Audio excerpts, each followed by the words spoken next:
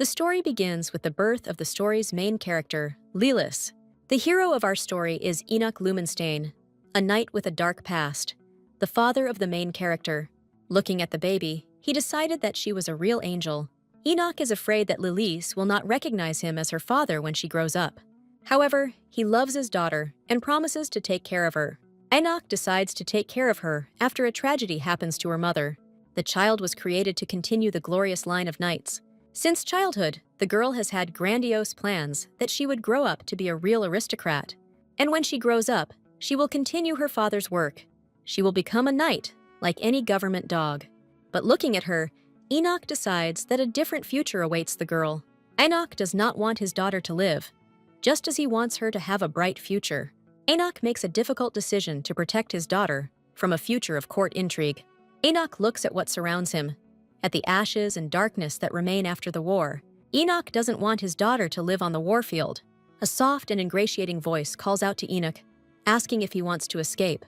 A real beauty, Zelton, the child's mother, calls out to him. She wonders how Enoch wants their child to live. Enoch doesn't want their daughter to live in such disgusting conditions. Zelton gently reminds him that this is her child too. Enoch fixes his gaze on the baby, snoring peacefully in his arms. Enoch invites Zelton to leave together, and she is shocked by his proposal. Zelton thinks that Enoch is more impulsive than she thought. Zelton reminds Enoch that they are aristocrats and will remain so. Zelton believes that the future awaits the baby, just like them, with a terrible outcome. She says that she didn't expect anything else from him, and she doesn't expect anything else from the girl either. Zelton asks Enoch to go, and she herself walks away. Enoch understands that the mother doesn't care about their daughter, and she won't go with him. He tells Zelton that he is going to Zeno and will not stay here for long. Zelton accepts his decision calmly. She doesn't care. On that day, the Empire's swordsman, Enoch Lumenstein, disappeared. We are shown the wilderness of Zenon 7 years later, and a nice little house. A certain man will be the main character, greeting the new day. The baby grew into a charming girl named Lilith. She is woken up abruptly and asked to brush her teeth and go have breakfast. A man in a cherry apron and a fake smile, that's what our hero became. Our hero's name is James Brown, and he makes the best scrambled eggs in the world. Lilith is being naughty because she can also smell broccoli. The man, despite his daughter's protests, persuades her to eat vegetables. After all, if she eats it, she will get a delicious macaroon with apple jam. The girl is terrified. They are trying to bribe her with delicious cookies, but she agrees with her father, since the craving for sweets is stronger. Lilith thinks that 2 pieces of broccoli won't hurt her. James Brown is happy that he has such a cute daughter and kisses her on the cheek. The girl's name is Lily Brown, and she is gradually remembering her past life. But now she has no time for memories of her past life. She lives with her father, a house husband who is a super dad. Lilith Brown is a typical time traveler. Memories began to torment her at the age of 3, and at 7 she remembers everything. And the action of the fantasy world takes place in the novel The Rebellion of Dos. In her past life, she was a recluse, a graduate student. At the age of 25, she died from overwork and slaving over her dissertation. Now she has found herself in the world of the novel, since the work of her previous life was a dissertation with a study of the world of the novel. Father carefully asks Lilith how to style her hair. Like a bunny or like a princess, Lilith chooses a ponytail. James tells her with a laugh that she doesn't even reach his waist. Despite her high intelligence, our heroine is even smaller than a 5-year-old child. In the end, she agrees to a bunny tail. As a result, Dad makes a hairstyle that looks like bunny ears. James asks his daughter to play at the neighbors because he needs to go to the market. He says that he would take the princess with him, but now there are scary men walking around. Military men. He forbids Lilith to go with him, despite all the girls' protests. We are told that the scary guys are military men, the kingdom's elite warriors, searching for gifted children. In the world of the novel, people are divided into 2 types: gifted, those who use magic, and ungifted, those who live without magic. The gifted live like aristocrats, but at the same time, they are divided into a strict hierarchy. Ordinary people don't reach the level of being awarded a title. Lilith believes that her dad is ordinary and lives a typical life. Lilith enjoys life with her single dad in the countryside, but her father is clearly hiding a secret from his daughter, which he wants to reveal to her over time. He also feels good when the princess is next to him. He gives the girl to his neighbor, Miss Susan, and asks her to take care of her. The neighbor, a red-haired woodcutter, didn't even believe that this withdrawn man was her father, who appeared out of nowhere. Susan tells her that one day her father came home with a baby in the middle of the night. She complained that the baby cried no matter how much he fed. Susan then picked up the baby and examined her and realized what was going on. As a result, the child began to be fed grated banana and apples. She endured hunger and wanted to say it in her own way. From that day on, James became more polite and greeted the family, grateful for saving his daughter. Susan says that she was the one who taught James everything. Then, Susan's husband starts playing cards with the girl for acorns. She happily announces that he has a royal flush and takes all the acorns. But Lilith doesn't give up. She has a full house, counter hit. Lilith is happy that she defeated the big guy and takes all the acorns. The girl decides to help around the house and go wash clothes. She thinks that when Dad comes back, he will be tired of washing. Susan starts arguing with her about where the underwear is. Lilith thinks she will wash the clothes because they are her dad's underwear. Lilith knows that Dad doesn't like it when she does his laundry, but still, in her past life, she was an orphan, and the appearance of a new father in her life meant a lot to her. Lilith decided to grow up and thank her dad for everything. Lilith believes that she will enjoy life with her dad, in a world where they are not gifted. Suddenly, Lilith hears the sound of hooves, and someone is rapidly approaching. Lilith became wary. Who could it be, and what did they want from her? A knight and his sacred paladins appear before Lilith. In front of her are Knights of the Dose, rank with the Empire's coat of arms on their uniforms. The knight orders Lilith to be taken with him, and the girl is frightened. What awaits our heroine next? Lilith is grabbed by the scruff of the neck with all her might and lifted into the air like a rag doll. The Jedi wand glows, and it is revealed that Lilith has a gift. The knight believes that she has a gift. For this, he simply looked at the girl. The knight abruptly asks Lilith where Enoch is, and Lilith doesn't understand what he's talking about. Lilith asks why Enoch's name has only just surfaced. Enoch was a master swordsman, a duke, and the commander of a squad of holy paladins. He lost his daughter and raised a boy named Jesse as his own son, according to the canon of the novel. Lilith realizes that the action begins before the original novel, where Enoch's daughter is still alive.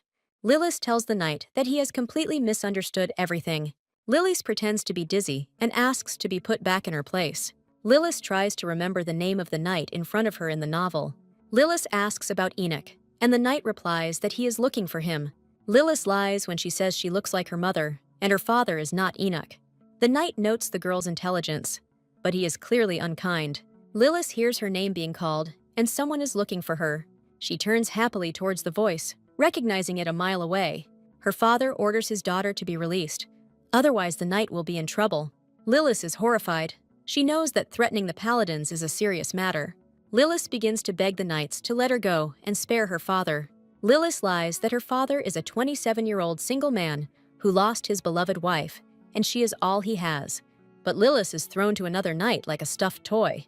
The knight approaches James, and someone's blood is about to be spilled.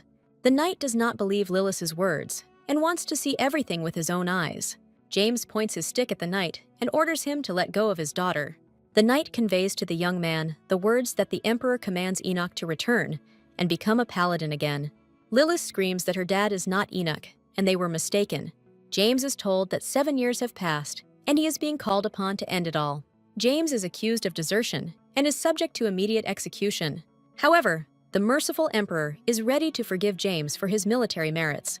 Lilith doesn't like what they're talking about. Disobedience to the Emperor is punishable by death. Enoch is required to return to the Order and fulfill his duty to the Emperor.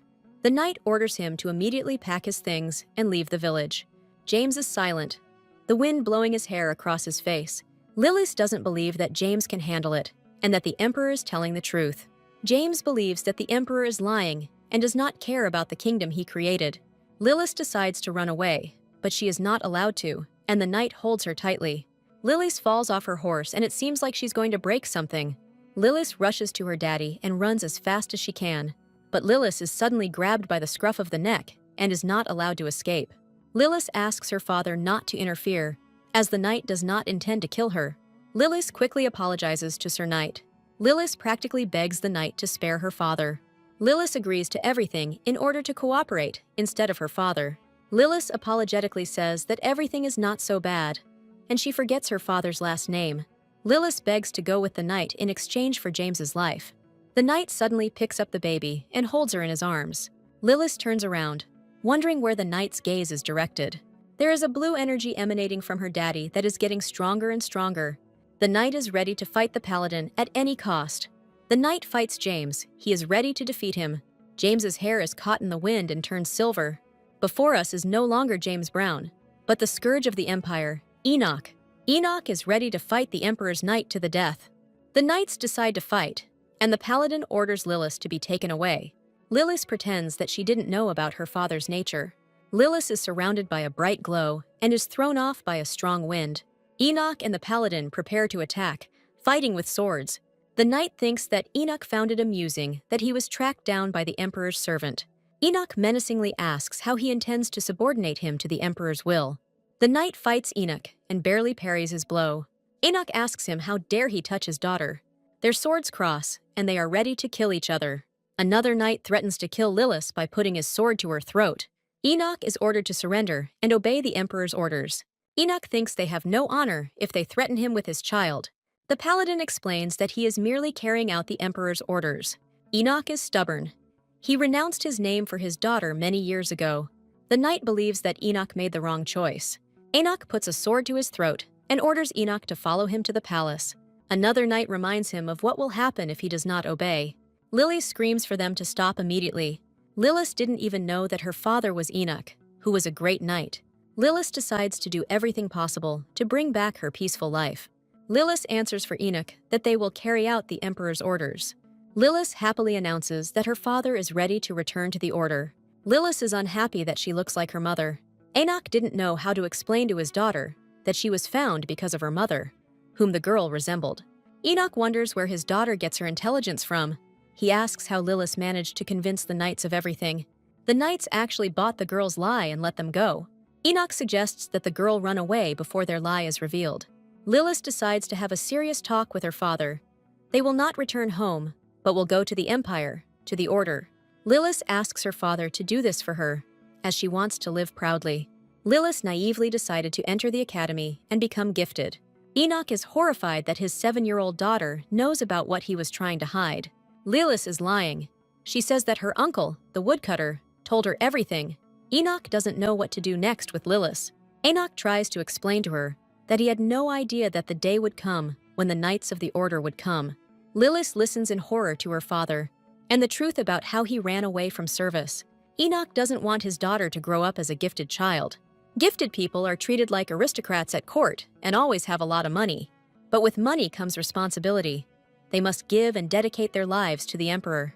Enoch believes that the battlefield is no place for children. Enoch remembers that his friend, whom he met, was buried right there the next day.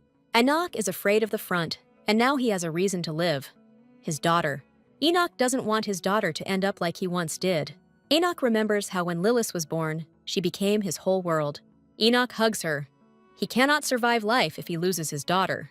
Lilith wants to help her father, but she doesn't know how. In the original novel, Enoch returns to the Order to avenge his daughter. The knight took on this role and planned a revolution in the country. Lilith sadly realizes that she will die in a few years. The imperial family will introduce a policy against the incompetent, and it will kill everyone. Lilith's father becomes the only hope in this war. Lilith decides to prevent the horror from the original novel. She doesn't want innocent people to die.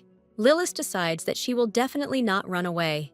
Lilith seriously asks him if his desire is to run away all his life. Lilith sadly announces that she has changed her mind about her father. Lilith dreams of fame and becoming a powerful noblewoman. Lilith shares her plans for a happy life with her father. Lilith puts on a sweet face and tearfully asks to join the Empire. Lilith believes that Dad won't have to chop wood and do hard work. Lilith's father is against his daughter's decision to go to the palace. Lilith decides to throw him a tantrum along the lines of, "Why didn't you tell me who you were?" Lilith angrily tells her father why he doesn't want her to live as a gifted. Lilith reminds him that he didn't even ask her opinion. Lilith naively believes that she will become a real princess in the castle. She shocks her father with cruel phrases that she is no longer Enoch's daughter. Lilith claims to ask the knights, uncles, to take her to the palace. Enoch is horrified. The end of his peaceful life has come. His daughter has rebelled against her father. Enoch gives in to the weight of little Lilith's arguments. Thus, they leave a house full of childhood memories. Lilith looks out the window and realizes that life as an extra is over. The carriage with Lilith travels through the dark forest, rushing faster and faster towards the Empire. Lilith was very tired and exhausted from the day. Lilith simply collapses from exhaustion in her father's arms. Enoch worries about his daughter, and Lilith notices something strange in the window. The knight informs them that werewolves are following them. Scary wolves are approaching them, baring their sharp teeth.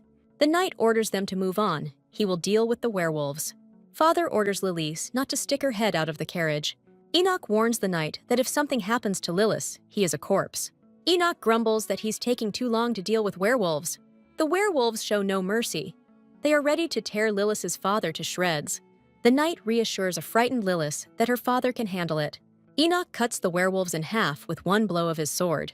All that remains of the werewolves is a bloody mess. Lilith had never seen her father fight so bravely.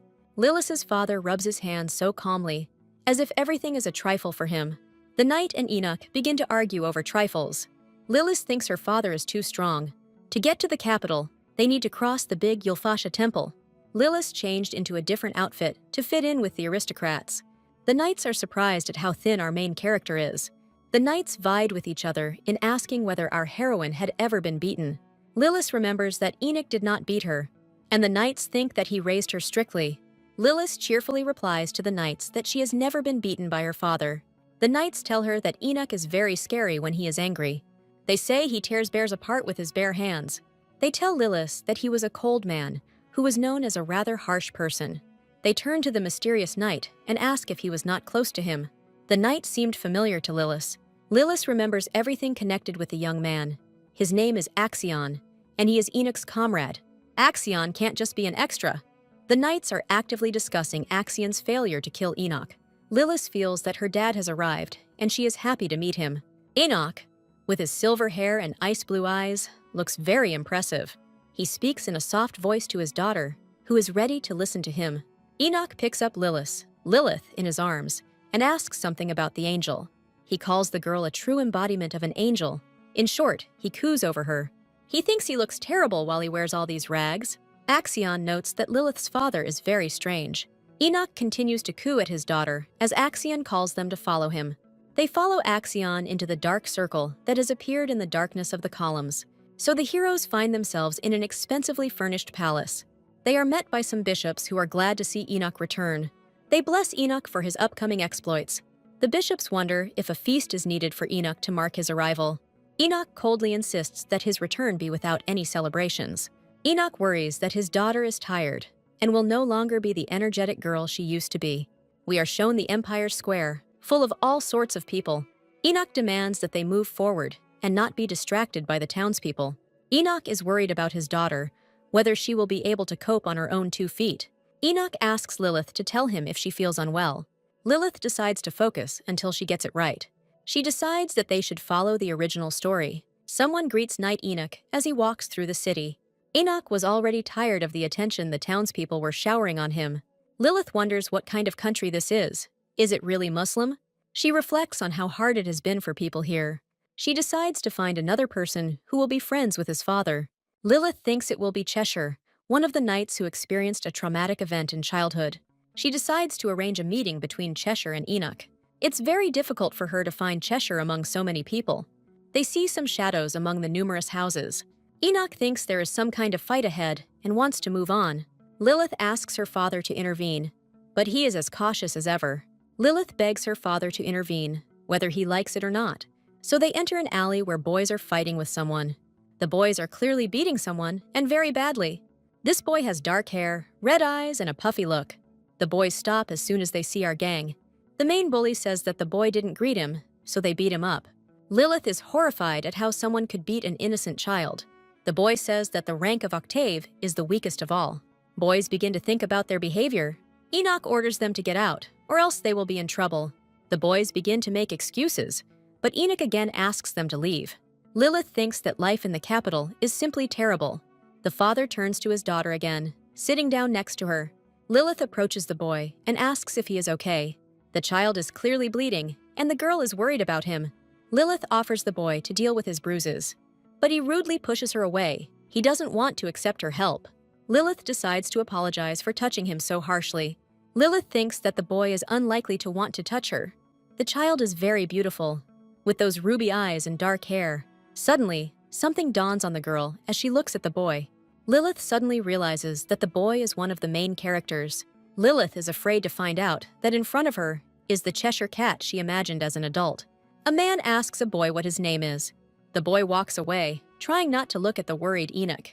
He even moves away from Enoch abruptly. He's just a gloomy guy. Lilith suddenly pounces on the boy, wondering what is going on. Enoch reminds her that there are people who don't like nobles. They decide to leave the boy as he is. Enoch looks sadly after him and says nothing. Lilith believes that the action of the original novel is about to begin. Lilith asks if she can meet and be friends with whoever she wants. Enoch asks in surprise who she means. Lilith becomes curious if she can be friends with commoners. Enoch tells Lilith that everything is fine, and she can be friends with anyone. He says that as long as she is happy, she can communicate with whomever she likes. So Lilith cheers up and continues on her way. Lilith continues to worry about the boy she met. Lilith wants to be friends with him, and in this frame, she is just a cutie. Lilith persuades her father to find the boy. She wants to be friends with him. Enoch laughs. Lilith is just terribly funny. Enoch jokes. He created an angel and asks Lilith to find him. Enoch promises that they will find the boy, and she will become friends with him. Lilith knows the original novel and knows where Cheshire lives. So our heroes come to Lord Onyx's estate. A certain voice decides to throw the boy out to the dump and to his fate. The men argue about whether they can throw the boy out into the street. One of them does not want to be the father of an illegitimate boy. They decide to lock the boy up and raise him in secret. One of them says he can't even breathe with the boy. Suddenly, the child's father notices something. He warns his son that he will never communicate with his son. His legitimate son is full of hatred towards his little brother. The legitimate son pounces on Cheshire and swings at him. Cheshire takes his blows calmly, and he is used to living like this. But suddenly, the legitimate son becomes slower in his blows. Cheshire ponders whether he has abilities at all. Cheshire thinks about death, and he is glad that the blows have finally ended. He takes out of his pocket the handkerchief that Lilith gave him. He remembers the sweet girl who wanted to help him. The Cheshire Cat doesn't even know why he took the handkerchief. Cheshire decides he just wants to die. At this time, Lilith sees something bright and unusual, and she is delighted. In front of them is a luxurious palace in the French style, similar to Versailles. Enoch decides to ring the bell so that the gates will be opened for him. Lilith asks him to wait, as she needs to prepare herself. We are shown the luxurious alleys and park inside the castle. A whole crowd of his former servants runs out to meet Enoch. One of them is the mustachioed butler Rem. Delighted with the news that his master has returned, he was very surprised by who else he saw. He was glad to see Lilith. Lilith curtsies and introduces herself to Rem.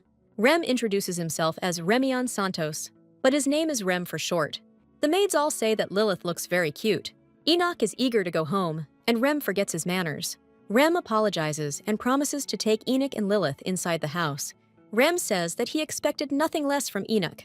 Lilith is about to meet Enoch's father, from whom an oppressive feeling emanates. Nordic Rubinstein has impressive abilities and is a nobleman. In the original, he was kind to Cheshire and cared for him secretly. Lilith believes that he will be kind to her and will not drive her away. Enoch is told that his sister has returned and that she is also here at the estate. Rem decides to see the servants off and enters the luxurious estate. A wide door to the estate opens before Lilith. Lilith sees a magnificent chandelier and a long, ornate staircase. Lilith believes that everything around her is real gold. Enoch asks Lilith in surprise if everything is okay. Lilith says that she is moving forward too hesitantly. Lilith asks her father, who is walking quickly, to slow down. They enter a place where they are already awaited. A certain silver-haired woman is in shock. She is happy about Enoch. Enoch happily announces that he has returned and will not leave again. All eyes are now on his father, who is sitting on a chair. An old man of imperious appearance approaches them. Enoch says he is amazed at how old his father has become. The man swings his cane at him, and the woman asks him to stop. Lilith is scared. She is shaking all over from her domineering grandfather. The old man calls Lilith this creature, which angers Enoch. Nordic sternly reminds him that he shamefully ran away for 7 whole years. Lilith understands that the man is unlikely to say anything and be happy with her. Lilith is upset. She clearly did not expect such a reaction. Lilith apologizes, and Enoch tries to calm her down.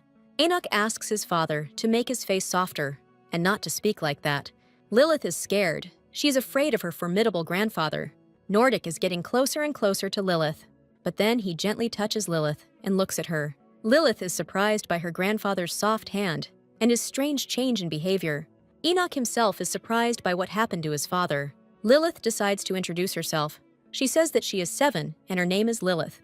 Lilith cheerfully tells him that she wants to be held, and she is happy to see him.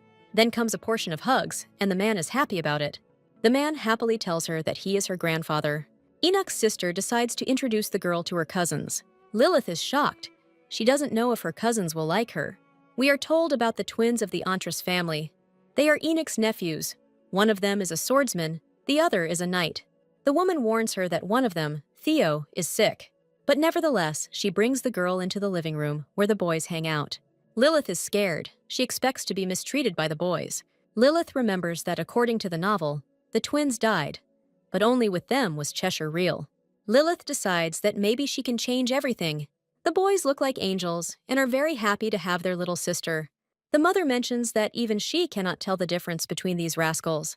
She introduces the twins to Lilith, introducing her to them. One of them introduces himself as Theo Antras, and he is 12 years old.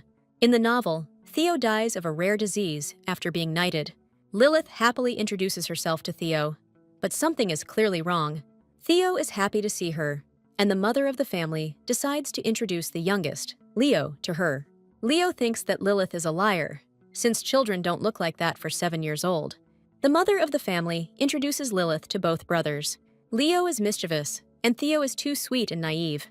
Mother reminds Leo of his manners and asks him to be more friendly. She reminds Leo of how he brought the ballerina Marika a live spider. The boy justifies himself by saying that she liked the spider. The woman believes that Marika lied to become friends with Leo. Leon, according to the novel, loves Cheshire the most, and he is more talkative. In the second volume, a large-scale battle takes place to exterminate monsters, and Leon dies there. Lilith looks like she's about to cry. She feels sorry for Leon. Lilith suggests that Leon catch a bunch of spiders to make friends. Lilith cheerfully informs him that she likes spiders too. Leon looks at her in surprise, and she wonders what's going on. Then Leon grabs her by the cheek and pulls her towards himself like a hamster. Lilith is hurt by what Leon is doing with an unwavering face. Everyone present was horrified that Leon could do this to the girl. Lilith, of course, starts crying when she sees them. Theo tries to comfort Lilith after what Leon did. Leon's mother scolds him for what he did and demands his apology. Leon decides to apologize, but it is clear that he is not happy. Lilith asks for forgiveness because she suddenly started crying. Lilith asks him that if he pinches her, then let him be gentler. Leon at this time looks at the girl, and he is clearly unhappy about something. Leon apologizes to the woman. He has no choice. We are shown the majestic Artress estate. A stunning sight appears before Lilith's eyes, causing her to open her mouth. In front of her are sliced and poured apples, trout, and strawberries. Rem calls everyone to eat, and the children happily sit down at the table to eat. The twins' mother smiles and asks Lilith to eat and not be shy. Lilith looks at the instruments and doesn't know where to start. Lilith wonders what Leon, who is sitting next to her, will eat. At this moment, Nordic enters and is greeted respectfully. Nordic informs them that Enoch will join them once he has sorted out his things. This is how a typical noble dinner at the estate begins. Unexpectedly, Leon is distracted from his food by his grandfather. He sternly tells Leon that he made a terrible noise. The mother of twins apologizes to the man for her son's behavior. Lilith thinks Leon is too troublesome as he knew. Nordic sternly reminds him that he is from a noble family. Leon is forced to live under complete control of his emotions and feelings. Nordic reminds him that he is the eldest and that other children look up to him. Lilith remembers that Nordic is the ideal example of a true nobleman. They bring her sliced pork and a cupcake with cottage cheese. Lilith never studied etiquette, and she doesn't know how to eat steak. Leon sternly asks Lilith why she doesn't eat anything. Theo asks if Lilith is full, but she is hungry and ashamed of her behavior. The twins' mother asks concernedly what happened. Lilith finds herself under the spotlight and doesn't know how to behave at the table. Lilith is afraid that her dad and everyone will be disappointed with her. The twins are worried about what happened to their cousin. Suddenly, Enoch enters, dressed simply, like a dandy. Lilith is glad to see her father. He is her salvation from this world. Suddenly, Leon stabs his knife into the steak in anger. Leon has no manners and tears the meat into pieces. Theo also begins to cut the meat at random and eat it, chomping. The mother of twins is horrified by her children's mannerisms. Theo gives Lilith some sliced meat, which is cut awkwardly. Lilith is glad that she was suddenly supported. The Geminis treat her very carefully, as if she were a jewel. Enoch is glad that Lilith was able to get along with her cousins. But Nordic looks rather dissatisfied. The man sternly calls them to eat. Lilith finally stuffs the pieces of meat into herself. Enoch looks with pleasure at Lilith, who is devouring the meat with both cheeks. Nordic sternly asks Lilith if she has eaten enough. Nordic watches Lilith for a long time, without taking his attentive eyes off her. Night falls and the estate looks like an Indian palace. Lilith is led into a nursery filled with toys, including a giant teddy bear. Enoch happily asks Lilith if she liked it. Lilith is happy. The bed is so soft and fluffy. Enoch lies down next to her and wants to talk to her about something. The conversation turns to the boy they met in the alley. Enoch tells her that he has almost found the boy. Just a little bit left. Lilith believes that now everything will work out for him. Her thoughts revolve around Cheshire, who is somewhere out there in the alley, all dirty and hungry. Cheshire is being raised at Onyx Manor and has not yet met Enoch. Enoch looks sadly at Lilith. He is not telling the whole story. Lilith suggests that dads sleep together while there is still time. Lilith decides to take care of her dad while she has time. Morning comes, and the estate is illuminated by bright, sunny light. Rem introduces Lilith to two maids, June and Jetty. Lilith is glad that her father is busy recuperating. The maids have undergone a rigorous selection process to become Lilith's handmaidens. Jetty says she is a master of painting and snack making. June and Jetty are sisters. Jetty is the eldest sister.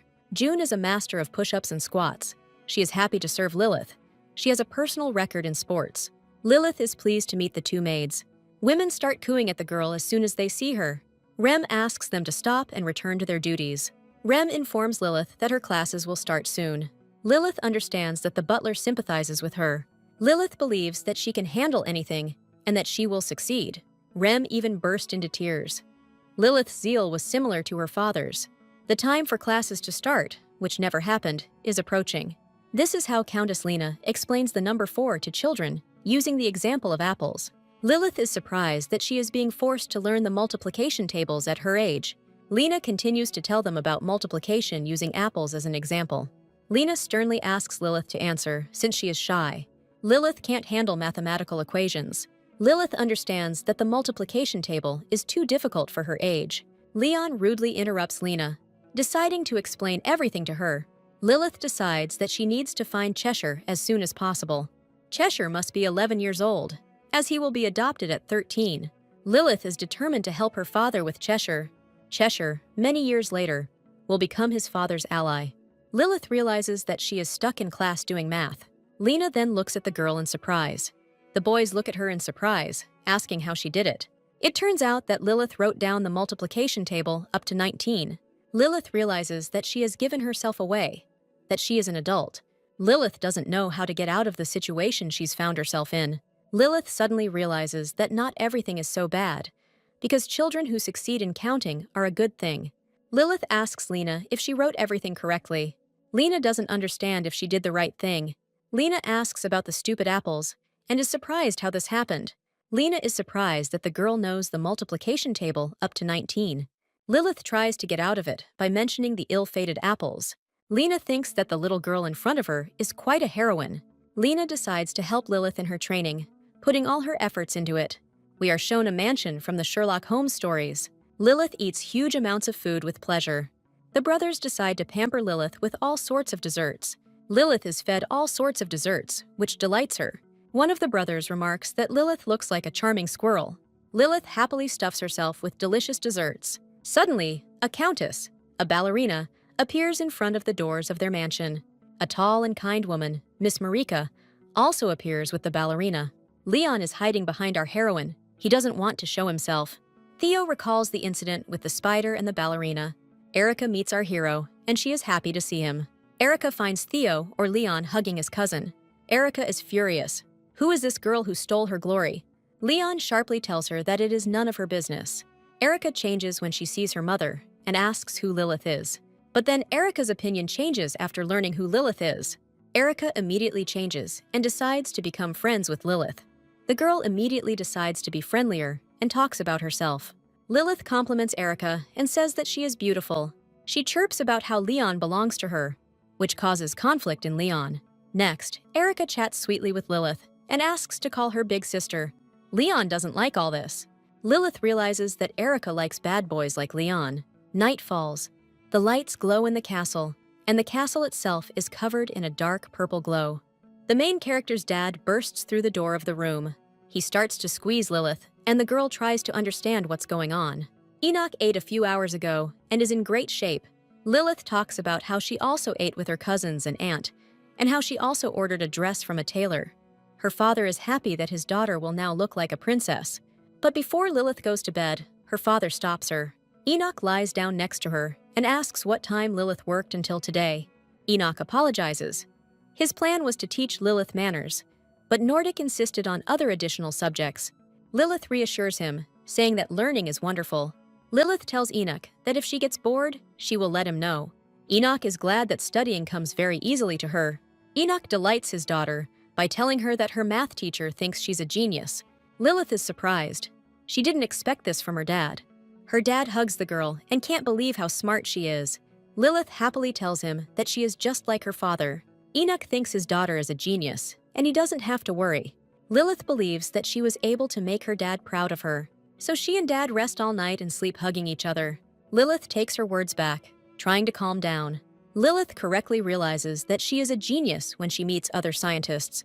Enoch asks Lilith to answer the questions of the man in glasses honestly. Enoch asks Lilith to say that if she doesn't know something, then let her tell him. Lena, on the contrary, thinks that the girl is a genius, judging by her assignments. Nordic decides to teach Lilith magic and test her abilities. Nordic believes that the girl will study in the magic tower. His son does not quite agree with the decision of his domineering father. All gifted are called to serve the emperor, and the tower's followers ensure the gifted are kept in check. Enoch wants to ask his father something about Lilith. Nordic asks Lilith to do the same thing she did yesterday. Lilith realizes that all this is because of the math lesson. Basically, it's all because of the magic tower where formulas are needed. The study of mathematics allows us to prepare the best specialists in the field of magic. Lilith realizes that she is in a serious situation. The man in glasses points at someone. They show a young man with gray hair and yellow eyes.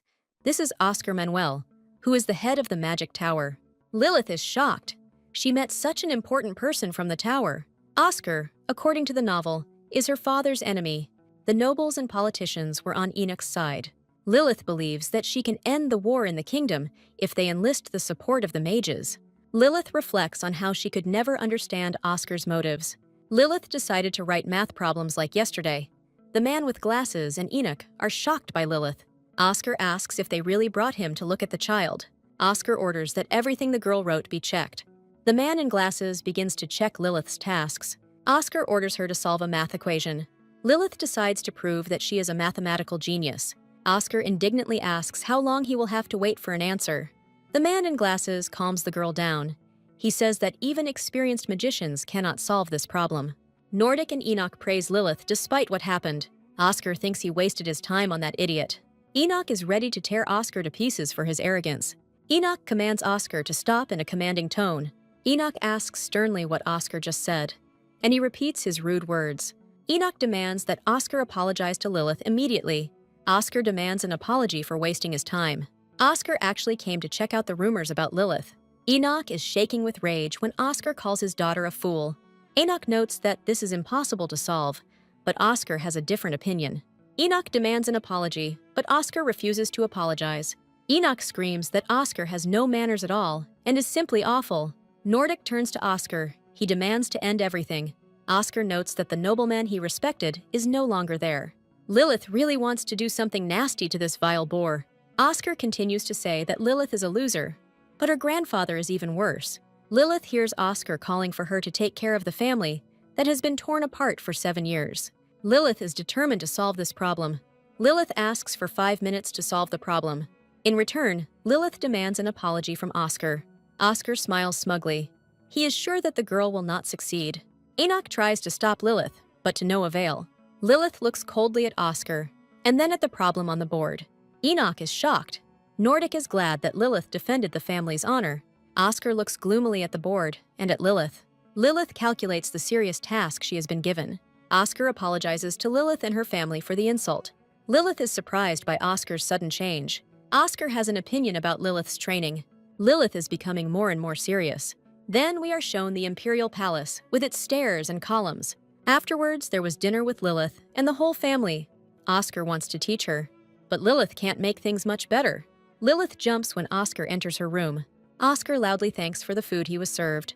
Lilith thinks that Oscar has changed a lot during this time. Oscar asks her if they can study some more. Suddenly, the task sheet is surrounded by a blue glow and flies into the air. Lilith talks about the magical coordinates needed to create a magical space. It is necessary to find magical vectors so that magic is systematic. Oscar asks her about numbers less than 0. Lilith decided to pretend she knew nothing. She understands that she will be taught about the concept of negative numbers. Unexpectedly, Oscar thinks that someone is small. Oscar suddenly started talking about how small Lilith was. Oscar thinks Lilith is too tiny to be used. For 7 years old, Lilith seems too small. Lilith thinks that Oscar knows something about her. Oscar thinks that she doesn't eat enough, which is why she isn't growing. Oscar wistfully tells her to eat more if she wants to work with him. Oscar believes that working in a magic tower will make her more serious. Lilith promises that she will eat well. Night falls on the palace, and the windows in the castle are brightly lit in the moonless night. Lilith remembers how the knights and brothers treated her. Lilith didn't even notice that she was the smallest of all the children. There was a reason why Lilith grew up slowly. She was not Enoch's daughter. Lilith was kidnapped by the Emperor and died as a minor character. Enoch asks Lilith if she wants to sleep. Enoch keeps calling Lilith a genius, which is getting annoying. Enoch thinks that his daughter is the best. She even raised her grandfather's spirits. Enoch states that Lilith's grandfather does not hide the fact that he likes his granddaughter. However, Lilith cannot fall asleep, no matter how Enoch asks her to. Enoch asks Lilith if she would like to sleep and listen to a book. The book is called The Princess Trapped in a Tower. Lilith's father begins to read books, but he himself will soon fall asleep. We are told about a kind king who pampered and cherished the princess. But when she was 7, the evil emperor kidnapped the king's daughter. The good king offered him treasures and was ready to become the emperor's servant. But he still did not return the princess to the king. Lilith feels uneasy when she hears the story her dad is reading her. Enoch asks his daughter if the emperor in the fairy tale is cruel. The good king once met a boy, a kind and brave lad. The good king accepted the boy as a son and decided to save his daughter. Lilith asks her father to continue reading. She becomes interested. But one day, the emperor reports that the king's daughter fell ill and died. Enoch is shocked by what he reads, but Lilith is interested in everything he reads. Lilith reassures her father that the story is not over yet. The good king decided to take revenge on the evil emperor for his daughter and the prince. The good king and the prince captured the emperor and decided to kill him. Enoch assumes the role of a knight and says that he will kill the emperor. At this moment, Lilith remembers that this scene was in a past life. Enoch watches in horror as what happens to his daughter. The girl glows with a blue light. Her silver hair is tousled by the wind. Lilith is older here, and she looks very much like a witch here. Enoch went out onto the battlefield many times after learning about his kidnapped daughter. His sword was pointed towards the emperor. We are shown Enoch fighting the emperor. The emperor hid Lilith after learning that she was a witch. The daughter, deceived by the emperor, began to recklessly kill people. Enoch Rubinstein wanted his daughter back, but he couldn't find a way to find her. But he was helped by an unexpected ally, a boy he had taken in. The one who stopped her was the adult version of Cheshire. Enoch is not very happy with how this tale ended. Enoch thinks that this story was not the best one, and from now on, he will read the stories himself before showing them to Lilith. Lilith asks the man if there will be a happy ending. Lilith believes that history would not have happened if the emperor had not kidnapped the girl. The knight asks his daughter if she understands that the princess is dead. Lilith believes that the princess was stupid and brainwashed. Lilith begins to argue with her father about the happy ending of the story. Lilith asks him if the good king was the main character. They begin to philosophize about what happened to the king. The knight reminds us that if the protagonist is unhappy, it does not mean a good ending. Lilith is surprised that her father didn't like the ending. In history, everything ended with the birth of a new empire. Lilith and the knight wonder what will happen at the end of the story.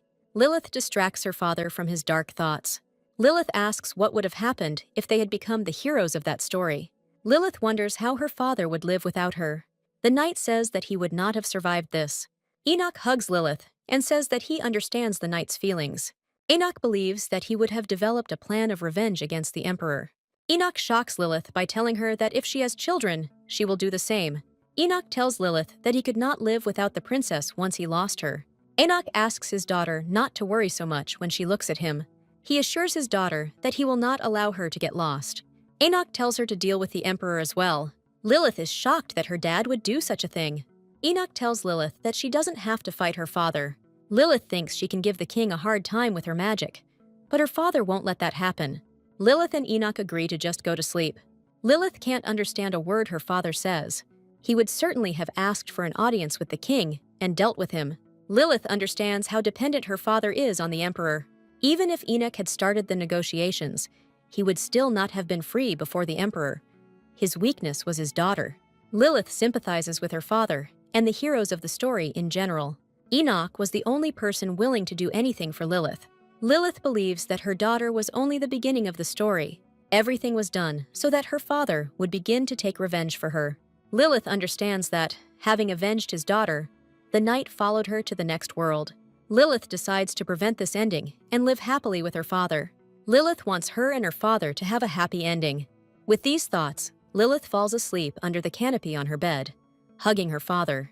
We are shown an empire that looks like a city in Vienna.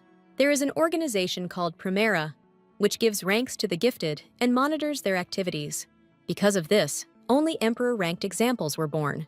The emperor of this country did not give birth to an example, which caused concern to everyone. We are introduced to Nicholas von Pavilion, Emperor Pavilion. When Enoch escaped, the emperor was simply furious, but Nicholas patiently waited for his moment to get what he wanted. The emperor rules for a long time because he is a Primera, and they live for a long time. Examples can also erase memories and subjugate people, but it would take a lot of power to subjugate Enoch to their will. Emperor Nicholas could not get rid of many of his enemies. Emperor Nicholas is delighted that Enoch will soon arrive at court with the gift of a daughter. We are shown a palace drawn to look like the Indian palace Taj Mahal. The maids ask Lilith if she is ready to study today. Lilith is dressed like Alice from Wonderland. Lilith notes that her legs, clad in elegant shoes, are too short. Lilith believes that she is too small and has never grown up. Lilith is afraid that if she doesn't grow up, she will reveal herself. Lilith plans to save Cheshire and then enroll in the Institute of Magic. Only those trained at the university can unlock their magic core, and only the Emperor can do this. Lilith believes that she will be able to use her powers to the fullest extent. Lilith overhears the maids talking about Emperor Nicholas having children of the rank of Quartus. The maids also doubt the Emperor, because he has no heir to Primera. They argue about how long to wait for Primera to appear. Jetty is surprised. Doesn't this happen already? Until today, primes were born only into the royal family and carried a certain power. Lilith is glad that the evil emperor is not so lucky. She believes that everything is working out the way she wants. The maids try to keep her busy by showing her a toy rabbit.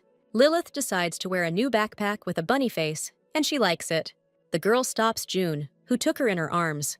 Lilith asks the maid where the pharmacy is. A strange man who had just woken up approaches her. He is surprised, because in front of him now stands Enoch's daughter, Lilith. He is surprised that the girl knows that his name is Finn. Finn is worried that the girl is not feeling well. Lilith gives him beautiful flowers that she picked from the garden. The man says that he will definitely put flowers and admire them. Finn decides to ask Lilith, who came to him, about something. Finn learns that Lilith needs fairy tears. Lilith tearfully asks to take some salvation, fairy tears. Finn tells her that this is a rather rare herb for aristocrats, but he can give it to the girl. Lilith wants to make some tea for her father. Finn admires how kind Lilith is. Lilith decides to write her name on the doctor's visiting list. Lilith did it. She managed to get what she needed. She needs to leave the palace, but she knows that her father will not let her. Lilith wondered who could kidnap her other than her dad. Lilith thinks that maybe her personal bodyguard will do, or Mr. Lewis from the Rubenstein family would be suitable. Lilith understands that she has the answer to everything. The twins approach her and invite our heroine to play together. Lilith decides that they are the ones who can help her. Leon invites the heroine to catch ants, while his brother tries to reason with him. The twins have already graduated from the academy, and they have already reached the ranks of Deuce. Lilith collapses on the bed from fatigue. She doesn't want to play at all. The guys offer her something to eat, but she refuses even food. Lilith says that there is something she wants. She talks about the food she ate with her dad in the old town. The twins argue about what the chef can cook, whether he can cook the food that ordinary people eat. Lilith is offered to go to a restaurant for ordinary people. Geminis think that they will be listened to in a restaurant, and they will understand how ordinary people's food is prepared. Leon thinks seriously about what people, peasants, eat. Lilith pressures them by saying that she is very hungry. Leon realizes this and decides to walk Lilith to the restaurant. When the boys go outside, Lilith suddenly falls. She pretends to be so hungry that she can't get up.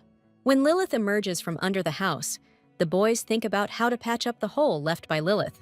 Lilith happily informs them that she made it, climbing out from under the rubble. Leon rubs it. He thinks that it is very dirty. The boys take Lilith by the hand and walk with her into the city. Suddenly, Theo becomes worse and worse. He cannot walk. Lilith is worried about her brother and asks what happened to him. Leon is worried about Theo. His health is leaving the best behind. Theo notes that his attacks have worsened, and he hopes for the best. Lilith remembers that things only got worse for him. Theo's attacks are getting worse and worse, and they are bothering him. Theo's illness was invented by the author in order to touch the reader and be a step in Cheshire's development. He was supposed to help Cheshire open his heart according to the novel's plot, and then die. His disease is called mana clash, which is when divine and magical power collide in the human body and cause convulsions. Theo is living his last years. Soon his illness will kill him. Theo asks Lilith worriedly if she is okay. The novel mentions something called the Heart of Mana, which helps fight disease. After Theo's death, Cheshire became obsessed with finding this means to resurrect his brother. But the heart didn't work, so the young man placed it on the boy's grave. Suddenly, something dawns on Lilith, and she realizes that she has been slow in her tracks for a very long time. But it's not all that bad, because Lilith is an enlightened reader. Lilith approaches her brother, and she simply glows with joyful fire. Lilith asks her brother to buy her something cute. Theo, or Leon, promises to buy her something beautiful. They come to a village full of friendly residents. Lilith points somewhere, and she suggests going further and further. Lilith comes to the armory. Here she is going to buy a weapon. Some suspicious Chinese seller asks them what they want to buy.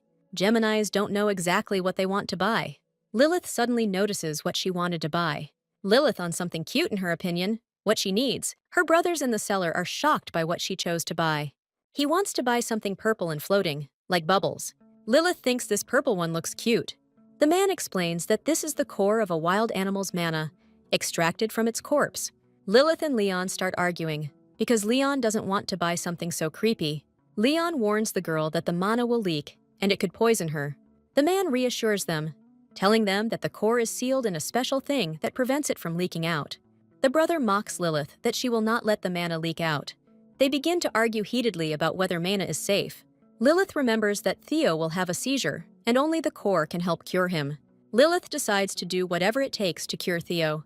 Lilith falls and she screams that she will not go anywhere until they buy mana. Lilith uses bloated child mode to gain mana. In the end, she buys the monster core for 56,000. The brothers are shocked by the amount. They are sure that their mother will not be delighted with the amount. Lilith, on the contrary, is glad that they managed to acquire all this for her. Leon is happy to have pleased his sister, but Theo is not so happy. This is how they come to the Rico district, the 13th in the city and with a restaurant. The brothers keep asking Lilith what she ate while she lived in the village. Lilith is glad that she found Rico's restaurant without any problems. Theo timidly asks the waitress about their order. Leon promises to pay double if they bring their entire kitchen. Lilith asks the waitress to stop before she brings the order. Theo asks Lilith not to raise her voice at commoners. Leon argues with his brother and wants him to know that he is too strict with Lilith. Lilith is looking for something in her cute backpack with a rabbit. Lilith pulls out a real gold coin and decides to abuse her position. She orders something that wasn't on the menu at Rico's restaurant. Lilith shows the sign of the Red Hawk Secret Guild. Lilith asks to be served sweet and sour herring. Lilith and the woman meet eyes, and Lilith clearly has something evil in mind. The waitress promises that she will feed Lilith if she so wishes. The waitress asks if there is any special recipe. Lilith promises to tell the waitress a special recipe while she cooks. Lilith is taken to a kitchen full of all kinds of pots and plates with kitchen utensils. The waitress calls Rico, saying that someone has arrived to see him. A male voice tells them that she can come in. In front of us sits a man, painted to look like a dangerous-looking clown. This is Rico, the guild master of the Red Hawk, the Information Guild. Lilith feels uneasy about the clown who ordered her to sit down. Lilith is a little nervous when talking to the clown. The clown begins to ask Lilith how she knows about this place. Lilith offers him to exchange information, but the clown says he doesn't want to pay for something, he just wants to know. The clown agrees to a compromise. He accepts an advance payment. Lilith tells him about her father, who returned to the capital. But the clown already knows everything, and you can't surprise him with this. The clown already knows that Lilith is Enoch's daughter. The clown menacingly asks the girl if she really wants to have fun. Lilith asks him for information and a service that only the guild can provide. Lilith mentions in conversation her son, whom Rico hides in the Onyx estate. Lilith manages to surprise the clown by telling him about his son.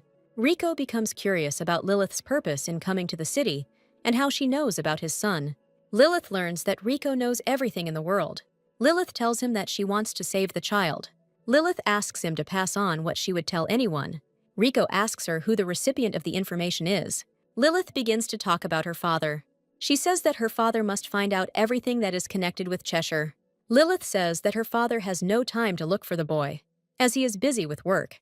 Rico believes that Lilith was sent by her father and that she is not acting of her own free will. Rico doesn't believe the girl's excuse that she came here herself. Rico doesn't understand why the girl would send a message through their guild. Lilith falls silent and becomes increasingly gloomy. Lilith says she will have to explain how she found out all this. Lilith and Rico look at each other for a long time, the candlelight reflecting off their pale faces. Rico couldn't even imagine that the girl could have secrets from her father. Lilith and Rico argue about how they will achieve their goals in their own way. Rico finds this whole situation strange and ridiculous. But then, looking at Lilith, he finally agrees. Lilith waits for Rico to give her a final answer. Rico is curious about who she is and how she knows about Cheshire. Lilith, however, decides to bargain, which surprises him. Lilith says it would be weird for a child to tell everything, so she's new to the business and wants to use the guild. Rico laughs at her for being so decisive in her actions. Lilith tells him proudly that she has brought a small gift as a sign that they will work together. Rico immediately tells her that he is only involved in spreading information. However, curiosity gets the better of her, and Rico looks at what she brought. He is surprised to see that medicinal plant, fairy tears. Lilith tells him that this is salvacin and that he will cure his sister's illness. Rico believes that this is the first time he has reached the top of his career. Rico tries to find out how Lilith came to know so much about him. Lilith is scared of Rico, but she knows it's not because of her father. Rico takes out a knife, and Lilith feels uneasy about what he did. Rico cuts his hand and grabs salvacin in an armful. Rico continues to ask the girl how she knew what happened to him. The man says that hundreds of millions will go to this herb, and aristocrats are ready to give their souls for it. His hand, by the way, was healed. He warns Lilith not to trade thoughtlessly.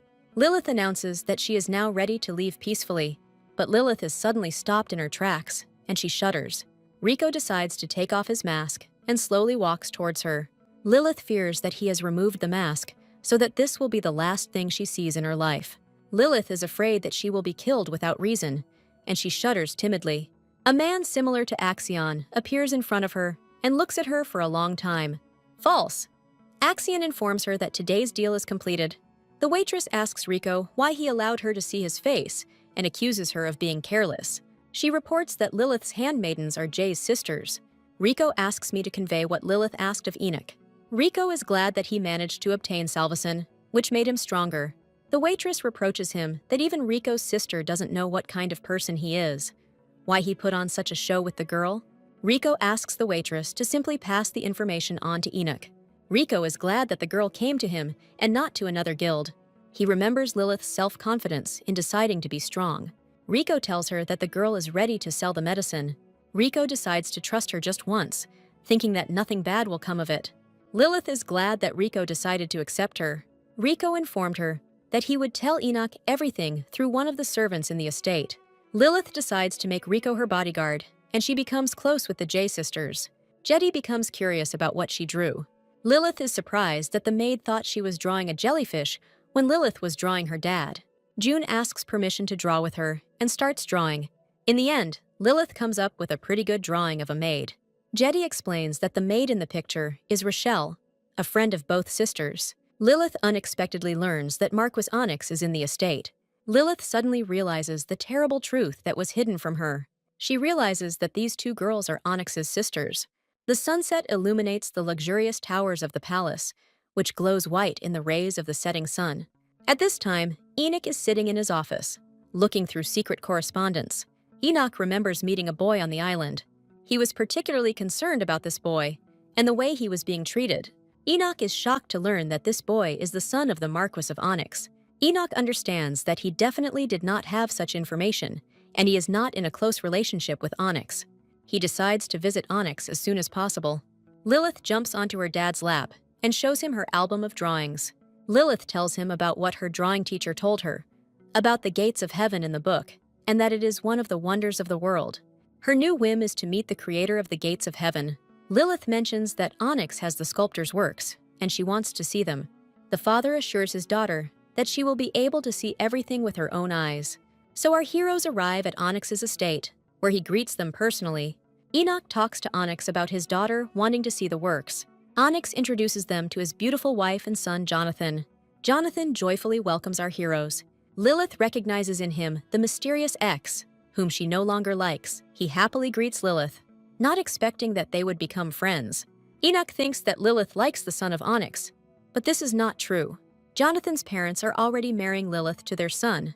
They joke cheerfully about how good Lilith and Jonathan look. The boy turns out to be a famous sculptor and is ready to show Lilith his creations. Onyx points to the servants. They are well trained to show the entire palace. Among them, a maid stands out, similar to the girl with whom Rico spoke. Lilith immediately runs up to her. She is glad to see her. Lilith asks to be well taken care of here. Lilith asks the maids to show her the gates of paradise. Lilith suddenly notices a key on one of the maids, and she decides to find out what this key is. Inside, everything turns out to be furnished with paintings and other objects. Jonathan, like his father, believes that personal connections are important and wants to demonstrate how noble he is. But Lilith doesn't listen to him. She is delighted with the works of art. Jonathan tells her about the works of art, but Lilith doesn't listen to him. Jonathan is angry. How dare they ignore him, the son of Lord Onyx? Jonathan just doesn't know what to do with the nasty little brat. Jonathan decides to show her other works of art. But no one listens to Jonathan. Our heroine ran off to play. Jonathan is very angry. He is furious about what happened. Lilith runs to the 3rd floor, where there is a secret passage. Lilith runs as fast as she can. She's about to find Cheshire. Cheshire is in a closed estate at this time. Cheshire is in a lot of pain from the beating. He is in a lot of pain. He is covered in bruises, and he is cold. Cheshire is suddenly haunted by some ghost, just like in the movie The Ring. But Cheshire dreamed all this and wakes up in horror. Jonathan warned him that if he approached the Duke, he would kill him. Cheshire is horrified. He is about to die like this in a cursed place. Cheshire believes that no one else will give him a place in this world. He remembers Lilith, who stopped his nosebleed. Cheshire is very tearful about wanting to see the girl he hasn't seen for a long time. Cheshire only wants one thing. He wants to survive in this world. Suddenly, the door to the room opens, and Cheshire looks at the door in horror. The door is opened by Lilith, who appears to him as a savior. Lilith loudly tells him that she has come to save him. Cheshire looks at her in surprise. How did it happen that she found him? Lilith is horrified to see Cheshire in this state. Lilith is getting closer and closer to Cheshire. Lilith warns him that it is time for him to go with her to Enoch. She realizes that she should have asked her father to bring him to the estate. Lilith apologizes to Cheshire for being gone for so long. Cheshire is confused as to why Lilith is apologizing to him. Lilith is crying. Cheshire looks at her in bewilderment because he doesn't know her. Lilith invites Cheshire to come with him, away from this terrible place. Cheshire wonders where she wants to take him. Cheshire rudely asks her who she is and why she came here. When she introduces herself, Cheshire rudely replies that the name doesn't matter to him. Lilith promises him that they will get out of this terrible place together. Lilith assures him that he will be better off than in this hell. Cheshire is not very happy. He understands perfectly well what will happen if he leaves. Nevertheless, he accepts Lilith's hand as he decides to leave here. Cheshire says he just wants to hold her hand. Lilith tells him that it would be right to leave here. Lilith apologizes for being late and arriving late. They decide to leave this place, and no one will harm Cheshire anymore. So they run up the stairs, and Lilith can barely keep up. It's very difficult for her to run on her little legs. However, they arrive at a place they decided not to find. Cheshire tells her that Lilith and he will no longer be servants. Lilith runs to her dad. She decides to tell Enoch everything. Lilith hurried forward. She rushed further and further. Cheshire is now running after her. He can barely keep up with her now. They find the key that the girl left on the windowsill. Lilith can't reach the door key with her little hands. Ultimately, Lilith, despite Cheshire's protests, decides to leave the key in place. In the end, they both run further and further down the hallway of the house, carrying their fears away. Jonathan is angry. He cannot find Lilith, who ran away. Suddenly, Jonathan sees Lilith ahead with Cheshire. Lilith abruptly tells Jonathan that he has found a new friend. Jonathan is furious that Lilith dared to deceive him and free Cheshire. Lilith gives Cheshire a sharp push, and they start playing hide-and-seek. Cheshire runs away while being hunted throughout the house. Lilith decides to take advantage of the opportunity to allow Cheshire to escape. Jonathan grabbed Lilith by the scruff of the neck, preventing her from escaping with Cheshire from the castle. Jonathan sharply asks her how she can afford to run away. Lilith realizes that now is the time to escape. Jonathan trips Lilith to prevent her from following Cheshire. But at the same time, Lilith falls sharply, and she hits herself very painfully. Lilith rubs the bruised area painfully. She will not forgive Jonathan for this. Lilith asks Cheshire to go ahead and ignore her. Cheshire comes running back for her, and she sees him nimbly run past the servants. Jonathan is furious. Where is Cheshire running after Lilith? Is he really that crazy? Jonathan swings sharply at Cheshire. He is about to hit him, but Cheshire cleverly hit Jonathan and didn't let him hit him. Cheshire decides that he will run away with Lilith, away from palace life. Lilith is in shock. She didn't expect that they would just take her away from here. Lilith is surprised that Cheshire can teleport. Cheshire suggests Lilith run even further, but then Lilith realizes that Cheshire can't teleport. She learns that Cheshire can control time, and everything moves as if in slow motion. Lilith just runs and doesn't think about the consequences. Lilith and Cheshire run further and further away from the castle. At this time, the heroes decide to drink tea, and Enoch's interrogation begins. Onyx believes that the Emperor will understand when he appears before the court with Lilith. Enoch realizes that Onyx is hiding the fact that he has an illegitimate child. But Enoch understands that whether it is true or not, something is wrong here. He begins to interrogate the Duke about the child, but he knows nothing. Enoch believes that Onyx is hiding something, and he leaves. Enoch asks sharply if he can find out where Cheshire is. Onyx wants to show him the house and dispel all doubts. Suddenly, Lilith's voice is heard, and Enoch and Onyx jump in surprise. They don't understand what's going on behind the doors of Onyx's mansion. Lilith is on the run with Cheshire, and they are about to reach their goal. Lilith points to Cheshire. She tells everything to her father. Enoch notices that Onyx is not very happy to meet Cheshire. Lilith tells her dad about their adventures, and he is worried. Cheshire looks so bad it hurts to look at him. Onyx listens in horror to Lilith as she talks about the boy. Onyx tries to avoid Enoch's wrath by saying that nothing happened. But Enoch found Cheshire, and all of Onyx's plans to hide the boy collapsed. Enoch realizes that Onyx lied to him about Cheshire. Enoch tells Onyx in a stern voice that they will talk alone. We are shown the mansion of the vile Duke, which is beautiful in blue light. Lilith and Cheshire are sitting in the living room and waiting for their father's decision. Lilith tells Cheshire to lower his head. His lips are chapped. She shows Cheshire the ointment, but he finds it dubious. Lilith looks at Cheshire critically. She doesn't know how to cure him. She begins to apply the ointment they gave her to his cuts. Lilith asks if Cheshire wants to keep her quiet. Cheshire decides to talk to Lilith about his wounds. He begins to philosophize about how it is becoming more and more difficult for him to avoid people. Lilith is shocked by how calm he is about his cuts. Lilith asks Cheshire to forgive her. She decides to be friends with him. Cheshire is surprised that she is Enoch's daughter. Lilith reassures Cheshire, saying that he is wrong to think that her father would befriend a monster like Onyx. Lilith tells Cheshire that seeing the exhibition is an excuse. She shocks Cheshire by saying that it was all done so that they could meet. Lilith happily informs him that she has come to save Cheshire. Lilith is shocked that Cheshire barely remembers her. Lilith tries to remind him that they have already met. Lilith tells Cheshire that she wanted to see him. Lilith tells Cheshire that she loves him. But this is understood in two ways. Cheshire shocks Lilith by saying he knew it. Cheshire believes that Lilith sees him as a toy that she doesn't need. Lilith is shocked by how Cheshire really thinks. Lilith is horrified that Cheshire can even consider himself a toy. Lilith proudly declares that they will be best friends.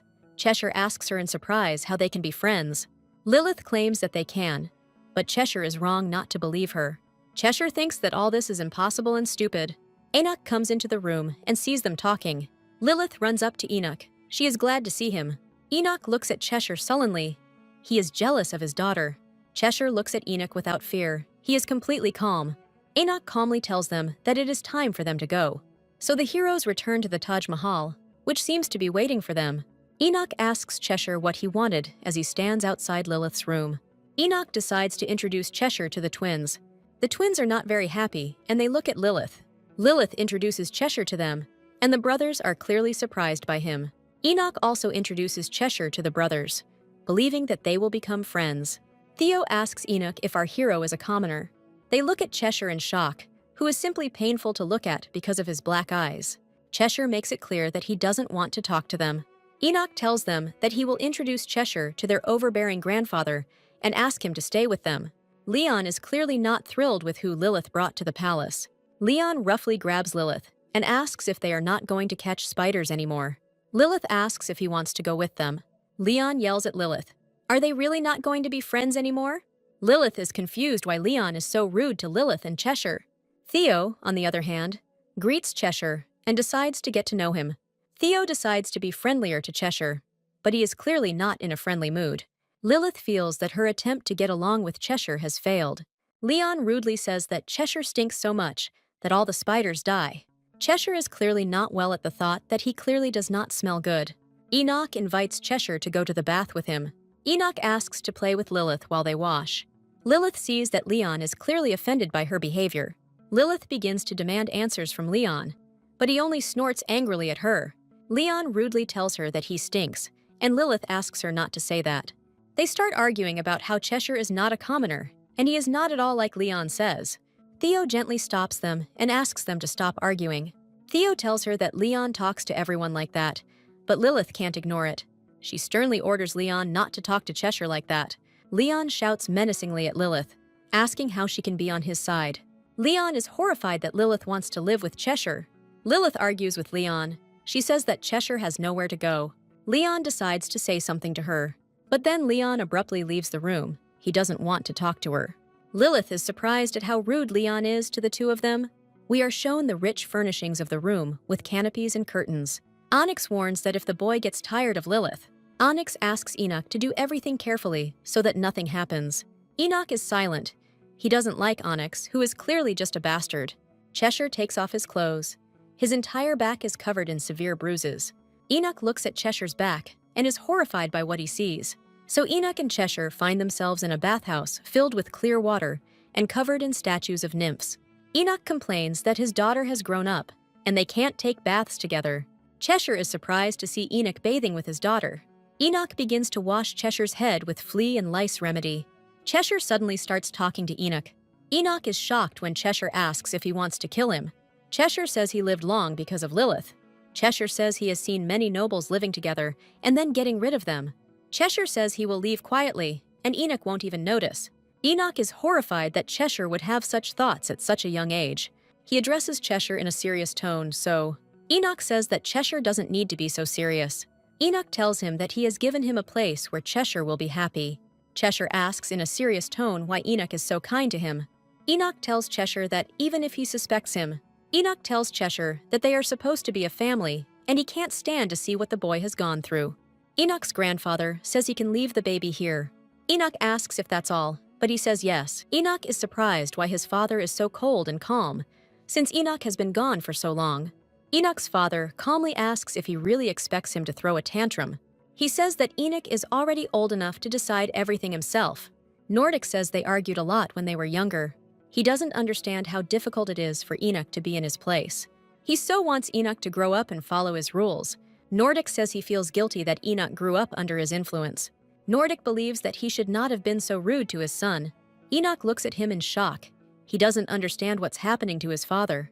And then Enoch accepts his father in the new version. Nordic believes that he lost to his son and became more gloomy. Enoch thinks it would be bad if his princess never existed. With the birth of Lilith, even the atmosphere in the house changed. Enoch believes that for the first time in his life he can live. Nordic is glad that Enoch has changed, and he wants to get along with him. He tells Enoch that there is nothing he can change. Nordic no longer wants to interfere in anything his son does. Nordic doesn't want to destroy everything his son has built. Enoch is glad that Nordic decided to do this. Enoch begins to laugh cheerfully at his elderly father. Lilith at this time begins. She is glad about what happened. Cheshire develops drawing skills that are simply impressive. but Cheshire is so gloomy that poor Lilith is just waiting for his smile. Cheshire asks in surprise why she doesn't draw. He is surprised by Lilith's drawing, but it is not Medusa that is drawn there, but Lilith's dad. Lilith asks him in surprise if she really couldn't draw it well. Lilith is very upset that she didn't succeed. Lilith decides to give this painting to her father. The boy notes that at this rate she should go and learn to draw. He begins to remember a conversation with Enoch in the bathroom, who treats him like a son. Enoch cheerfully told him that he would vouch for the boy. Cheshire is surprised by Enoch's decision. Enoch seems to him to be an incredible person who has a big heart. Cheshire believes that all this is because of Lilith, that she is also kind. Cheshire can only thank Lilith's father for everything. He asks Lilith if she loves her father. She says yes. Cheshire looks at Lilith for a very long time, and she even shrinks under his gaze. She talks about how she loves her father and how everyone loves him. Cheshire himself cannot help but agree that her father is kind. Lilith invites Cheshire to become her stepbrother. He says that Lilith is who he needs. Lilith tells him that her father will accept him into the family. Cheshire tells her that the girl doesn't need that at all. Cheshire boldly declares that he does not need a family. He decides to go to bed, but he is cold as ice. Cheshire asks her where the servants' quarters are. Lilith forces him into bed next to her. Lilith smiles sweetly and watches him try to sleep. Cheshire finally sleeps well and has pleasant dreams. Lilith wipes him with a handkerchief, and she worries that he will not wake up. Lilith is glad that Cheshire is sleeping peacefully and seeing third dreams. Lilith wiped the dirt off his cheek and now smiled happily. She remembers Cheshire's gloom and bad mood. She thinks Cheshire is deprived of a family and needs one. Lilith wants to reveal some important secret to Cheshire. She informs him that he is the main character of the story. She tells him that serious problems will always haunt him, but she will help him cope with them. Lilith believes that she will become his new family with Enoch. After her little speech, Lilith goes to bed with her brother. Cheshire's ruby eyes snap open. He looks at Lilith and finds her very strange. He turns to her and looks at her for a long time. He still can't believe they escaped from Jonathan. Cheshire enjoys the atmosphere he has been exposed to. He is shocked that Lilith considers him her family. Cheshire can't cope with the new emotions that have washed over him. Cheshire is outspoken in saying that he doesn't believe Lilith. He believes that Lilith wants to leave him, just like everyone else. So they lie with Lilith, with Cheshire further away from her. But nevertheless, he gets closer and closer to Lilith. Enoch comes into their room and covers them both with a fluffy blanket. Enoch notices a nearby drawing of a jellyfish made by a boy, but then his gaze shifts to his own portrait. Enoch is surprised. He has not seen a portrait of a Medusa. Enoch looks absent-mindedly at the portrait that is painted. He notices that it is his own portrait. Enoch kisses the girl sweetly on the forehead and wishes her sleep. The next day, we are again shown the palace, which shines like in India. There is something about Lilith's gaze that attracts her when she calmly does her homework. Cheshire sits sadly next to the pool and thinks about something. Lilith becomes curious about what is happening to Cheshire. Oscar complains to her that he gives the girl individual lessons. It's too boring. Lilith modestly asks him if he could show her how to solve the equation. Oscar asks her if she is bored, and she says yes. Oscar says that one should start solving such equations at the age of 7. Lilith tells him that her birthday is coming soon. He shocks the girl by saying that Lilith will be able to meet her mother. Oscar is surprised that Enoch didn't tell her anything about his mother. Lilith remembers that Enoch said that her mother died. Lilith becomes curious about her mother. Lilith begins to ask Oscar about his mother. Oscar is amazed that she knows nothing about her mother. Lilith asks him to tell her about her mother. This is what they tell us about Selina Ledendorf, who was a magician, but now she teaches at the Institute. Lilith has a lot of questions about her mother. So she married the Marquis of Lendendorf and already has a son. Lilith realizes that reality is much more complex. Oscar tells her that she doesn't care about Lilith. However, Oscar did not get any shock from her. Lilith believes that her mother can live the life she deserves. Oscar remembers that Lilith's mother was a capable magician and could do whatever she wanted. She married Lilith's father because he was successful at the time. Lilith is sure that her mother doesn't even know about her existence. Oscar twitches her nose and suggests that Lilith is too naive. Oscar is amazed that her mother is already retired and teaches at the Institute. He said that the Emperor told Enoch everything, and Lilith doesn't like it. Selina's son won't be drafted into the army, and she lives too well. Oscar asks if this makes Lilith suspicious. Lilith is horrified to learn that she was sold for the sake of her son. In the original story, Lilith was kidnapped and locked in the Institute. Lilith decides to meet her mother and get answers to her questions. In the original, Lilith's mother was aware of the abuse of her daughter. Oscar asks Lilith if she is shocked now. Oscar informs her that he will place the girl in the magic tower and in the institute. Lilith doesn't like all this. She wants to return home to the village. Oscar tells her passionately about her fate as a magician and about the front where terrible creatures live. Oscar claims that the girl is too naive and she won't believe everything. He says that rumors will spread about Lilith, that she does nothing. He tells her the cruel reality. The mother sold her daughter for her son, and Enoch is a tool in the hands of the Emperor. The girl's father can't say anything to the Emperor. He's just a silent doll. Oscar mentions that he will be with Lilith if she refuses. He believes that Lilith's father is weak, and she is even weaker. But she herself thinks about Oscar. She is glad that he wants to help her with her mother. Lilith has many questions about the original novel and reality. She wonders why Oscar no longer helps her father in the revolution. The girl believes that Lilith is the main villain of the original novel. Cheshire tried to kill her, while Oscar protected her. Lilith is surprised that Oscar is on her side, considering what's going on. Oscar asks Lilith to make her face simpler. Lilith says that it is very difficult for her to understand everything. Lilith realizes that it is very difficult for her to understand what Oscar wants. Unexpectedly, Oscar laughs at her cheerfully.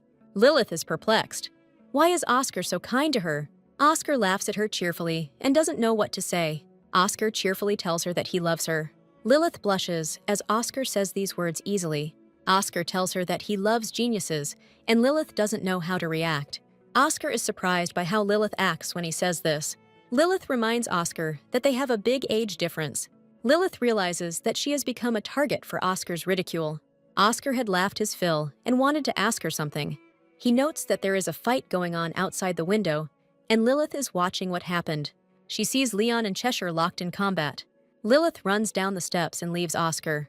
Oscar watches them grimly, but then a slight smile touches his lips. Lilith runs as fast as she can towards the fighters to separate them. Oscar is thinking about something, and his smile is simply charming. He notes that Lilith is surprisingly older than her years. Lilith screams at Leon to stop and leave Cheshire alone. But Leon doesn't listen to her and decides to beat Cheshire. Cheshire falls to the pavement with Leon towering over him. Lilith asks him fearfully if he is okay. Lilith loudly asks Leon why he is doing this. Lilith is angry. She yells at Leon, not wanting to see him. Leon looks at Cheshire with hatred that he does not hide. He asks Lilith not to talk to or be friends with Cheshire. Leon tells her that Cheshire is a villain, and he doesn't like him. Lilith is horrified to learn that he hates Cheshire because he is a commoner. She is shocked. Is this the Leon from the novel who protected Cheshire from any adversity? Lilith wonders what she did wrong to Cheshire. Lilith wonders what could have gone wrong. Lilith loudly reminds him that she is also a commoner. Lilith believes that if it weren't for Enoch, her brothers wouldn't be friends with her. Lilith remembers her neighbors from the village and realizes how much she misses them. Lilith declares that she does not intend to make friends after becoming a noblewoman. Lilith defends Cheshire's honor and calls him her friend. Leon is furious at her words that he should come to terms with Cheshire's existence and accept him as a brother. Leon accuses the girl of loving Cheshire more than Leon. Lilith, looking at his angry face, decides to explain everything to the boy. Lilith states that she doesn't like upstarts like Leon. Leon becomes furious and shakes with anger. Leon simply turns around and leaves our heroine. Lilith is worried about Cheshire and runs up to him. Lilith promises that she will protect Cheshire and nothing bad will happen again. Cheshire calmly states that Leon is right.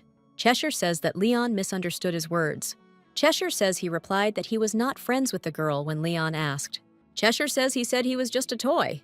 The Cheshire Cat declares that friends, in his view, are nothing more than toys. But he understood his words as an insult. Lilith was horrified.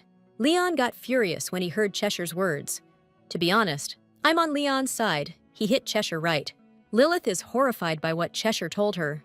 Cheshire asks in surprise what's wrong, and Lilith says it's her fault. Cheshire promises that he will take care of Lilith. Enoch is surprised by his decision. Enoch says that's not the reason they eat together. Lilith says that he is a toy, and she brought him here for a reason. Lilith remembered that it was a joke, but he didn't understand it. Lilith was surprised when he told her to say that they were friends. Cheshire is silent. He is embarrassed by his own words. Lilith is shocked by what she just heard from Cheshire. Lilith cheerfully tells him that everything is fine now. Lilith demands further recognition from Cheshire that they are friends. Cheshire sheepishly promises her that they are friends. Lilith hears Leon hysterically outside the door. Leon's mother and Leon see Lilith enter the door.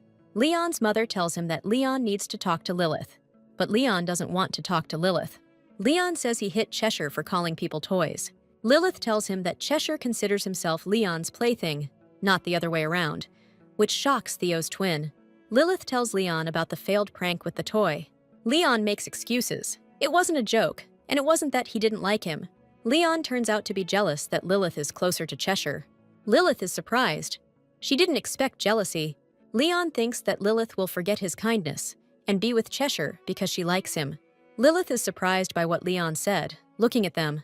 Lilith reminds him that Cheshire is a friend and Leon is family. She asks the picky Leon to look at her. Lilith says she has always envied families with brothers and sisters. Lilith thinks that Leon is cool and kind. He is a master at catching spiders, and he is just a cutie. Lilith hugs Leon, saying it's great not to be alone anymore. Lilith says that family means a lot to her, and they are part of her world.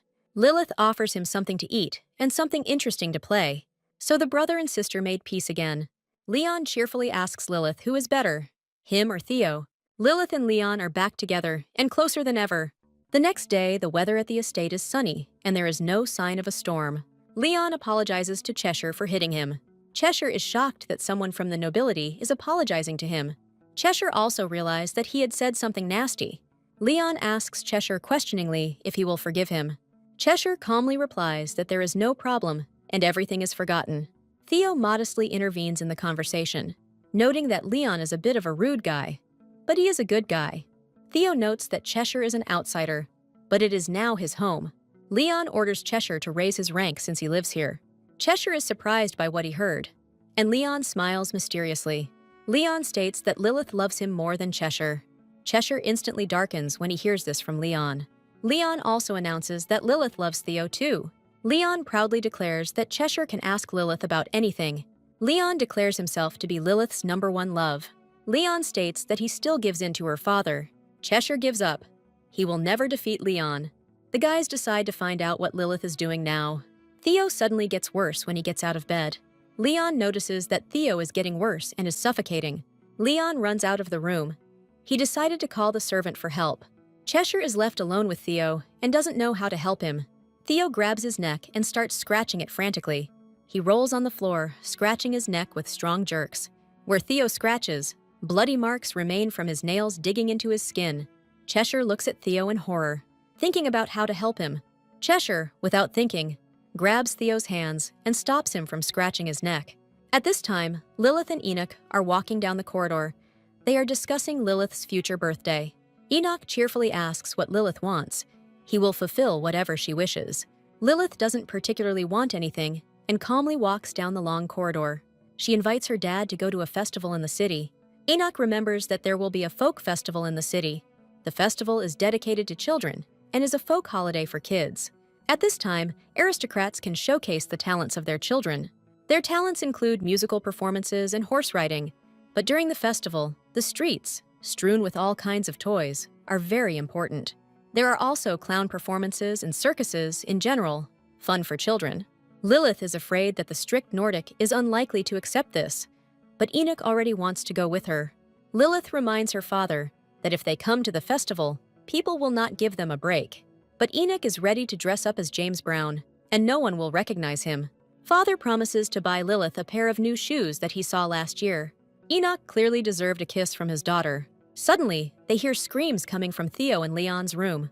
Enoch asks Lilith to take a short walk with him. Lilith screams for her dad to let her go immediately. And then, Lilith runs into Theo's room at the speed of light. Lilith clutches the pendant containing the mana core in her fists.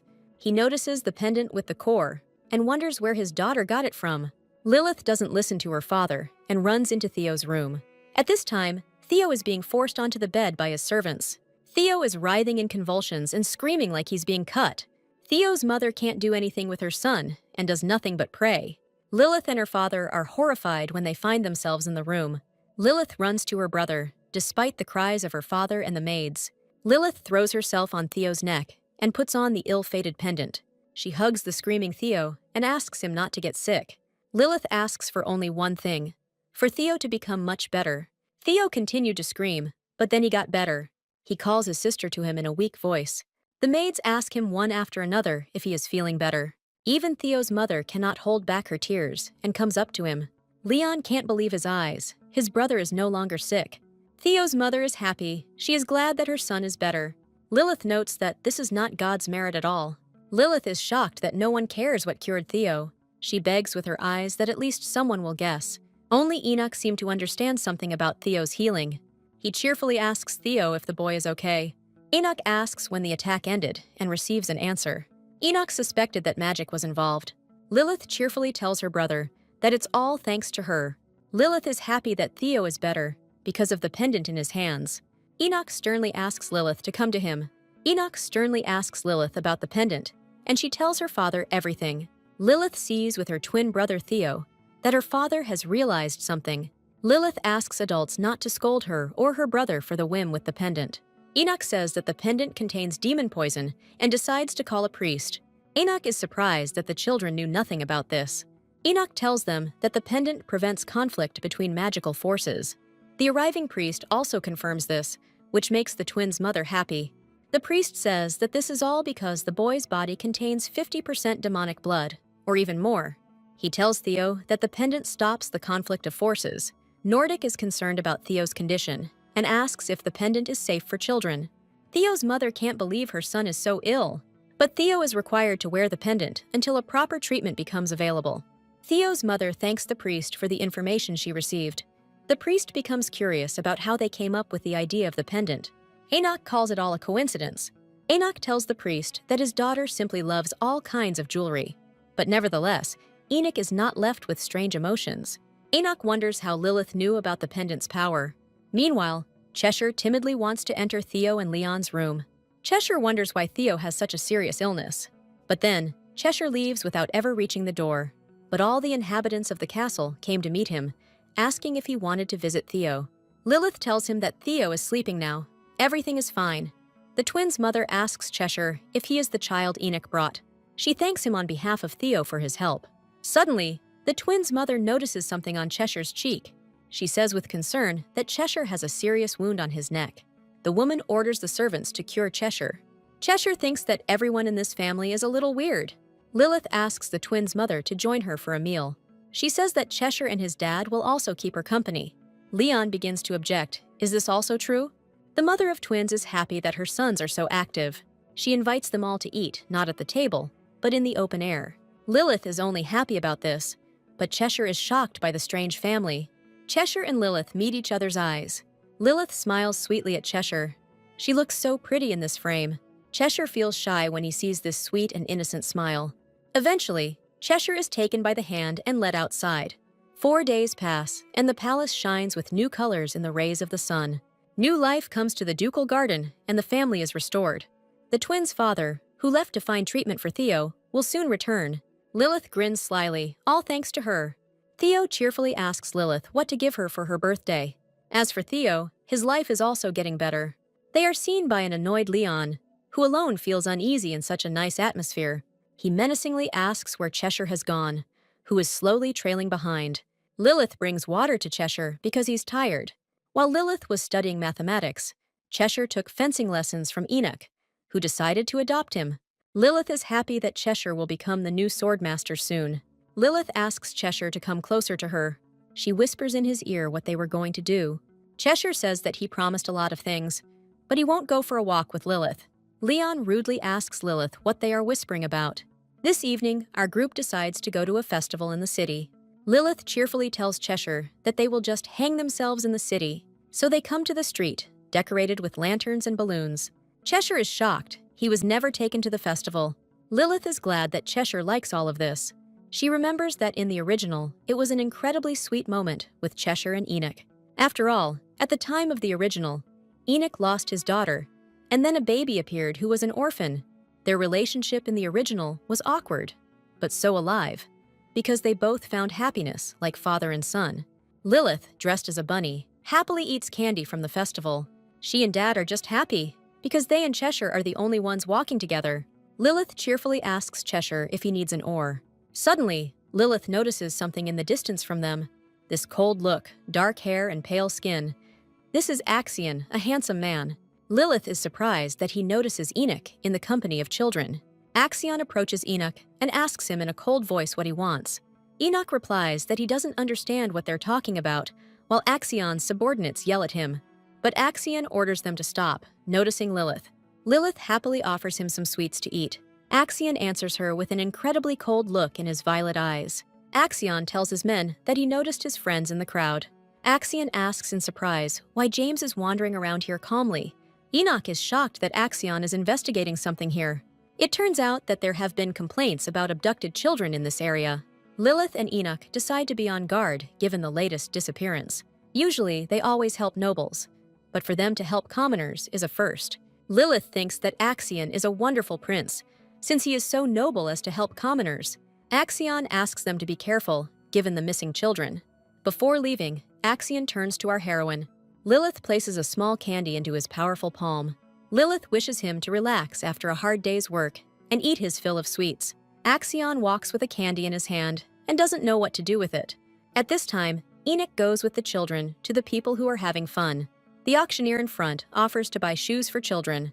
He offers to buy shoes based on the folktale The Adventures of Princess Lara.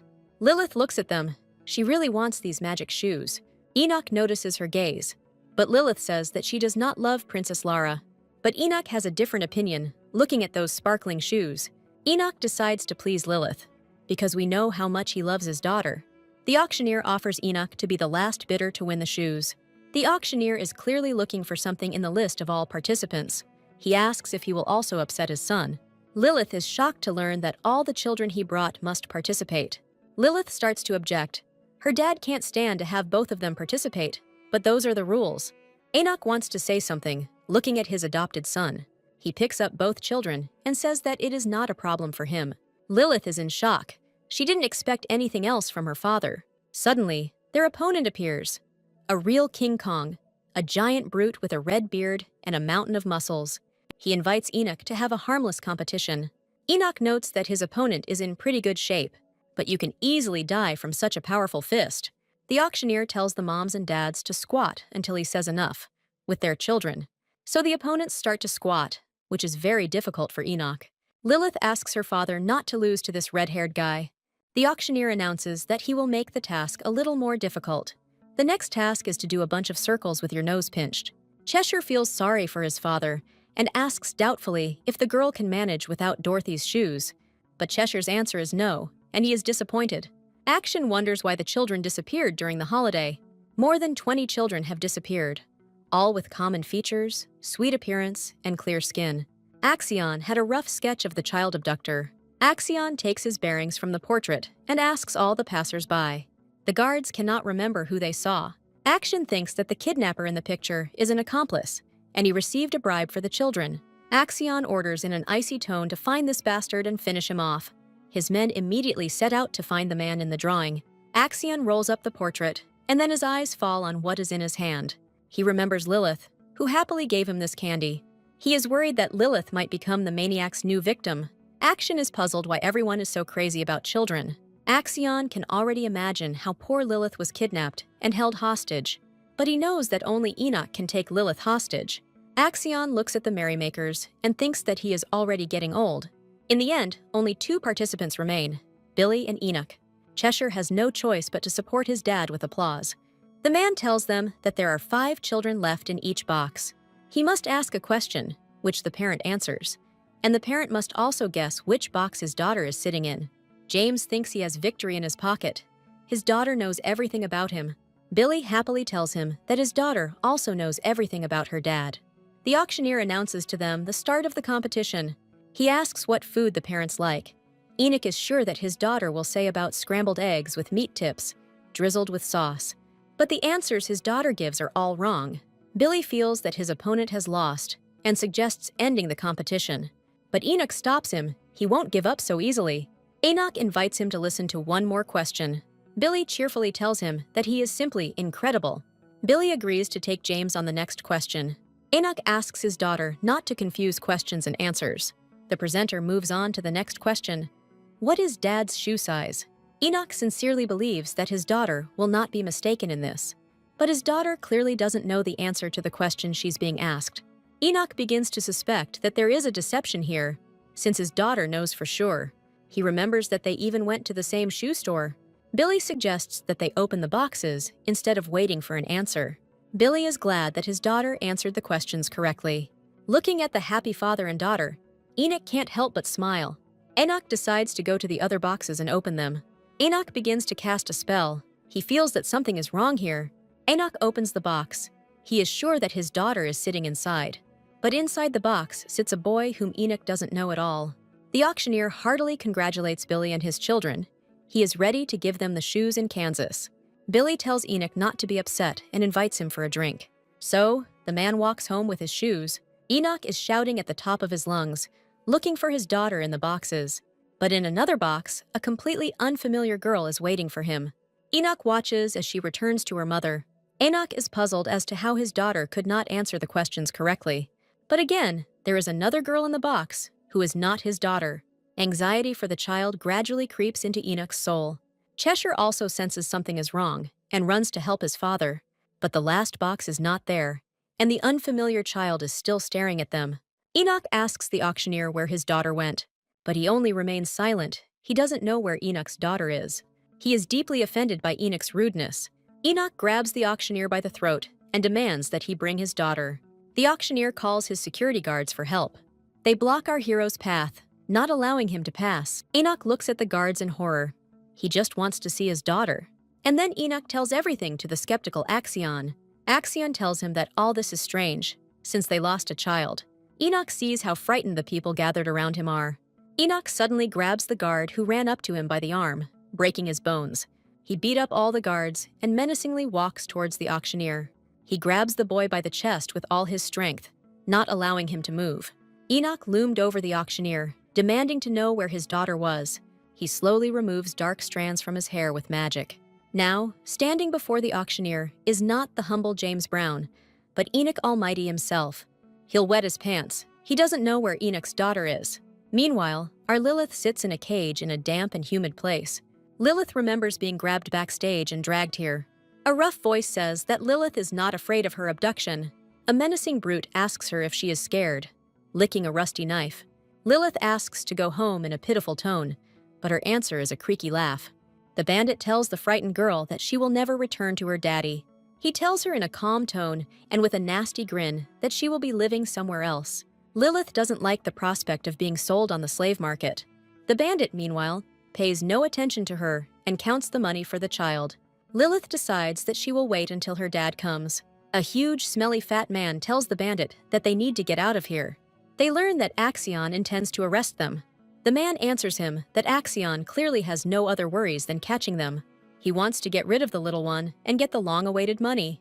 The fat man senses something is wrong and suggests that his boss wait until things calm down. Lilith is terrified.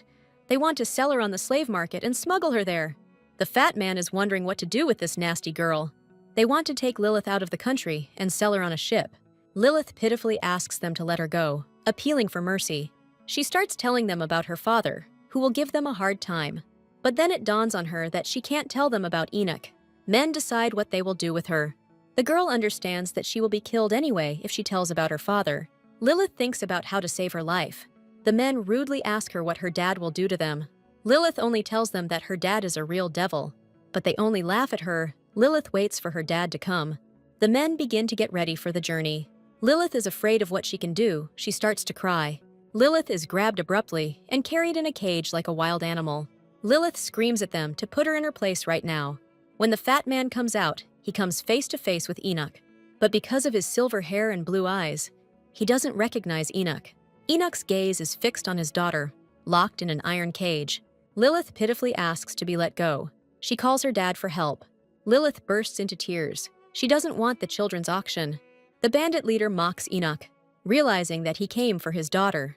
The fat man also begins to mock Enoch, because he is a weakling in their opinion. But the fat man holds a long dagger behind his back, with which he is ready to kill Enoch. Lilith warns her father about the danger. She is worried about her dad.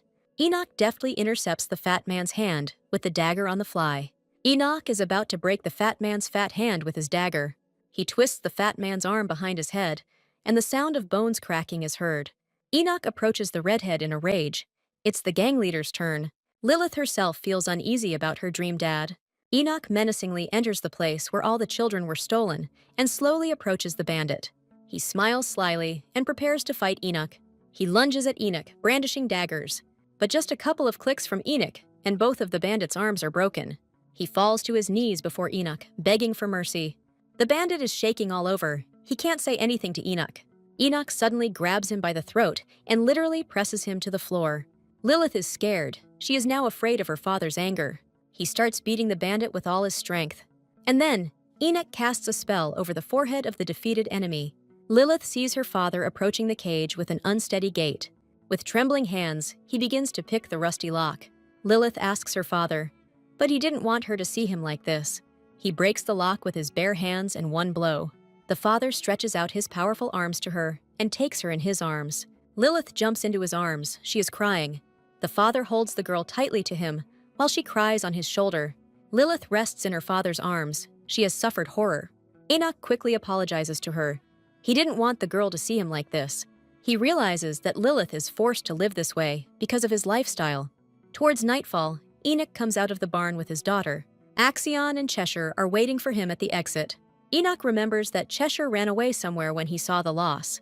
Enoch reluctantly answers Axion's questions, worried about Lilith. Enoch tries to explain to Cheshire everything that happened to his little sister. Cheshire apologizes. There was nothing he could do. Enoch feels like a worthless adult in front of such smart children. Enoch worries that the bandits are still at large, but Axion reassures him that they have been caught. Enoch is surprised. He spent so much time looking for the criminals. All the bandits were killed by Billy, who caught them. He cheerfully tells Enoch that he did not return home after hearing about Enoch's trouble. Billy learned that bandits were kidnapping children and decided to help catch them.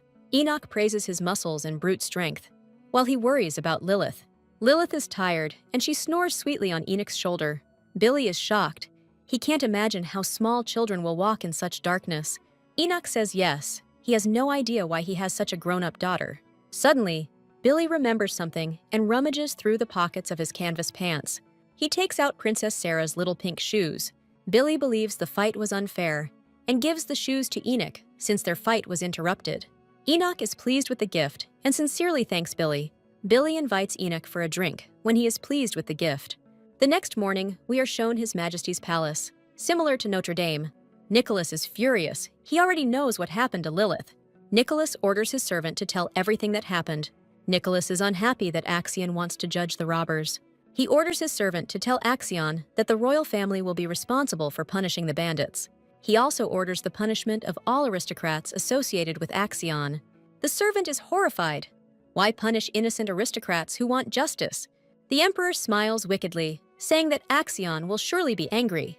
He believes that the ruler needs to demonstrate his power. We are shown Lilith's palace, shimmering turquoise, with luxurious roofs and a fountain. Lilith slowly opens her bottomless sapphire eyes. She wakes up in a panic. She doesn't remember how she fell asleep. Lilith's faithful servants immediately rush to her side. They all ask each other how Lilith is feeling. Lilith is worried about Cheshire and her father, whether they are hurt. They're both fine. Cheshire is doing his thing, and Enoch is writing a report. Cheshire was barely persuaded to go to sleep. He guarded Lilith all night. Lilith asks if her grandfather knows what happened. Jetty informs her that the rumors haven't reached her grandfather yet, but Enoch informed them of the situation that had happened. Lilith learns that Rico already knows what happened. Lilith decides to wash herself and get dressed for the new day. Lilith is told that many children have gone missing recently. Lilith becomes curious about how Rico found out about this. The maid explains that it is her job to report everything to the guild. Enoch, after the incident at the festival, assigned a huge number of guards to watch the children. The handmaidens reassure Lilith, saying that they are from the Red Hawk and they know everything. The guild has the most trained warriors. Lilith is worried that they will create problems for her father. June reminds her that this is all the servants' work. She tells Lilith that one of the guild members even shook Enoch's hand yesterday. Lilith is shocked. Does Uncle Billy really work for the guild? The maids watch over Lilith, as the guild has ordered. Lilith asks to thank Rico on her behalf, but the maid seems to suddenly remember something. Lilith is suddenly picked up and does not understand what is happening. Lilith is cheerfully informed that today she must be the most beautiful. Meanwhile, Rico reads letters of gratitude from Lilith. Rico is glad that Lilith got him medicine for his sister again. Lilith asks him to find out about a certain nobleman who recently arrived. Rico learns that Lilith will soon arrive with a gift. He decides to find the nobleman, Joseph Ruttman, a master of politics and an excellent orator, whom Lilith asked for. Rico knows that this nobleman disappeared 2 years ago and has no idea how to find Joseph. A mug of aromatic ale is placed in front of Rico, and a loud voice invites him to drink. Billy boasts about his exploits and the fact that he stopped the bandits. Billy asks Rico if he will work for Enoch. Billy knows they need to protect Lilith, so the Duke can help them. Rico tells him about Joseph and that he will help Lilith because of the medicine. Billy believes that Rico was not mistaken, and Enoch is a good person. Rico drinks ale and thinks that the Rubinstein family are good people. He wants to start a revolution, and the Rubinsteins are the best candidates to lead the rebels. Enoch remains a man of honor and the embodiment of nobility. He is surprised that Lilith decided to ask him for a favor. Enoch looks at his reflection in a mug of golden ale, thinking himself lucky. Billy states that Enoch is a good man, and Rico made the right choice. Billy fears that they will fail to make a revolution because of Enoch's principles. Rico agrees with him. Enoch is just a newborn baby in political circles. Enoch will not cope in the world of court intrigue, where only lies reign.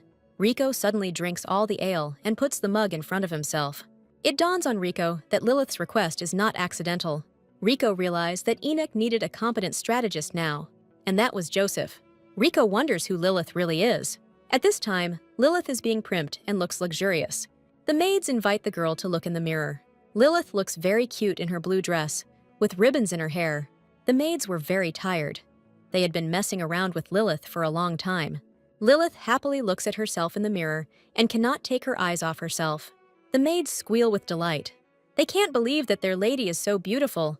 Lilith now looks a little older than she should. Lilith decides to approach the large mirror with a gift. Lilith wants to put on makeup, but the maids ask her not to. They tell Lilith about the harm of cosmetics and that it won't suit her. They decide to bring Enoch to their daughter and Cheshire too. Lilith remains with her thoughts about tea drinking. There was no tea party with aristocrats in the novel, since the novel is about war. Lilith decides to arrange the world of the novel in her own way. Lilith is determined to continue helping Enoch. Lilith turns her gaze back to the alluring mirror. She sits down in front of the mirror and looks at her reflection. Lilith keeps thinking about putting on makeup because she thinks she looks dull. Lilith slowly begins to put on makeup, her cheeks turning pink. Lilith paints and paints. She wants to look beautiful. Cheshire timidly knocks on the door, asking permission to enter. Lilith greets Cheshire with a sweet voice. Lilith looks like a fish with big lips and such a painted face. Cheshire and the brothers ask her why she is taking so long. The brothers die laughing when they look at their sister. Eventually, they wash off her makeup. But the unpleasant feeling remains. Cheshire tries to support Lilith, saying that she is beautiful even without makeup. Cheshire tells Lilith that she is still beautiful, but Lilith knows the truth. Cheshire is lying to her. He wants to support her. The brothers called her a witch, an octopus with this makeup. Theo also lies to Lilith, calling her the beauty of the kingdom. Theo becomes curious about why Leon decided to stare at Lilith, but he is in fact tired of Erica's company. Erica happily runs towards them. She believes that Leon will love him. Leon is scared. He doesn't know where to run away from Erica. Leon decides to switch places with Theo to avoid meeting Erica. In the end, Erica hugs Theo. She doesn't know about the substitution. Lilith laughs at this substitution. She knows that the brothers are now indistinguishable. Erica looks like a porcelain doll, but that's not surprising. She's 12. Lilith looks at herself and gets upset. She's just a child. Lilith says with envy that Erica is more beautiful than her. Cheshire again encourages Lilith. She is a beauty for him. Lilith is upset that she is only an octopus witch. Lilith looks at herself. She will never be beautiful. Cheshire looks at her in surprise with his piercing ruby eyes. Cheshire decides to tell her something so that she doesn't get upset. But then he immediately falls silent and doesn't finish his thought. Lilith greets Erica and they exchange pleasantries. Eric turns his attention to Cheshire and asks who it is. Theo tells her about Cheshire and that he lives with them. Erica wonders why Leon looks like that and why he is so polite. The real Leon is no less surprised that Erica thinks this way about him. Erica has seen through the deception and is once again reaching out to the real Leon. Lilith notices Erica's companion, who is glad to be noticed. Leon sharply tells the boy that clearly no one was expecting him. The boy with the big eyebrows is Damon of the Martini family. Lilith is desperately trying to remember who he is. She remembers that this boy was the one who bullied Cheshire. Lilith introduces herself to the Count, but she is not at all happy to see him. Damon is amazed. Lilith has good manners, despite the fact that she grew up among commoners. Theo jokes that Damon is as dumb as a brick, but then pretends he didn't say anything. Theo is clearly hinting to Damon to take care of himself. Damon politely asks Cheshire where he is from. Damon is shocked to learn that Cheshire is the Duke's adopted son and a commoner. He is surprised that Cheshire was accepted into a noble family at all. Damon supports Cheshire, saying that he can handle everything. Damon suggests going for a cup of tea to get to know each other better. Erica drags poor Leon to tea. He simply resigned to his fate. Lilith and Cheshire walk calmly to the tea party. They don't expect anything. Damon suddenly asks him if Cheshire is coming with them. Damon rudely reminds him that sitting at the same table with a commoner is an insult to the nobility. Lilith and Leon just want to punch the impudent guy for his behavior. Leon suddenly grabs Damon's hands, holding them tightly. Cheshire stops Leon and Lilith. His face is missing. Cheshire calmly says that he needs to go to the training ground. Lilith asks Cheshire to stop, but he slowly walks away. Damon feels like he's won and demands that they leave. So they go to a deliciously laid table, where bananas, apples, and cream cakes are displayed. Damon brags that he is the winner of the horse race, but no one listens to him. Erica wonders if the twins will participate in equestrian competitions. Damon mocks them, asking if the brothers are really that weak. The boys agree that no one can surpass Damon. Lilith is asked about what category she plans to compete in. Damon brazenly assumes that the winner of the competition is already known. Erica thinks Leon is so sweet that he challenged Damon. Lilith imagines herself winning a horse race. Lilith decides to take part in horse racing with Cheshire. So they find themselves at a horse ranch, where they feed horses of different colors.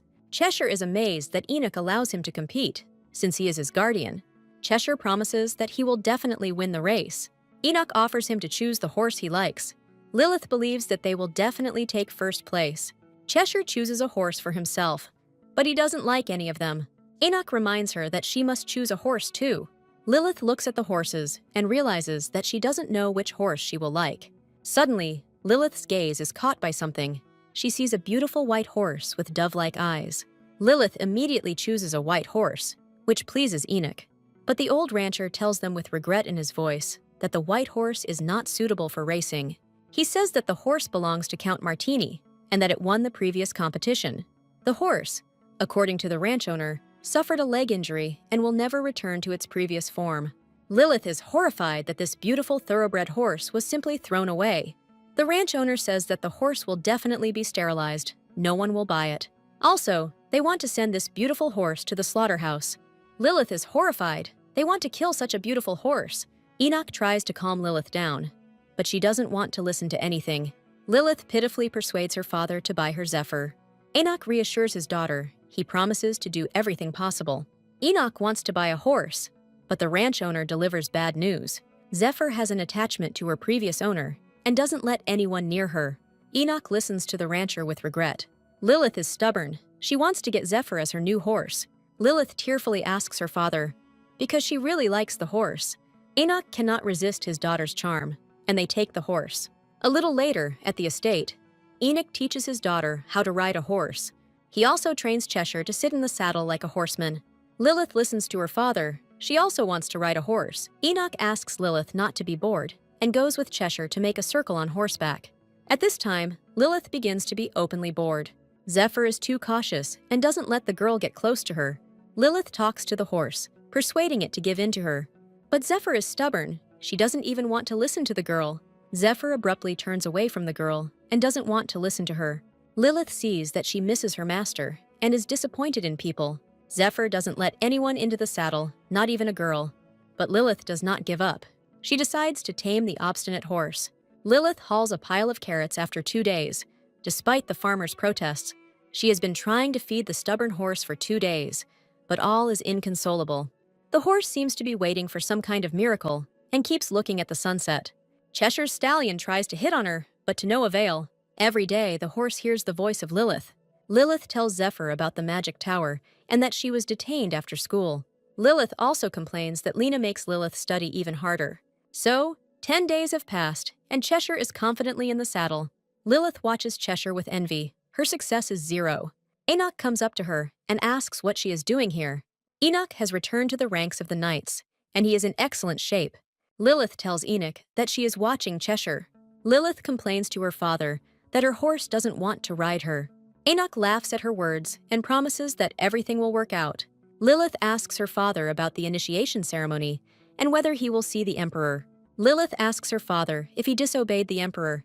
He is shocked by her adult speech. Lilith is afraid that her dad will go to war and leave her. Enoch becomes curious about what war his daughter is referring to. Lilith innocently asks her father about bloody wars, like the revolution that hasn't even begun. Lilith is worried that her father has been drawn into something questionable. She asks her father to tell the emperor that he will not go to war. He politely promises Lilith that he will do so. Lilith throws herself into her father's arms and doesn't want to let him go. She tells her father that she is fine, but she is worried about him. Lilith doesn't want Enoch to go to a bloody war. She asks her father to promise that he will not abandon her. Enoch has no choice but to promise this to Lilith. In the evening, Lilith comes to Zephyr again. Lilith tells the horse that she managed to escape from her dad. She says that dad will be with the emperor for 2 nights. Lilith brings marshmallows, a medicine she made herself. Lilith offers to bandage the horse's sore leg. Zephyr allows the girl to apply the bandage to her leg. Lilith believes that this is a good medicine that will help the horse. Lilith believes that she will be able to cure the horse's leg. Zephyr listens attentively as Lilith asks the horse not to be angry with her. Lilith doesn't do this to help the horse win the race. Lilith tells the horse that if it doesn't want to run, then it shouldn't run. Zephyr looks at the girl for a long time, and intently, with his sapphire eyes. She remembers Damon yelling at her, making her run until she was exhausted. He always said that they had to get first place. That was her calling, like a racehorse. But, having met Lilith, the horse realizes that she was wrong. She remembers how Damon put her on a diet to keep her in shape. Lilith tells her that winning is not so important. The main thing is the spirit of competition. Lilith wants the horse to get better as soon as possible. As a result, Zephyr falls asleep with the girl next to him, finally giving her a chance to tame herself. Lilith wonders when she managed to fall asleep. Nordic finds her in the stable, and Lilith becomes scared. Nordic looks at Lilith very sternly, as if she had done something wrong. Lilith quickly explains that she came to feed the horse. Nordic sighs and asks her about Zephyr. He notices that she doesn't even allow himself to be sat on. Lilith mentions that Zephyr is a horse with moral trauma. Lilith claims that if she takes another horse, the Zephyr will become disillusioned with people. Lilith apologizes for not taking part in the race. Nordic is surprised. He didn't ask the girl to bring him awards. Nordic looks at Lilith for a very long time, and intently. He lowers himself down next to her and touches her tiny feet. He unties one of his horses from its stall. Nordic jumps sharply into the saddle and takes Lilith with him. They begin to gallop across the green field. Lilith can't believe how beautiful it is here, and how cool it is. They arrive at a field where the small houses of the village are visible, huddled close to each other. Lilith asks him when her dad will come back. He says he doesn't want to see Enoch because of his banquet, and Lilith nods understandingly. Lilith smiles because her grandfather makes her happy. Lilith wants one thing, for her dad to come back soon. Nordic is puzzled why Lilith apologizes to him every time. Lilith is sad. She thinks that all of her dad's troubles are because of her. Nordic listens attentively to his granddaughter. He understands that she is afraid for her father. Lilith asks Nordic to forbid his son from going to war. Nordic sadly answers her that in life, you always lose someone and gain something. He recalls that his father always had a serious relationship with the emperor. Eventually, Enoch learned to suppress his emotions while living under his grandfather's oppression. Nordic claims that his son has grown up and everything will be different now. He says that he lived for his father, and now he lives for Lilith, so that she can become happy. He regrets that his granddaughter lives in such an unpleasant world. Enoch and his father cannot watch Lilith risk her life for them. He sincerely believes that Enoch will succeed under the emperor. So, we are shown the emperor's palace with its wavy towers and long spires.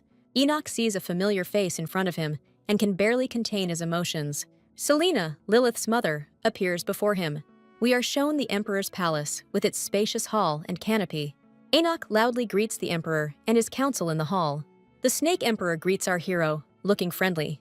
He is ready to hug and kiss Enoch on both cheeks. Nicholas happily tells him that he is glad that he took up the sword. Enoch kneels before the majestic emperor and his court. We are shown tall columns with bright flags and royal insignia supporting the ceiling. Nicholas mockingly asks him where his pretty daughter is. Nicholas was looking forward to meeting Lilith, but Enoch was in a bad mood. Sadness eats Enoch up from the inside, and he simply remains silent. Nicola notes that since Lilith is one of the Rubensteins, there is no need to test her abilities. Nicholas orders Enoch to come closer and look at the world map. He abruptly pushes aside the blood-red curtains. Enoch's eyes are met with an unpleasant and terrifying sight. Before Enoch's eyes are portraits of his people with whom he fought. All of them are Enoch's ancestors, who gave their lives for the Empire. Nicholas rudely asks him how he can honor the memory of his ancestors. Nicholas calmly states that it is very difficult for him to send his loyal servants to their deaths.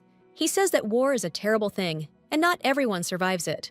Nicholas informs him, pointing to the map, that they cannot stop because of the neighboring state. Enoch decides to have a serious talk with the Emperor.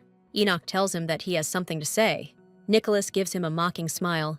He asks him in surprise if it is because of Lilith. Enoch shuddered under the gaze of the vile Emperor. Enoch understands perfectly well that he cannot send his daughter into the very hell. Nicholas sadistically tells him that Enoch is a better solution than his daughter in the war. He mentions that Enoch is not an only parent. Nicholas mentions that Enoch has the power to protect the kingdom. Enoch simply has nothing to say to the Emperor. He is thinking about Lilith. Nicholas tells him that he understands his hesitation, since they disagree on the decision to go to war. Nicholas solemnly circles the map with his hands and asserts that all this is for the sake of their state. Enoch asks him if he is preparing an invasion, and Nicholas calmly replies that he is. He believes that Enoch has changed, just like the Empire has changed in 7 years. Nicholas plans the invasion in winter, when a snowstorm will hide their tracks. Enoch passes by the Emperor silently and does not listen to him. Nicholas notices that he is ignoring him. Enoch closes the door behind him and announces that he will prepare. Axion asks Enoch how he is doing. He is just nothing. Axion states that there is a person who wants to see Enoch. It turns out that this person is Selena, Enoch's ex-wife. Enoch asks in surprise why Selene needed him, but Axion doesn't know. Axion says that she demands to meet her daughter. Enoch is silent. He is not surprised by anything. Selena has the right to be so. Enoch and Axion walk down a long corridor past numerous columns. Selena comes out to meet them. She is worried about the meeting. Axion leaves Enoch alone with his wife. Selena asks in a gentle voice how Lilith and he are doing. Enoch rudely asks her what the girl wants. Selena apologizes for being the one who told His Majesty about Enoch. Enoch says that nothing happened and everything is fine. Selena tells him that in exchange for information about Enoch, she received a deferment from the army for her son. But Enoch coldly informs her that he already knows. She asks in surprise why Enoch is in the capital. Enoch begins to tell her about the daughter he dotes on. Selena is very surprised. She didn't expect that he would change so much when talking about Lilith. Selena is glad that Enoch has changed a little. Enoch tells her that he hasn't told Lilith about his mother yet. Enoch is surprised that she asks him not to talk about her. Selena asks him in a commanding tone that Enoch never tell Lilith about her. Selena tells him that one day, her paths with her daughter will cross. Enoch is surprised that Selena doesn't want to talk to her daughter. Selena announces that she has a new family and will not become a mother to the girl. Selena says that her son is now at the training center. Selena is afraid that Lilith will have a bad influence on her son. Enoch is shocked that Selena hates her daughter so much. Selena asks Enoch to take care of himself and leaves. Enoch simply watches her silently as she walks away. Enoch realizes that he is very tired after all this. That evening, Enoch lies on the bed with Lilith. Enoch turns to Lilith and decides to talk to her. But the conversation still doesn't go well, and Enoch doesn't know that he can tell the truth. Enoch shocks Lilith by asking if she misses her mother. Lilith doesn't know what to answer to this strange question. Enoch tells her that Lilith never spoke of this. Lilith tells Enoch that she doesn't really want to see her. She says she misses her mother, but doesn't want to interfere with her new life. Enoch is surprised. As a child, Lilith always asked him about his mother. Lilith wriggles out of it. She says that if there was a dad, then there is a mom too. Lilith surprises Enoch by asking if she must see her. Enoch calmly informs her that this is not at all necessary. While Lilith sleeps, Enoch is restless. Enoch looks at Lilith thoughtfully, comparing her to her mother. But then, Enoch decides to fall asleep, closing his eyes. Lilith understands that Enoch has had a very difficult day. Lilith clings tightly to her father. They tell each other that they love each other. Lilith calms Enoch down. She says that her dad is enough for her. Lilith writes to Rico again and asks him how his sister is. He tells her that their target is in large gambling debt. Lilith is surprised that Rico tells her everything so easily. Rico also wishes Lilith a good horse ride and a great birthday. Lilith asks to burn the letter and highlight one line, Jetty. I always confuse her with June. Asks her what she can do for Lilith. Lilith decides to write a new letter, and Jetty is ready to write it. Lilith orders to write so that Enoch will listen to her immediately. Jetty asks her in surprise if that's too rude. Finally, the letter is ready, and Jetty wants to ask Lilith about something. Jetty thinks that Lilith is living a second life, and she wants to know who her mistress is. Lilith decides to have a serious talk with Jetty. Lilith reminds her that there is a Red Hawk rule. Jetty remembers what she means. Jetty understands that Lilith needs something in return. In the end, Jetty decides not to pry. We are shown a training ground for knights. Enoch silently watches the knights training on the court. Enoch remembers that Lilith only needs him. He decides to try hard for his daughter's sake during training, but he understands perfectly well that Lilith needs female company. Enoch notices Cheshire watching the knights train. The Cheshire cat puffed out his cheeks and looked like a hamster. Enoch asks Cheshire if he is ill. Enoch is horrified. Cheshire wants to do something. Cheshire resolutely reaches into the mouth to pull out the teeth. Enoch looks at the ground. The boy's molar has fallen out. Enoch suddenly realizes what is happening. Cheshire just lost his baby tooth. Enoch remembers that Lilith will soon lose her baby teeth. Enoch, horrified, asks if Cheshire really pulled out all his own teeth. Enoch asks if Cheshire is not afraid at all. He looks at Cheshire's teeth and wonders how many teeth he has already pulled out himself. The boy says that all of his teeth have fallen out except for his back teeth. Enoch is shocked by his pupil's independence. Enoch is surprised that the boy lost his teeth at the age of 6. Enoch is horrified. His daughter is already 7, which means all her teeth will fall out. Enoch realizes that Lilith does not have all her teeth yet.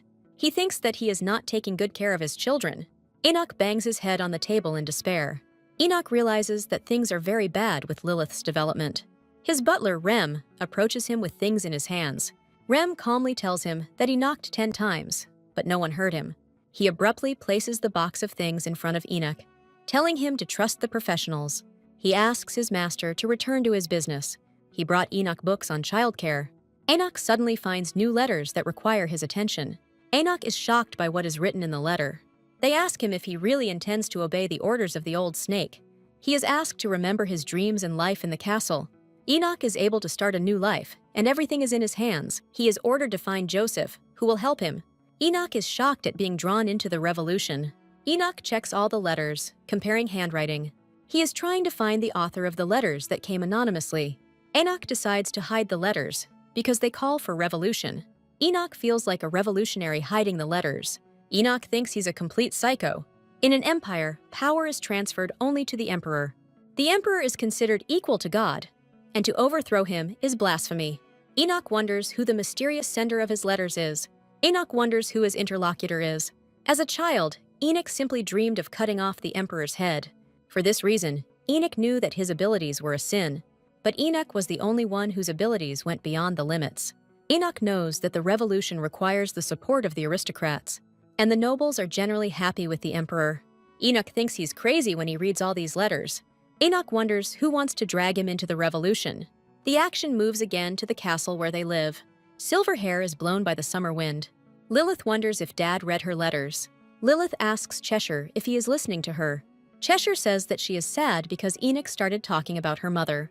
The Cheshire cat tells the girl that he was listening to her chatter. At this time, the black horse is determined to please Zephyr. Cheshire says that her father probably wants to get married. Lilith is worried about what this talk about her mother means. She doesn't believe that her dad fell in love with someone. She remembers very well that this novel is about revolution. There is no love here. Lilith knows that the author paid attention to the line of wars and revolutions. Lilith decides to have a serious talk with Cheshire about his future. Cheshire rudely tells her not to ask him to be the father of their children.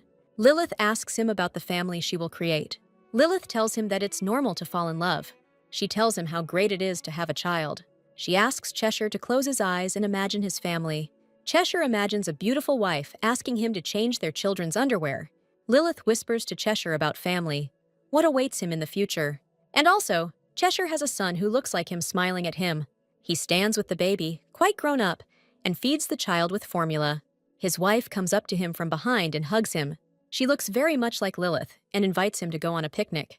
Cheshire is surprised by what his wife offers him: the blinding sun, the singing of birds, and the babbling of a stream. The sun sits in Cheshire's arms and repeats his name. Cheshire's wife turns to look at him. Lilith wrapped herself in the role of a wife and repeated words of love to Cheshire. Cheshire and Lilith decide to share their thoughts about family. Lilith wonders what kind of family Cheshire imagined. Lilith tells Cheshire that having a family isn't so bad. Cheshire is confused. He doesn't know how to tell his sister about everything. Lilith sincerely believes that Cheshire will be able to start his own family. She takes Cheshire's hand and tells him that everything will be okay. Lilith suggests to Cheshire that they have their own families. Lilith believes that they will find their happiness. With these thoughts, Lilith leaves Cheshire. Lilith believes that everything they are taught is important.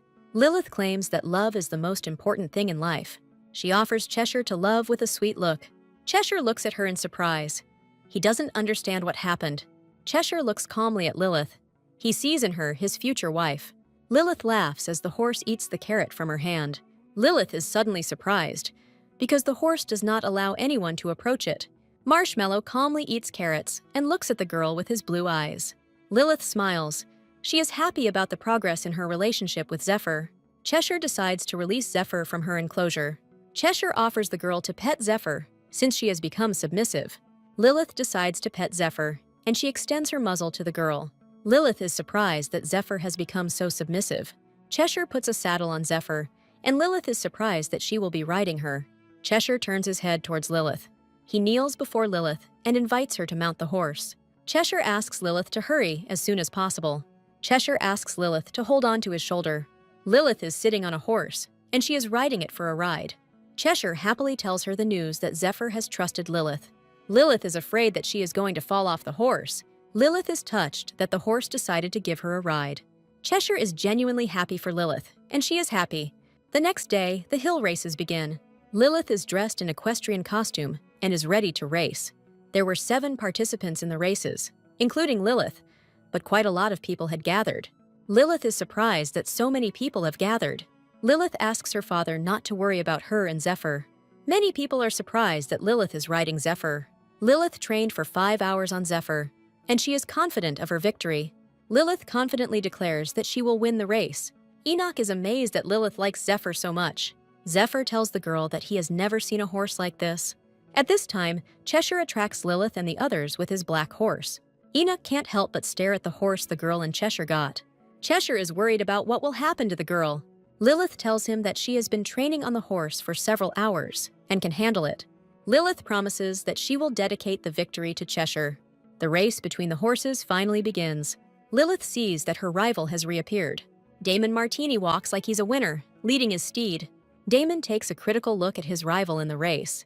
Lilith stands in his way with her Zephyr. She will win, not him. Damon is shocked at how Lilith managed to tame Zephyr.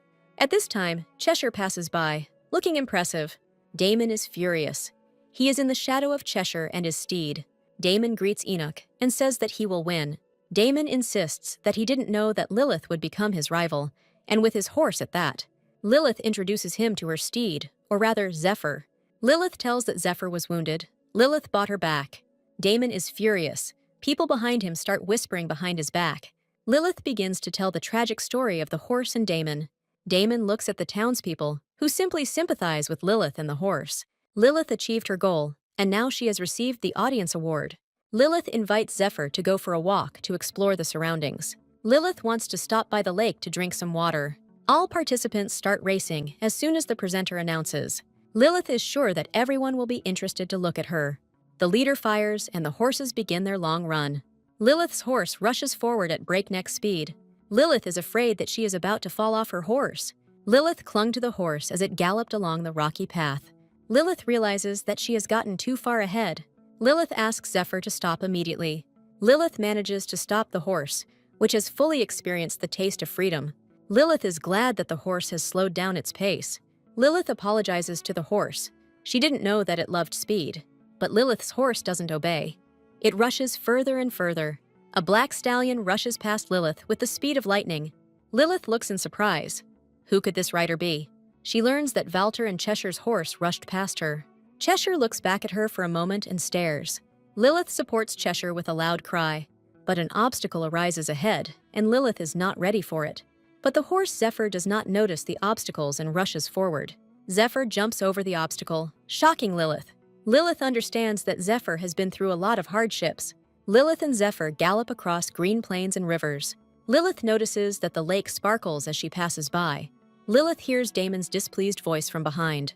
Damon yells at his poor horse as loud as he can, as it is already limping. Lilith is horrified and feels sorry for his new steed. Lilith yells at Damon that he needs to learn some manners. Damon is surprised by such impudence from little Lilith. She yells at Damon that he won't win now without Zephyr.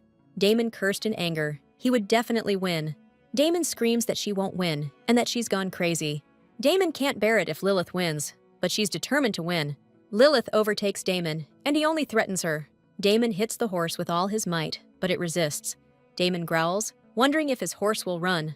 Damon is about to catch Lilith. He stretches out his thick fingers towards her. Lilith sees Damon lifting the falling spell from her. The horse brakes sharply, and Lilith falls head over heels. Lilith is terrified and flies very high and away from the horse. Damon and the horse run forward, and Lilith lies on the road. Lilith gets up from the ground. She hit herself hard and fell. Lilith knows it was against the rules, and Damon won't win. Lilith goes to tell the judges everything, but Zephyr is waiting for her faithfully. Lilith decides to tell the horse that Damon broke the rules. Lilith decides that the judges will believe her, even though no one saw a rule violation. Zephyr uses his muzzle to show Lilith that they should continue the run. The horse takes Lilith in its teeth, and she is shocked at how they will win the race. Zephyr's eyes are telling her to keep running. Lilith wonders if the horse really wants them to continue the race. Zephyr's eyes are shining, as if asking to continue the run. Lilith decides to try. They will reach the finish line. Lilith asks Zephyr not to go too fast so she doesn't fall. On command, the horse runs at such a speed that only the trees flash by. Lilith feels herself overwhelmed with emotion. The horse carries Lilith with such incredible speed that she can barely stay in the saddle.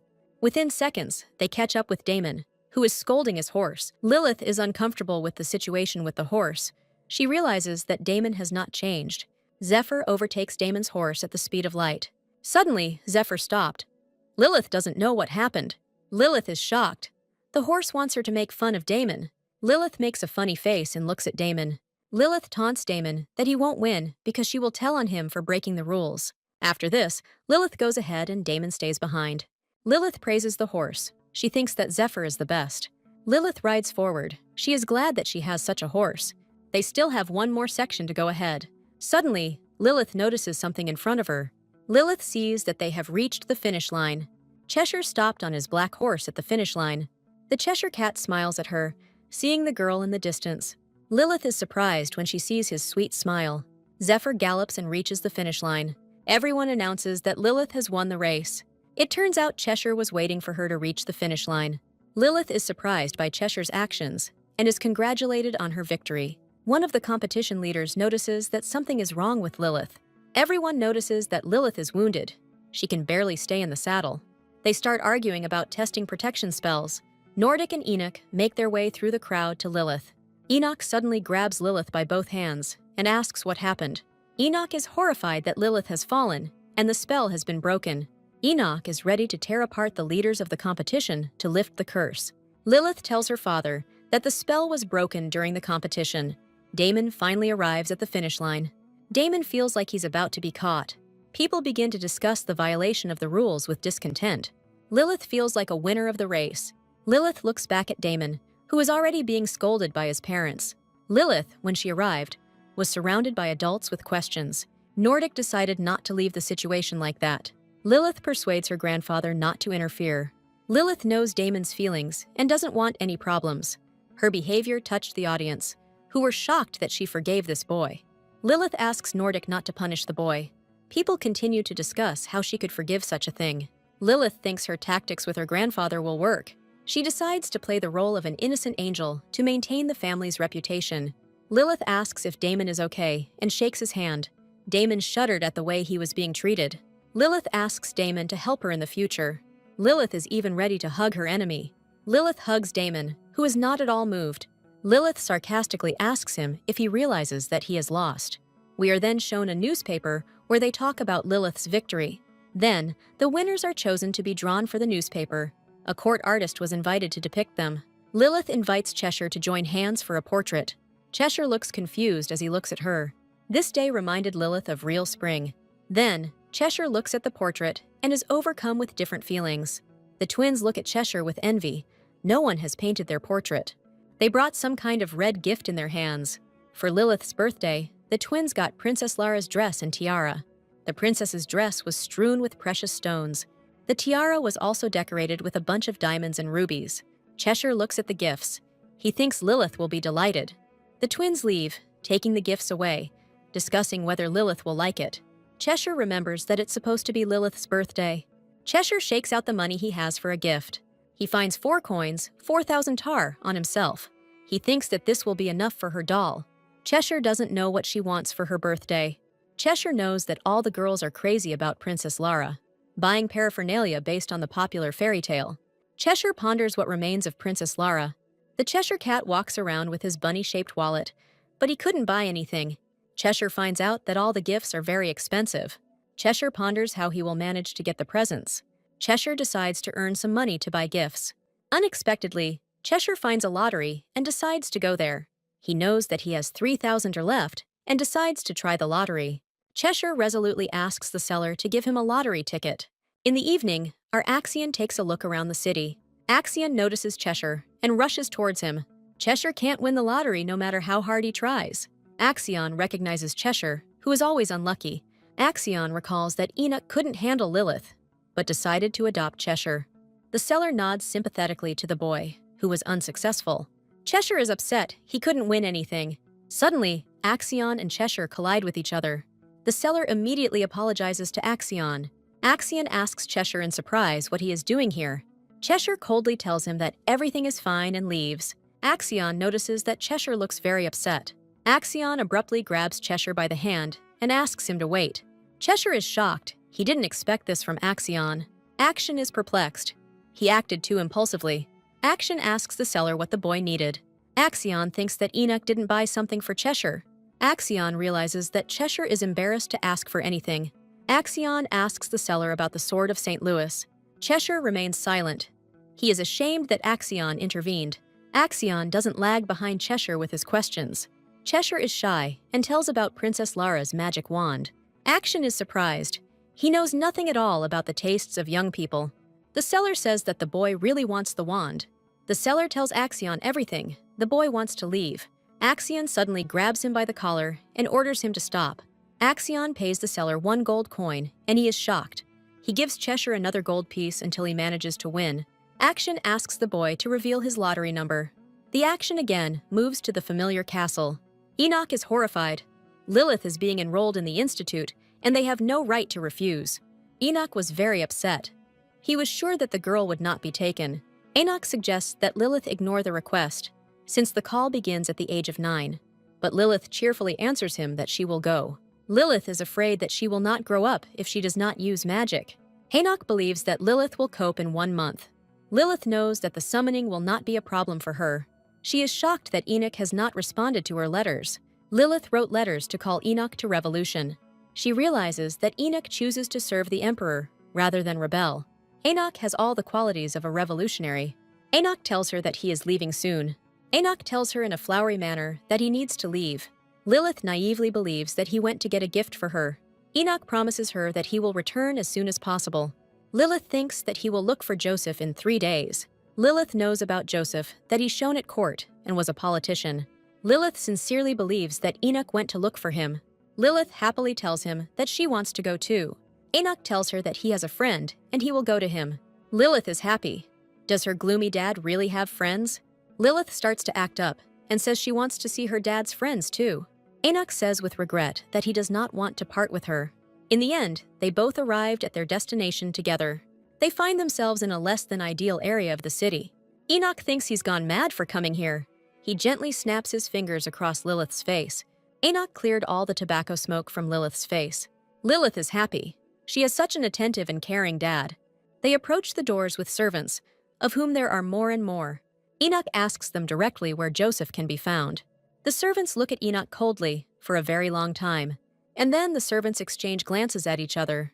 In the end, they were both simply kicked out of the establishment. Enoch decides not to give up and approaches them again. Lilith asks if he will use camouflage. Lilith believes that her father is hiding his identity for a reason. Enoch thinks that if he is recognized, no one will want to talk to him. Enoch thinks there must be some other way.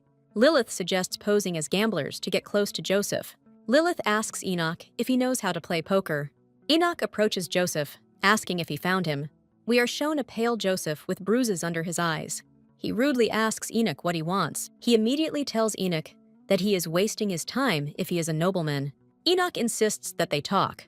Joseph looks displeased and gives Enoch an unkind look. He says he wants to gamble away all the money, so Enoch will have to wait. Lilith knew that this was all Joseph would say. Enoch proudly declares that he also wants to bet all the money. So they start the game by making a raise, bet, in the game. Joseph feels like he's not playing cards with a novice. He notices that Lilith is tired of playing and wants to sleep. He thinks that Enoch brought the child on purpose to make him fall apart. Enoch gets the same cards, which pleases Lilith. Joseph realizes he has a pair of cards and prays that he gets a 3. He wants to cheat Enoch and make a flush in his cards. Joseph is eager to beat Enoch at his own game. Enoch also wants to bet all the cards this round. They decide to show their cards, and Joseph is already jubilant. But Enoch is lucky. He gets a quad, a rare combination of cards. Joseph is furious. He thinks Enoch is cheating. Enoch is happy with his victory and kisses Lilith, while Joseph is horrified. Joseph wonders why he dragged his daughter into this. After some time, Lilith sits and picks at the ground. Joseph asks her what the girl is drawing. Lilith asks Joseph if he talked to her dad. Lilith tells him that the picture shows her, Dad, and Uncle Joseph. Joseph asks her why her father took her with him. Lilith tells Joseph that her dad played poker for the first time. Lilith says she saw his card combination. She says that she helped her dad win right away. Lilith told her father everything, but he asked her to keep quiet in front of Joseph. Lilith proudly declares that poker face is the basis of everything. Joseph notes that Lilith is simply a smart girl. He regrets that she was born into a noble family. He says that her dad is talking nonsense. Joseph believed that Enoch wanted to use him, just like the other nobles. Enoch wanted to ask Joseph for help in challenging the vile nobles. Naturally, Joseph was shocked by what he heard. He thinks Enoch is meddling in something that isn't his business, and asks Lilith to ask Dad to stop. Lilith, on the contrary, believes in Enoch and proudly declares it. She shocks Joseph by saying that her dad can handle it. Joseph thinks he sees his relative. In Lilith, he sees his daughter, Ella. Joseph wants to tell Lilith something, but gathers his strength. Then Joseph starts crying, and Lilith is shocked. She doesn't know how to calm him down.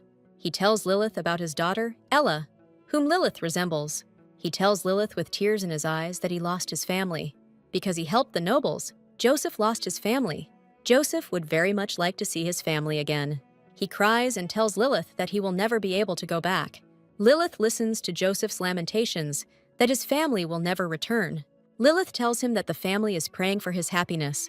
Lilith, if she were Joseph's daughter, would pray for him every day. She would like him to live a happy life and meet him in heaven. Joseph looks at Lilith in shock and doesn't know what to say. Lilith assumes the role of his daughter and comforts him. She asks Joseph not to get sick and to stop gambling. Joseph smiles for real. He is happy now. Enoch and Joseph stand in front of the open portal. Lilith hands him the toy and asks him to pass it on to Ella. Enoch asks Joseph what made him change his mind. He tells Enoch that nothing will make him change his mind. Joseph guesses who Enoch Rubinstein is. He decides to help Enoch in his plan for revolution. He knows that he will need money from the aristocrats for the revolution. Joseph wonders what made him help Enoch. But looking at Lilith, he decides to help our heroes. He wishes Enoch good luck and says that he can count on him. Enoch remains silent and looks at the dark portal in front of him. Joseph asks them to leave, as they must not be seen. Joseph asks him what he wants to get after the revolution, but, unexpectedly, something catches Joseph's attention. He looks in surprise at the transformed Enoch and his daughter. Enoch invites him to come to his estate. After this, our heroes disappear into a black portal. Joseph is perplexed by what just happened to the heroes. Lilith and Joseph run through the village, and Lilith asks what will happen to Joseph. Lilith asks Enoch if Joseph is unlikely to help them now. Enoch becomes curious about what Lilith is afraid of. He tells Lilith that she looks like she's in trouble if this man doesn't come. Enoch asks her if she wanted him to be friends with her. Lilith tells him about the revolution and that Joseph is their hope. He looks at Lilith in surprise. He doesn't dare say anything to her. But then, Enoch turns everything into a joke, looking at Lilith. He tells Lilith that if Joseph doesn't come, he will think of something himself. Lilith believes that she did everything she could to help her father. Suddenly, Enoch stops abruptly. He frantically remembers something. Lilith tells him that it's okay if her dad doesn't give her anything for her birthday. Enoch smiles and says that he will definitely give something. So they find themselves in their native castle, which is even cooler than before. Nordic and Enoch's sister are walking down the alley. They are furiously discussing something. Nordic ponders what gift he can give Lilith. The twins' mother reminds him that Lilith's birthday is a serious matter. She says that Lilith's gift must be serious and grandiose, but he says that it is unlikely that Lilith will like his gift. The twins' mother mentions that Lilith has no decent dresses. Suddenly, Nordic notices some movement in the bushes. Enoch, half naked and with a luxurious torso, is making something out of wood. His family thinks that Enoch is obviously crazy for doing something like that. A worried Ram runs up to them, and the twins' mother asks what's going on. Ram explains to the frightened family that Enoch is working on a gift for Lilith. He claims that Enoch wants to make the gift with his own hands. Nordic is in shock. They all don't know how to react to this. Lilith, covered in gifts from her brothers, pursues Cheshire. Cheshire decides that he will give her his gift and flowers in the evening. Cheshire knows he has nothing to do on Lilith's birthday. Cheshire abruptly jumps over the fence, leaving Lilith behind. Cheshire hears Lilith scolding him, but he leaves. Suddenly, Cheshire notices something, and he is shocked. Lilith climbs over the wall on her tiny legs. Lilith demands that Cheshire catch her and go eat cake with her. Lilith falls. Cheshire decides to catch her from below. Lilith falls right on top of Cheshire, and their lips touch. Lilith and Cheshire lie on the ground, kissing for the first time. Lilith quickly apologizes to Cheshire for the awkward kiss. Cheshire asks in surprise if Lilith is hurt. Lilith yells at Cheshire that it is his fault because he never listens to her. Cheshire apologizes, and Lilith demands that he give something. Cheshire gives her the lilac flowers, and Lilith is happy about it. Lilith becomes curious about what these purple flowers are. Cheshire calls the flowers Aristida, which shocks Lilith. Lilith realizes that she has heard something about these flowers. Cheshire saw these flowers at Enoch's and decided to ask about them. Enoch told him that these flowers were given for his daughter's birthday. According to Enoch, Aristide is a symbol of endless birth. Lilith thanks Cheshire with all her heart, saying that these are her favorite flowers. Cheshire looks at her with surprise, his ruby eyes. Lilith tearfully asks Cheshire to go with her to the party. Cheshire is shy, but still agrees. Everyone is celebrating Lilith's birthday, and there is a cheerful atmosphere. Lilith blows out the candles in her strawberry cream cake with all her might. Everyone around, the twins, Nordic and Enoch, congratulate our heroine on her birthday. Lilith says she is very grateful for today. Nordic and the twins' mother have prepared gifts for her, but they compete over the importance of the gifts. Her aunt slowly opens a flower-painted box that is practically glowing with light. Inside is a luxurious diamond necklace for a true lady. Enoch notes that Lilith cannot wear such a thing on herself. The twins' mother wants Lilith to wear this to the emperor's reception. Lilith promises that when she grows up, she will definitely wear something like this. Lilith takes the package from her grandfather and is curious about what he gave her. Nordic proudly tells her that he has decided to give the girl a land patent. Nordic bought a plot of land for horse riding, 100 arshins long. He proudly declares that Cheshire and Lilith will now be driving on this section. Cheshire feels awkward about such a luxurious gift. Lilith is in shock. She can't believe her own happiness. Lilith feels like the granddaughter of a rich billionaire. Leon asks Cheshire what he gave Lilith. Lilith says that he gave her her favorite flowers. Lilith says that these flowers are enough for her, but Cheshire was waiting for the right moment and gives her a gift.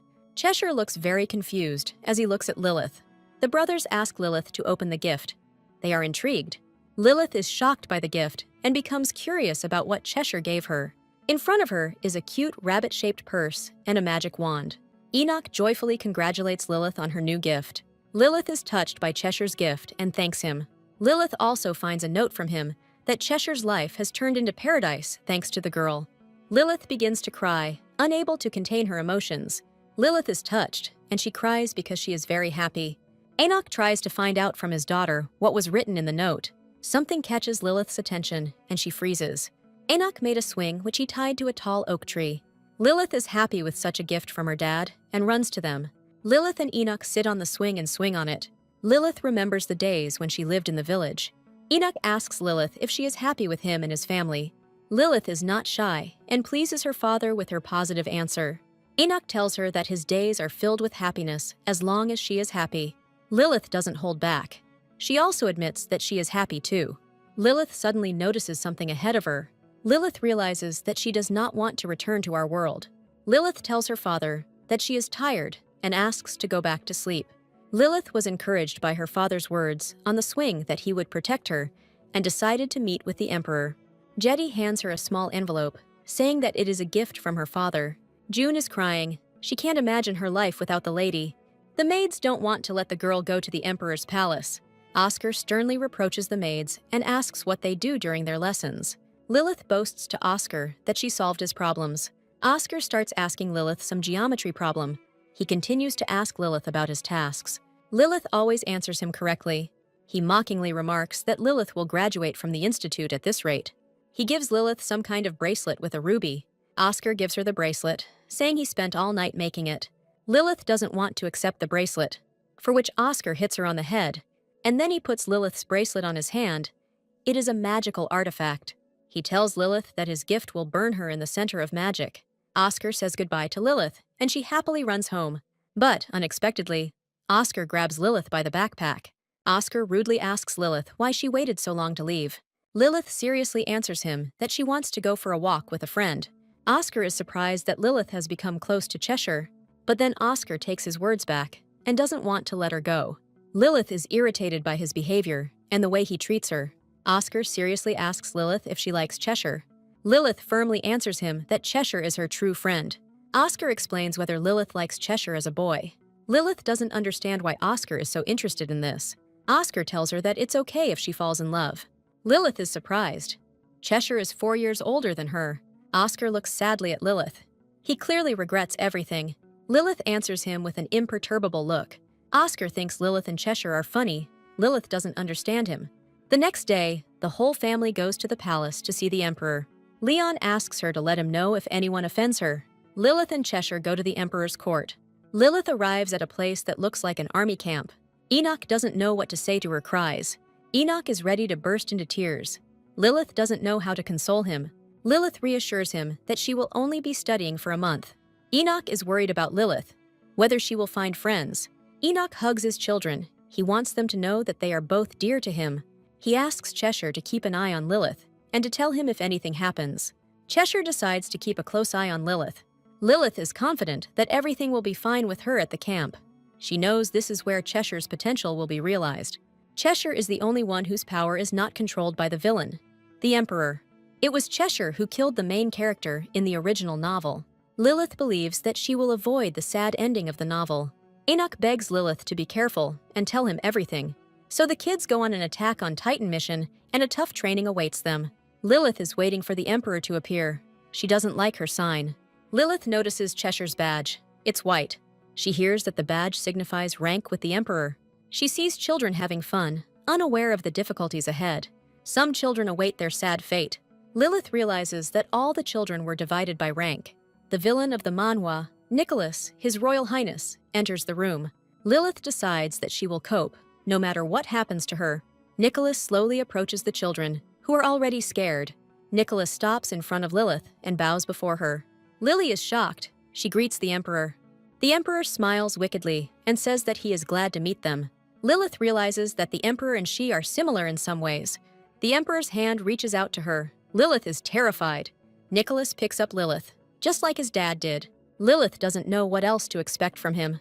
Nicholas, with a haunted expression, tells her that he had been waiting for their meeting. Lilith tries to turn everything into a joke, but she is scared of him. The Emperor coos over her as if she were his own daughter. He blesses Lilith to do great things for their country. Lilith. It seems like time has stopped around her. Lilith feels the power given to her by the Emperor seething within her. The Emperor asks her if everything is okay. He orders that special attention be paid to the development of Lilith.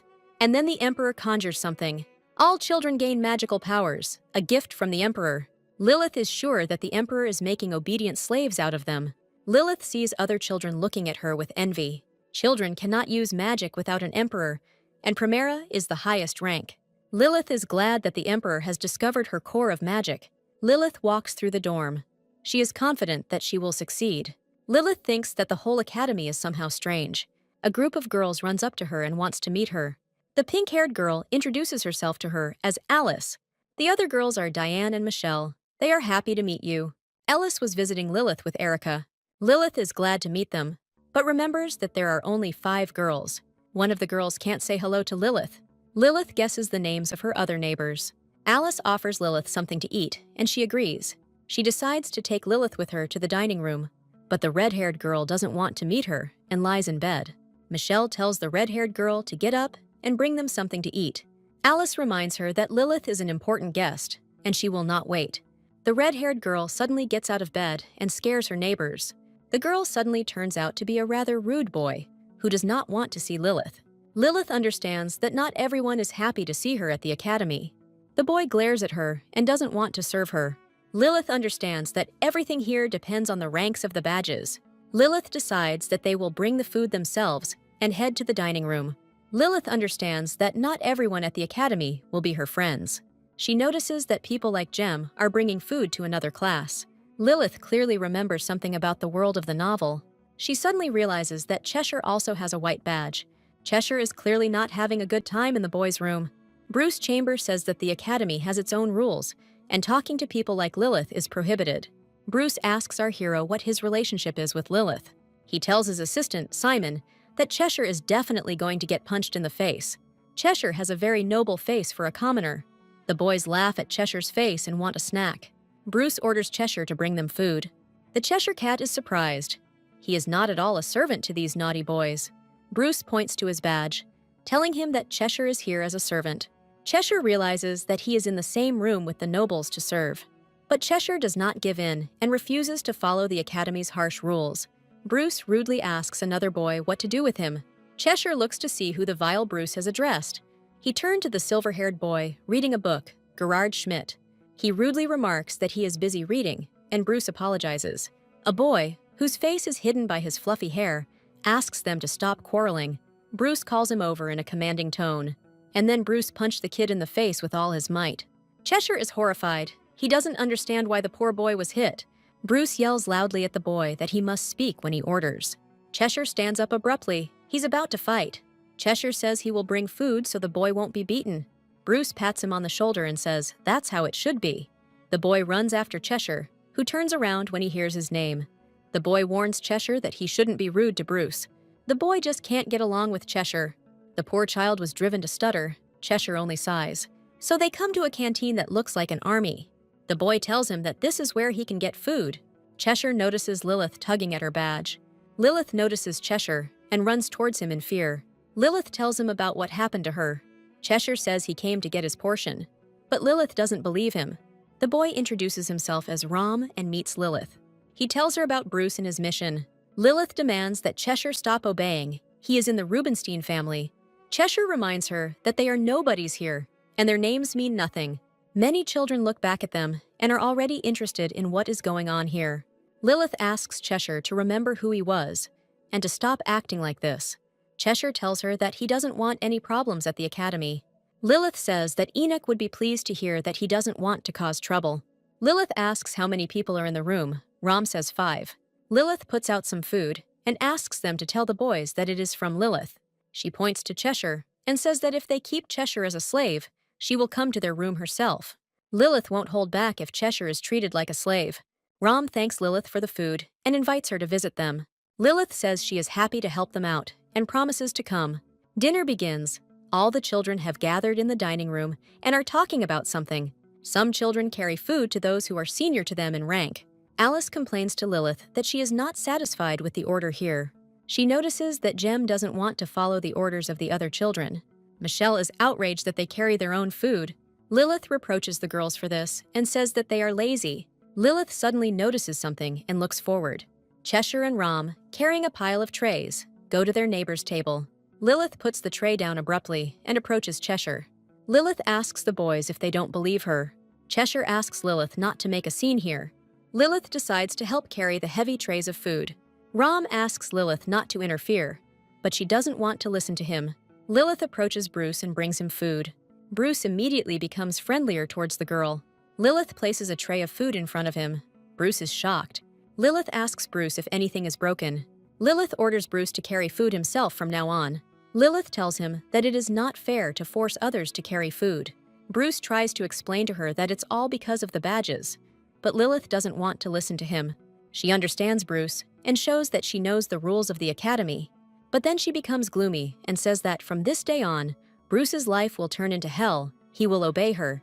Bruce is horrified. He is used to everyone bringing him things. Lilith sternly tells him that she will break his wrist if she sees him bullying Cheshire.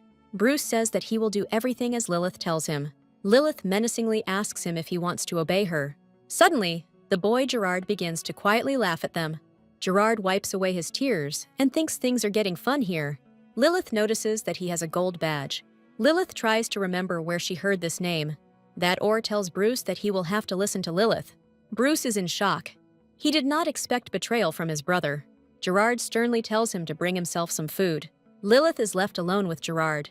He is a junior officer in the future army and was the one who helped Enoch in the revolution. Lilith knows that he is one of the villains of this story. Night falls, and the academy is enveloped in impenetrable darkness. Lilith reads letters from Rico, which contain all the information about the children. According to the information, Cheshire and Gerard are the same age and will fight in the revolution in the future. But history has changed, and Lilith wonders how history will go next. Lilith remembers the day she met Cheshire. She remembers how hunted Cheshire was when they met. We are told about Gerard. Unlike Cheshire, he is loved by his father. Gerard's brothers died in the war, and his father took care of his son, being overprotective. Cheshire was also loved by Enoch, but he did not care for him as much, and had different feelings for the boy. In the original novel, the ending featured a battle with monsters. There were too many monsters. They did not allow people to retreat. The battle was very difficult for Cheshire, and he was seriously wounded. Cheshire tried to appeal to the hero's common sense to stop the battle. Gerard smugly declared that if the swordsmen were tired, then let them leave. Gerard considers swordsmen to be pathetic scum and says that a true warrior will not leave the warfield. Cheshire is furious.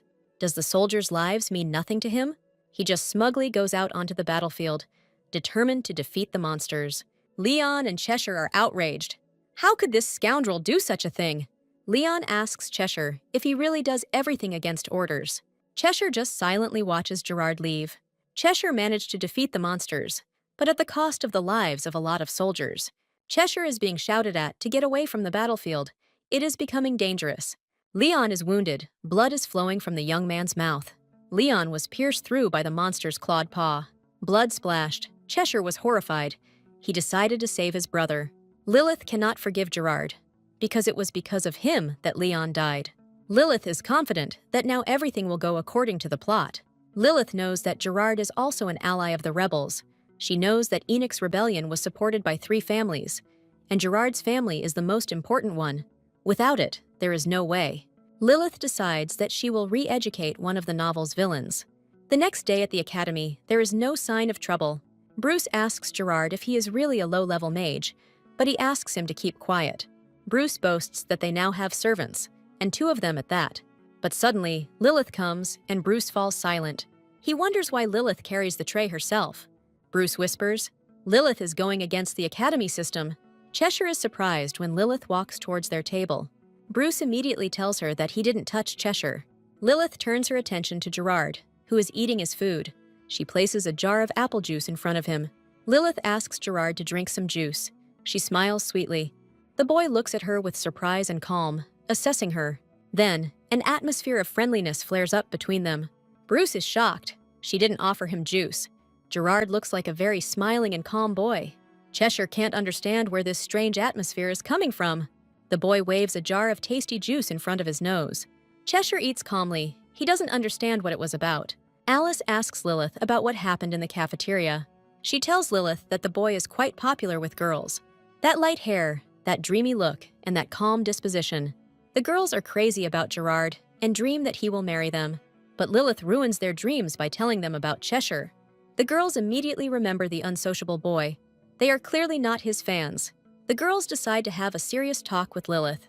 Alice wants to talk to Lilith about Cheshire.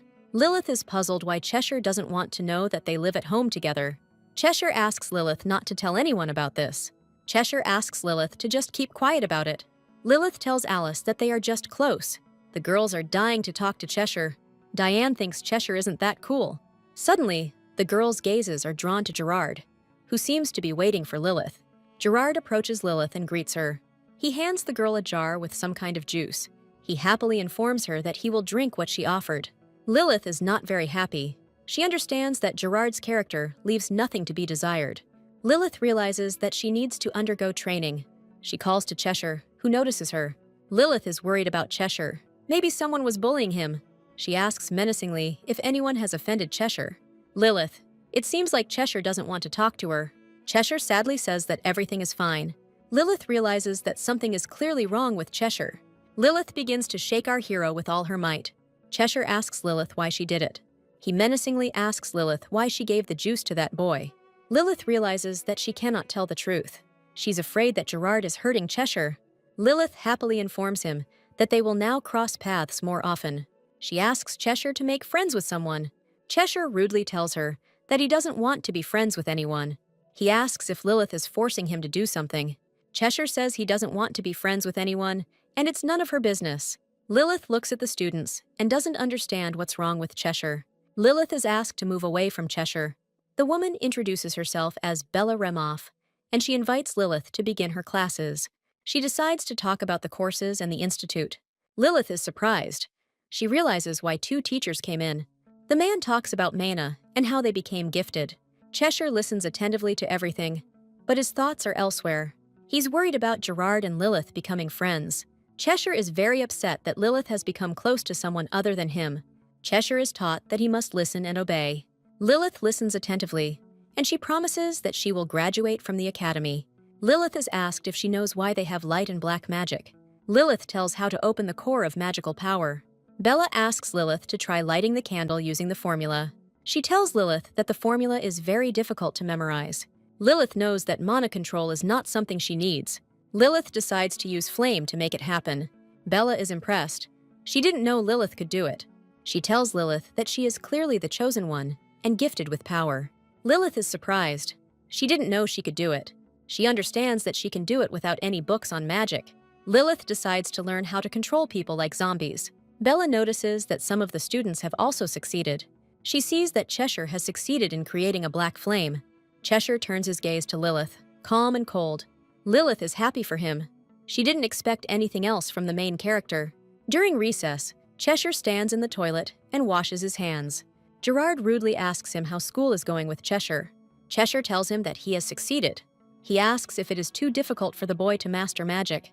Cheshire decides that he wants to bully him. Gerard looks at him cheerfully and asks about Lilith. He says they never just talked like that. The Cheshire Cat knows that he is a commoner, and his life is nothing. Gerard believes that Cheshire will be able to master magic. He tells Cheshire that he has decided to befriend Lilith. He asks Cheshire if he is jealous. He is shocked by Cheshire's answer that he is free to be friends with whomever he wants. You can't tell from Cheshire's face that he is happy about this friendship. Gerard laughs. Does Cheshire really mean anything to Lilith? He believes that Lilith is communicating with him because he has a beautiful face. Gerard asks Cheshire to stay away from Lilith. Cheshire suddenly stops Gerard. Cheshire tells Gerard that it is his business to be friends with Lilith. He tells Gerard that he was friends with Lilith before him. Cheshire sharply reminds him that he was her friend first. He says that he will stay with Lilith until she gets tired of him. He says he will show what he can do in the trash. Lilith became the meaning of his life and everything he would protect. Cheshire informs Gerard that he will not let Lilith go just like that. Lilith supports Cheshire, and they do homework. Lilith is surprised that Cheshire has already chosen his path at the academy. Lilith decides to fill out her own application about the academy. Cheshire is surprised when Lilith says she wants to take the same classes as Cheshire.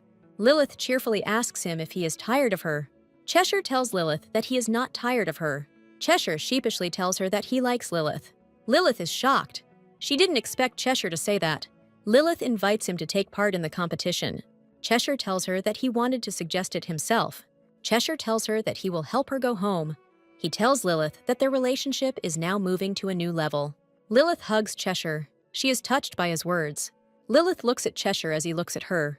Their faces are just centimeters apart. Cheshire grabs Lilith and hugs her tightly. Tightly. He asks Lilith to escape from the academy with him. Lilith agrees with Cheshire and wants to support him. The girls are delighted with Lilith. They like being friends with her. They ask Lilith about magical formulas, which the girl easily mastered. Lilith is asked to demonstrate her skills. Suddenly, a blue ball falls nearby. He is picked up by some boy who looks like a girl. The girls are delighted with the specialization that Lilith chose. Lilith knows she just chose a specialization, like Cheshire. Suddenly, Lilith notices a boy playing with a ball. Alice tells Lilith that this boy is Kale. She tells Lilith that the boy is studying at the academy, despite the fact that he is 5. She explains that Kyle is studying here because his mother is a researcher. Lilith asks what rank Kale's badge is, and finds out that his parents are of high rank. Suddenly, Lilith hears someone's child crying and turns around. Bruce takes the ball from the boy and celebrates that he doesn't like it. Lilith decides to intervene and save the boy from shame. She asks Kyle not to cry and promises that she will return the ball. Bruce notices Lilith, and he is clearly unhappy with this situation. Lilith demands that Bruce give up the ball immediately. Lilith gives the ball back and asks the child to calm down. But the child continues to cry even louder, and Lilith is terrified. Selena runs towards them, shouting her son's name. Selena hugs Kale and asks what happened. Lilith looks at her in shock. She has seen her somewhere. Kyle starts accusing Lilith of taking his ball. Lilith tries to explain that it wasn't her, but Bruce is no longer around.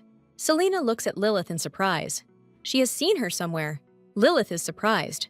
Why is Selena looking at her so strangely? Lilith holds out the ball and apologizes for taking it. Lilith suddenly notices Selena's strange look. She suddenly remembers something, looking at her badge. Oscar's words about her mother echo in her ears. Lilith realizes that Selena appears in front of her. Lilith is shaking all over. She didn't expect this. Lilith tries to justify herself, looking at Selena. Selena abruptly takes the ball from her and walks away with her son. Lilith yells at Selena to come to her. Lilith is left alone, shocked by such a cold attitude.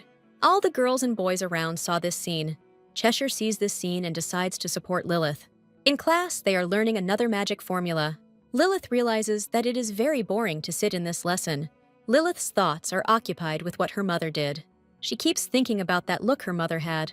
Lilith is pulled out of her dark thoughts by Cheshire, who is nearby. He timidly asks Lilith if everything is okay with her. Lilith tries to concentrate on her studies. Cheshire just watches. Lilith tells Cheshire that she seems confused. He asks Lilith if she knows this woman. Cheshire tells Lilith what he saw happen, but Lilith clearly doesn't want to answer this question.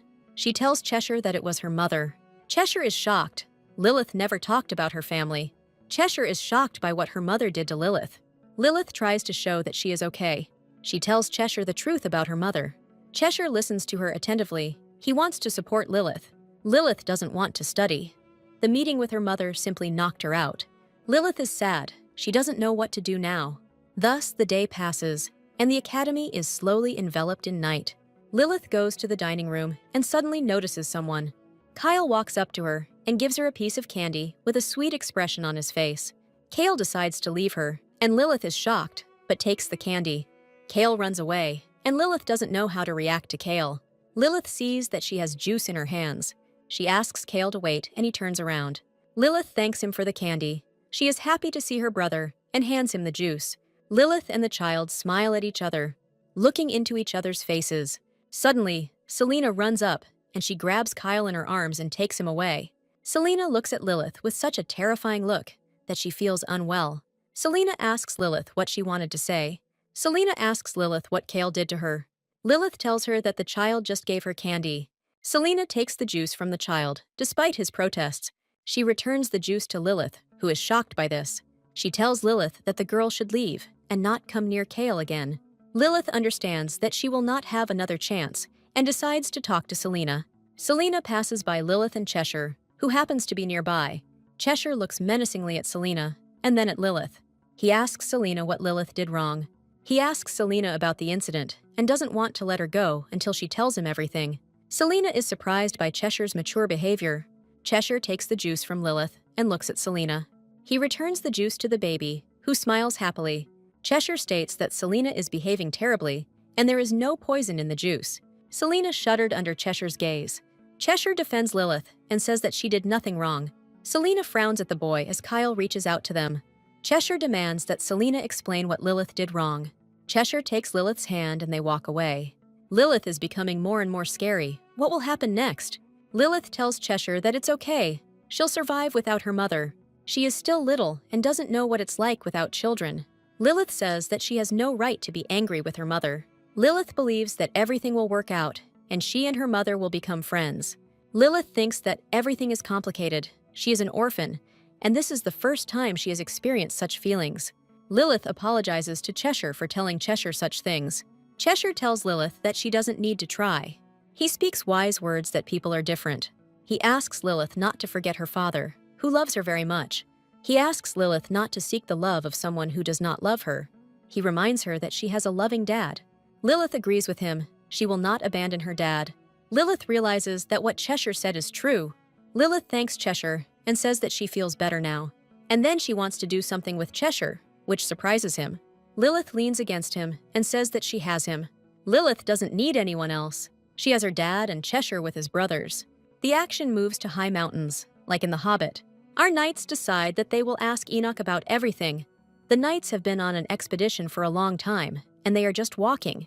Axion rudely asks how many days they have been wandering like this. Then the action switches to Enoch, surrounded by blue flames. We are shown the werewolves that Enoch defeated. Enoch cuts and chops the wolves right and left. Enoch asks the knights if they want to rest. He abruptly asks the knight if he wants to rest. He says no, and Enoch suggests continuing on. The knight tells him that he still hasn't completed his training at the academy. Enoch calmly declares that his daughter will graduate from the academy and will not be stuck there forever. The knight supports Enoch, saying that everything will be fine. Enoch is gloomier than ever in his life, so talk of Lilith ceases. Axion nods sympathetically to the knight, realizing that he was caught in the crossfire. Enoch asks them if they have eaten, but they remain silent. Enoch remarks that he misses Lilith very much. He is already furious. He has almost forgotten his daughter's face. Axion reminds him that only a day has passed. Enoch doesn't know what to do. He's afraid to forget his daughter. He is worried about how Lilith is doing at the academy. Axion says that Lilith is enjoying life at the academy and is trying to forget Enoch. The knight cheerfully asks Enoch how he plans to marry off the girl. Enoch turns his gaze to the knight in anger. Enoch begins to speculate about what will really happen. He decides to live with the girl all his life, even if she gets married. At this time, Lilith thinks about where Cheshire is. She's looking for First Circle mercenary Jamion Trock. She asks Cheshire about the guy she's looking for. Cheshire proudly tells her that he has no friends. Lilith tells him about Jamion Trock and asks him to find him. Cheshire, on the contrary, becomes jealous when he hears about the boy. Lilith asks in surprise, "What does it matter to Cheshire? Is he really in love with her?" Cheshire is surprised that she is looking for a guy whose face she doesn't know. Lilith says that Cheshire talks so strangely, as if she was in love. Cheshire critically remarks that she likes beautiful people. Lilith tells him that this is all a misunderstanding. Lilith realizes that this looks terrible. She wonders what she would say to Cheshire if he weren't so handsome. Lilith slaps the table and tells him to listen carefully. He tells Cheshire that she likes him as a person.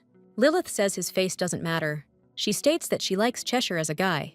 Lilith says she wants him to know how she feels. Cheshire calms down and asks the name of the person she is looking for. Lilith tells him that he is smart and could help Cheshire. Lilith claims she's having trouble with math again. She decides to definitely graduate from the center with straight A's. At this time, the boy Lilith was looking for was brutally beaten. Lilith runs at full speed to prevent this. It turns out it's Jem and Lilith asking if she's okay. Jem turns away with disdain and doesn't look at her. Lilith glares at Bruce and asks why he did it. Bruce claims that the boy, or girl, it's hard to tell, is to blame. Lilith rudely asks him when he began to establish justice. Bruce turns to Lilith, and she looks at him. Bruce has a big bruise across his entire cheek. He claims that this boy hit him with all his strength. Lilith decides to sort out the situation and asks what is going on. Jem claims that Bruce beat him up first. Jem and Bruce start arguing about who started the fight first. Lilith separates them both, saying that this is wrong. Lilith asks if Bruce hurt Jem on purpose. She reminds him that the icons are meaningless, but Bruce thinks otherwise. Bruce explains that this is the Academy's procedure. Lilith realizes that Jem acted in self-defense. She orders that these people stand in a row. Lilith doesn't understand what's wrong with their heads. She hit Bruce with all her might, determined to show him who was boss. Lilith asks why he raised his hand against Jem. Bruce will now be beaten for breaking Lilith's rules. Lilith mentions that Bruce and she are of the same rank, but she doesn't act like it. In the end, Lilith beat the boys for their behavior. Lilith tells Bruce that since he doesn't understand, it will be bad. She states that this will serve as a lesson to them. Jem is amazed that Lilith stands up for him. Lilith declares that she will not limit herself to just blows to the shins. A little later, she heals Jem's wound. Lilith complains to Jem that she's in a tough spot. Jem looks terrible. He realizes that he is in trouble. He says that he will do everything himself, but Lilith stops him. Jem thanks Lilith for bandaging the wounds. Lilith is surprised that Jem can actually say thank you. Jem says he can be a polite child, but he just doesn't want to.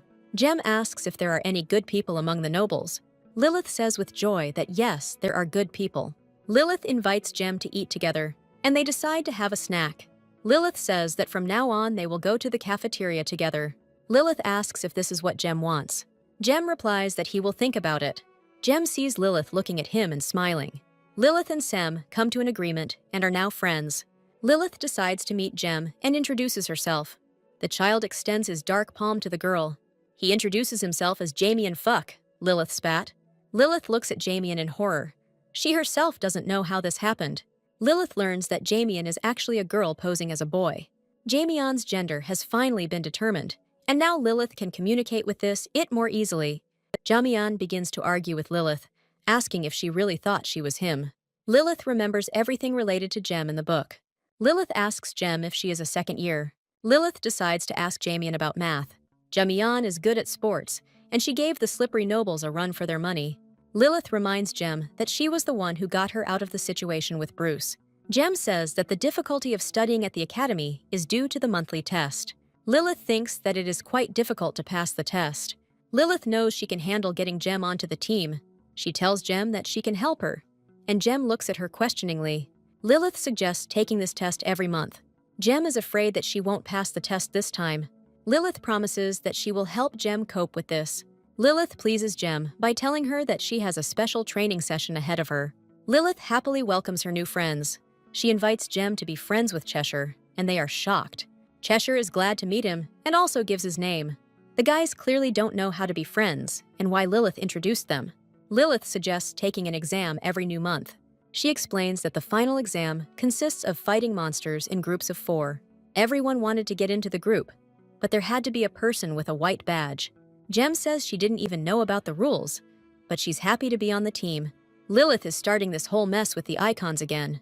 Lilith knows that badges don't matter, and that Jem and Cheshire are the future warriors of the kingdom. Lilith suggests hiring a group of white badges to graduate faster. Jem is surprised. She hasn't heard of more white icons. Jem promises that he will try his best. Lilith asks Cheshire for permission for them to study together. Jem is absolute, confident in her abilities, and wants to show Lilith something. Jem puts on the cuffs and says that he will not let Lilith down. Lilith listens to Jem boast about her new purchases. Lilith is looking for something in her bag and shows a bear. Lilith takes out Lara's magic wand and shows it off. Cheshire is horrified. He doesn't understand why Lilith even took this to the academy. This is how their new day at the boring academy begins. We are shown a chemistry lesson where a girl named Sophia gets a C for her experiment. Then the professor turns to Lilith and sees what is happening.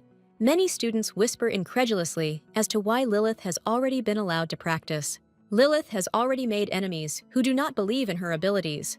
Lilith hears all these whispers, and she doesn't like it. Lilith decides to use the wand for her own purposes. Lilith creates a flame that lights candles itself.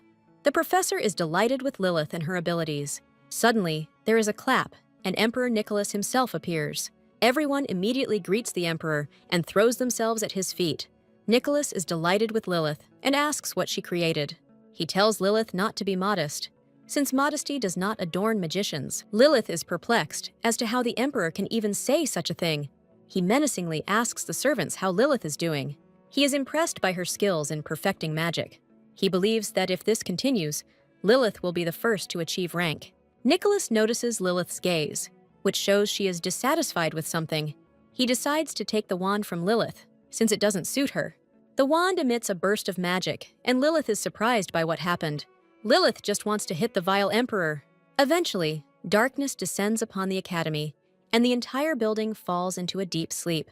Lilith decides that she should wear the bracelet that Oscar gave her.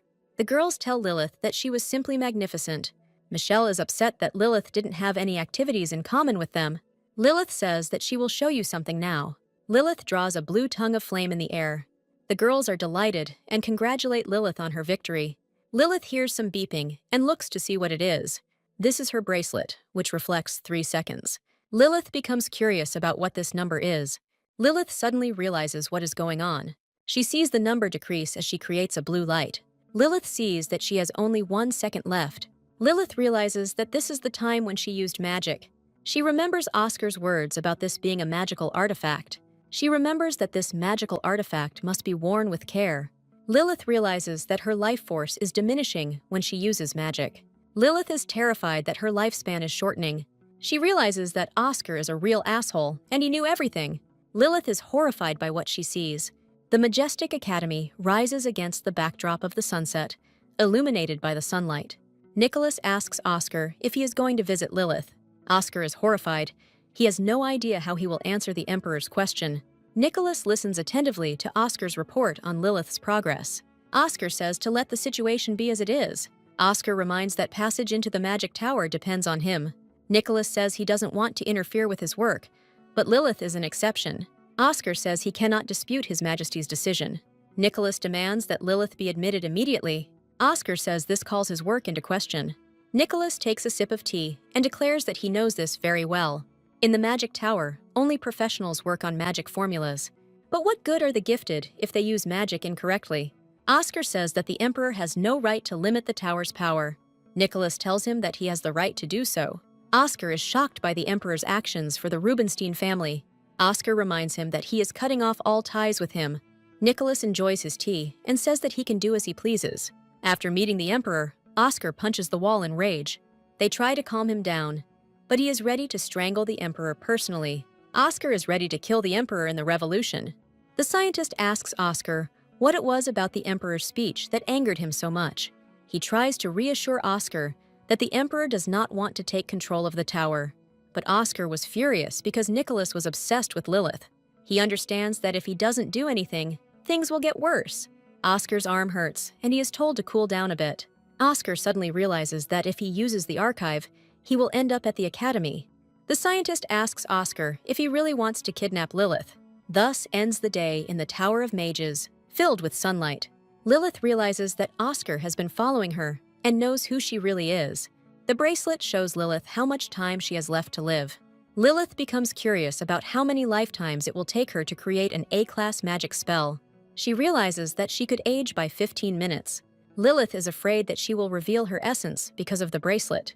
Lilith understands that she needs to be more careful because Oscar knows everything about her. She understands that she must beg Oscar not to expose her. The guys see some strange magician in their academy. It turns out to be Oscar, whom Lilith is not happy to see. She hears what the guys are saying about him. Oscar happily approaches her and says hello as usual. He says that he forgot to remember about her. There are onlookers around them. Oscar suggests that she go and talk somewhere else. They come out into a forest full of cute animals and chirping birds. Lilith cries out piteously to Oscar, asking him to listen to her. Lilith asks Oscar to forgive her and not do this to her again. Oscar laughs when he hears her, a ringing laugh. He asks Lilith about the bracelet, and she blushes.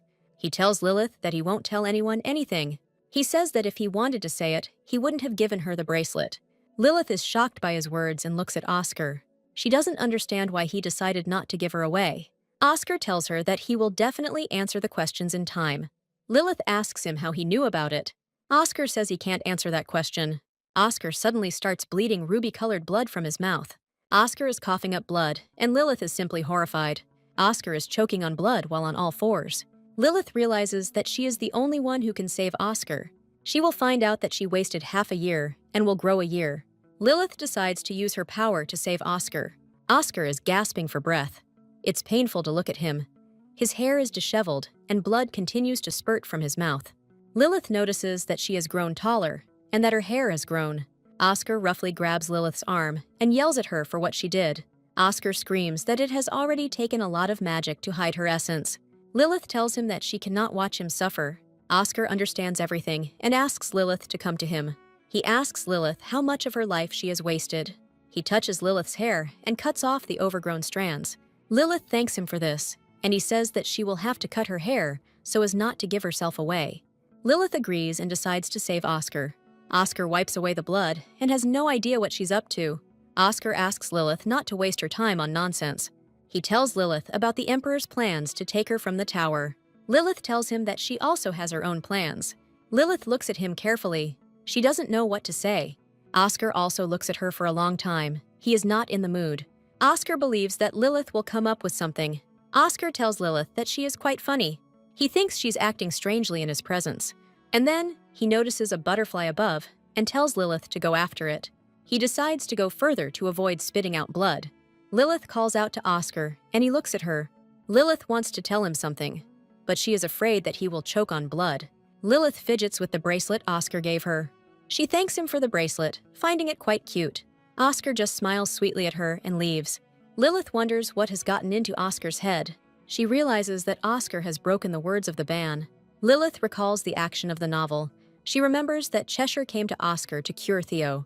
He shocks Oscar by saying that he has decided to break the ban. The ban is a magic that is not subject to any of the magicians, and it is a kind of rule in the magical world. Only the Emperor can use the ban, and then only with caution. Oscar asks him what Cheshire wants from him. He reminds him that Theo's illness is incurable and is beyond Oscar's control. He tells Cheshire that he is unable to heal Theo. He tells Theo that if he makes a mistake in magic, the ban will punish him. He throws a book on magic in Cheshire's face, who is horrified. Oscar tells him that if he is determined, he should dig into the book of his ancestors. Lilith understands that magic has punished Oscar, and he does not have long to live. Oscar knows Lilith's true nature and can tell the Emperor everything. Lilith believes that he remembers the time rollback. She hears the students whispering ahead. Jem and Bruce start a fight. They use magic. Bruce attacks Jem with his hand glowing with blue flames. Jem takes a crushing blow to the chest and falls against the wall. Lilith intervenes in the fight. She makes Bruce come to his senses. Bruce doesn't listen to her and attacks again with his turquoise magic. Jem throws Lilith aside, saying it's dangerous. Lilith closed her eyes, and she doesn't see what's happening now. Emperor Nicholas intervenes and breaks Bruce's spell. He states how dare he perform such magic. But then it turns out that this is not the Emperor. The man introduces himself as Alexei Antras, who will teach magic. Alexei is one of the strong Dosovs. He is also the leader of the army in the revolution. Alexei is the twins' father and Lilith's uncle. He's really cool. Lilith thanks Alexei with all her heart for helping her. He tells Lilith that she doesn't need to thank him. Alexei traveled a lot. He tried to cure his son. He was even ready to storm the tower to get his son cured. He knows that the tower contains a magic formula that is useful in war. Lilith is horrified. Is it possible that they are studying how to resurrect the dead in the tower? Alexei asks her if she knows the formula to help him. He then says that he himself does not know such magic. He says that this would require about 1,000 magic formulas. Alexei tells her that he is not capable of such a thing. He tells Lilith that everything comes with a price. He believes that necromancy must be paid for with the caster's life. At this time, Oscar is resting in his chambers. Oscar throws back his cute head and thinks about something. He believes that the revolution will bring joy to ordinary citizens. But the revolution brought grief to the main revolutionary, Enoch. Oscar then asked him why he fought for his daughter. Oscar reminds him that it was he who raised the girl. Lilith had her identity taken away and her brainwashed. The first thing the Emperor ordered was to impose full submission on the girl. After this incident, the girl's life was shortened by 30 years. Oscar asks Lilith her name and tries to talk to her, but Lilith didn't remember her name and repeated one phrase. Lilith talked only about Dad and Dad all the time. Enoch holds his daughter's lifeless body close to him and cries. Oscar tells him that Lilith was no less dear to him than to Enoch. Oscar's hands clench into fists, and he says he couldn't protect Lilith. He reproaches Oscar that what happened to her is Enoch's fault, not the Emperor's. Oscar asks him to say Lilith's name, because he never knew her name. Oscar looks at Lilith's lifeless face, like a porcelain doll, and tenderly whispers her name. Oscar looks at Lilith's face in shock and doesn't believe Enoch. Oscar tells him that Lilith is his beloved daughter. Oscar asks Enoch if he wants to bring Primera back again. Oscar tries to persuade him not to turn back time. He reminds him that if he does this, the country will perish. Enoch hugs Lilith and asks him to return his daughter. Oscar just watches him silently and agrees. He seriously asks Enoch if he is ready to die for his daughter. Enoch looks at him seriously and says yes. Night falls and the academy turns crimson. Jem is training hard to control his power. Cheshire is also not inferior to Jem and trains no less diligently. Lilith realizes that he is only becoming stronger. Cheshire asks her why Lilith has such a tear-stained face. Lilith is worried that she won't be able to survive. Lilith realizes that her time is running out. She is afraid that if the Emperor finds out about her, then everything will go as in the original. Lilith doesn't want to die at the hands of the Cheshire in front of Enoch. Lilith decides to ask Cheshire what will happen if she becomes a demon and starts killing. She asks Cheshire what he would do if he had to kill her. Cheshire is silent for a long time and thinks about what to answer her. Lilith asks him not to kill her and to find another way. Cheshire tells her that he is not as kind as she thinks. He says that human life is worth not killing. Cheshire calmly tells her that he is not a good person. He will not hesitate if that moment comes. He asks Lilith to continue to be by his side. Cheshire seriously asks Lilith if she will be by his side. Lilith says that she will never leave him and will stay close to him. Cheshire promises her that he will be there too. Lilith and Cheshire vowed to be together no matter what happened. Cheshire promises her that if she becomes a demon, he will go to hell with her.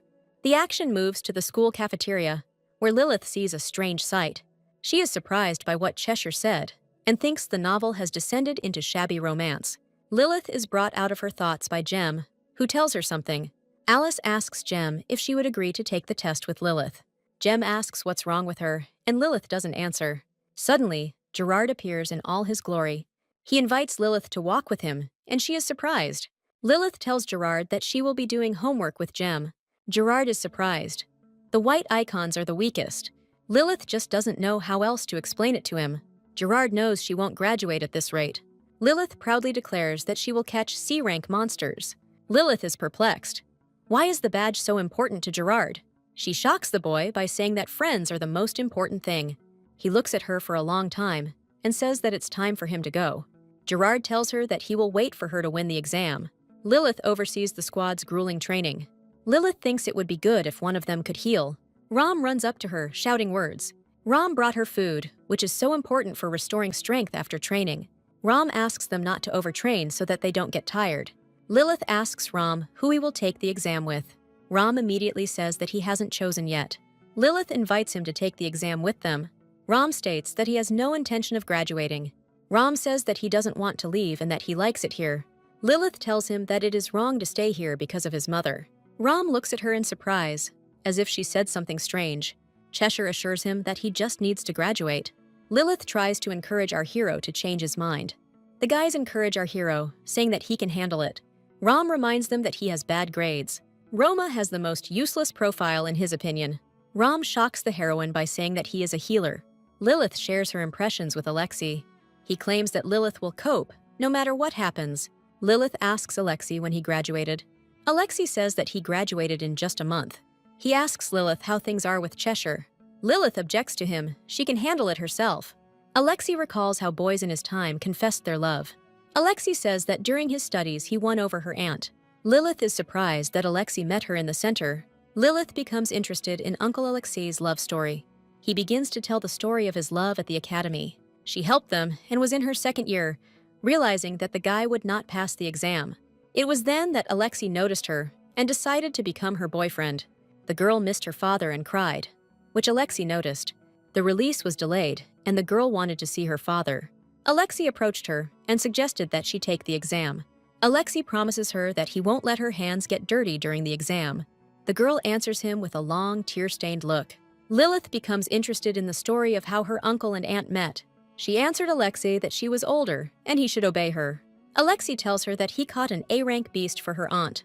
If you catch such an animal, you can get 1,000 points. Lilith is happy for her uncle that he was able to catch such a beast. Cheshire tells Lilith that he will catch such a beast for her. He also repeats his uncle's words, and Lilith is shocked that history is repeating itself. Lilith comes to Cheshire and asks him to start training. Lilith brought something to Cheshire, something huge and heavy. Cheshire opens her gift. It turns out to be a two-handed sword. It turns out that Lilith gave the boy the hero's sword, Lewis. Lilith thinks that Cheshire doesn't like the sword, which shocks him. But Cheshire is delighted with Lilith's gift and wants to try it out. Jem asks Cheshire if he's okay and if he succeeded. Jem states that Cheshire should do more than just thank them, as the sword is so difficult to find. Lilith assures that even a simple thank you is enough for her. Lilith suggests that they go quickly to the training ground. As Lilith walks, Cheshire suddenly stops her. Cheshire promises Lilith that she won't even lift a finger. Lilith is surprised by his promise that he will catch the beast. Lilith agrees that he can help her catch the monster. Cheshire promises Lilith that he will deal with the monster for her. Lilith is horrified. She didn't expect that he would act like Alexei. Cheshire and Jem ask the boys to stay, and they will get the monsters. Jem easily tears monsters into several pieces. Cheshire is also on top. He defeated the werewolf. Lilith is delighted, as is Ram, with her friend's actions. Lilith twirls the wand in her hands. She promised only to watch. The bracelet shows Lilith that she has 5 minutes for everything. She learns that if she kills 10 monsters, she will age 25 years. Lilith watches with sadness as Cheshire kills the monsters. Jem brings them the monster cores and demands that they eat them quickly. Cheshire asks Ram to wait for the cores to be absorbed by Lilith. The boys run away, and Lilith asks them to wait for her. She sees that the monsters they killed are worth 2 points. Cheshire brings her even more monster cores. Lilith is shocked. Lilith asks if they should go. Ram asks where they should go, and Cheshire agrees. Cheshire wants to go to Fortress Cliff, where the most dangerous monsters live. Ram tries to dissuade our heroes from this idea. Jem happily informs them that she brought more. Lilith invites her to go to the cliff. She agrees. So, our heroes arrive at a high mountain that blocks the sun. The guys are worried. Are the strongest monsters really here? Jem is worried that she won't catch the monsters, and Ram is worried that he won't graduate. Cheshire reassures them, saying that they can defeat the monsters. Lilith looks at the bracelet. She is afraid that she will not cope. Jem is upset when she learns that Gerard's team has already scored a lot of points. Ram sees their opponent's team operating in the distance.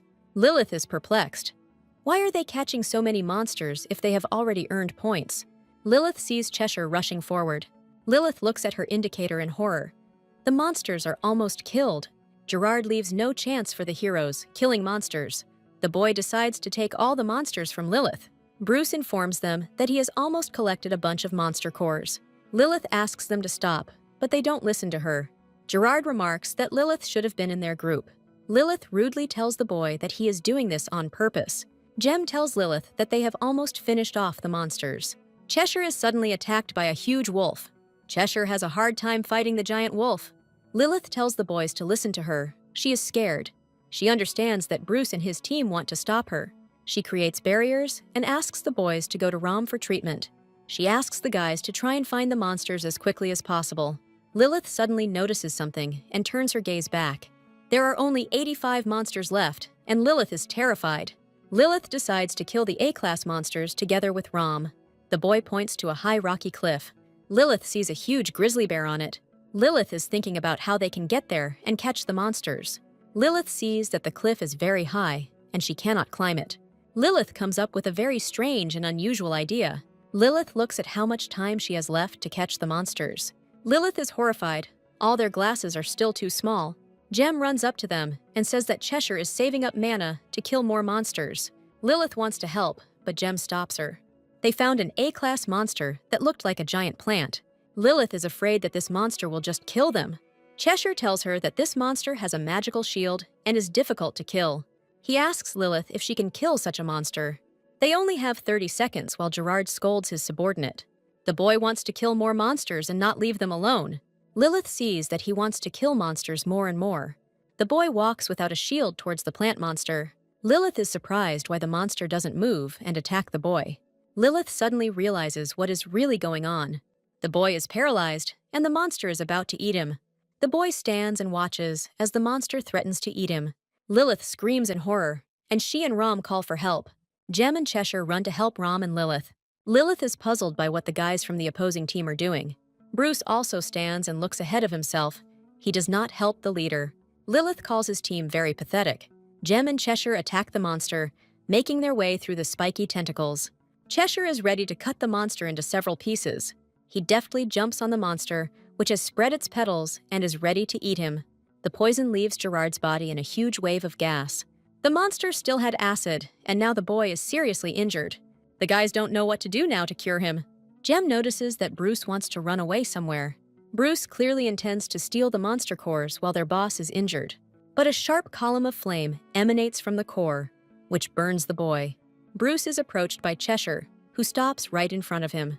Bruce believes that Cheshire arranged everything and blames the boy for it. Gerard orders Bruce not to touch the boy and to let him go. He tells Lilith and Cheshire that they can catch the monsters. Lilith is worried that the boy needs proper treatment. Gerard seems to be tormented by his conscience for his actions. Ram is shy, but he is confident that he can cure him. The guys are against Ram treating the boy. Lilith gives the monster core to Romu, sharing her victory. Lilith asks Ram to absorb the core and cope. Cheshire reminds her that she only has a month left to graduate from the academy. Lilith proudly declares to him that she will catch the grizzly and win. Lilith orders him to heal him quickly, but Gerard's hand stops her, clinging tightly to hers. Gerard tells her that they need an A-rank spell to get them out of here quickly. Lilith sternly scolds him for not scoring as many points. Gerard is silent. He doesn't know what to say to her about this. Lilith sighs heavily. Gerard is simply hopeless. She tells him to do things without her, and that he only gets in the way.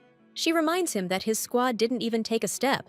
Lilith notices that Gerard has a very handsome face. If the boy had a nice character, he would be better. Lilith sets out to find a way out of the forest.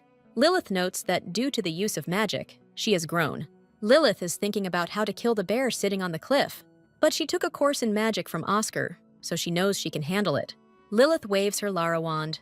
Lilith gathers all her strength to bring down the avalanche. Lilith succeeds, and she is happy about it, having received the core. We are shown an educational institution for additional training. The guys are already celebrating their victory and believe that they will graduate. Jem wants to form his own squad.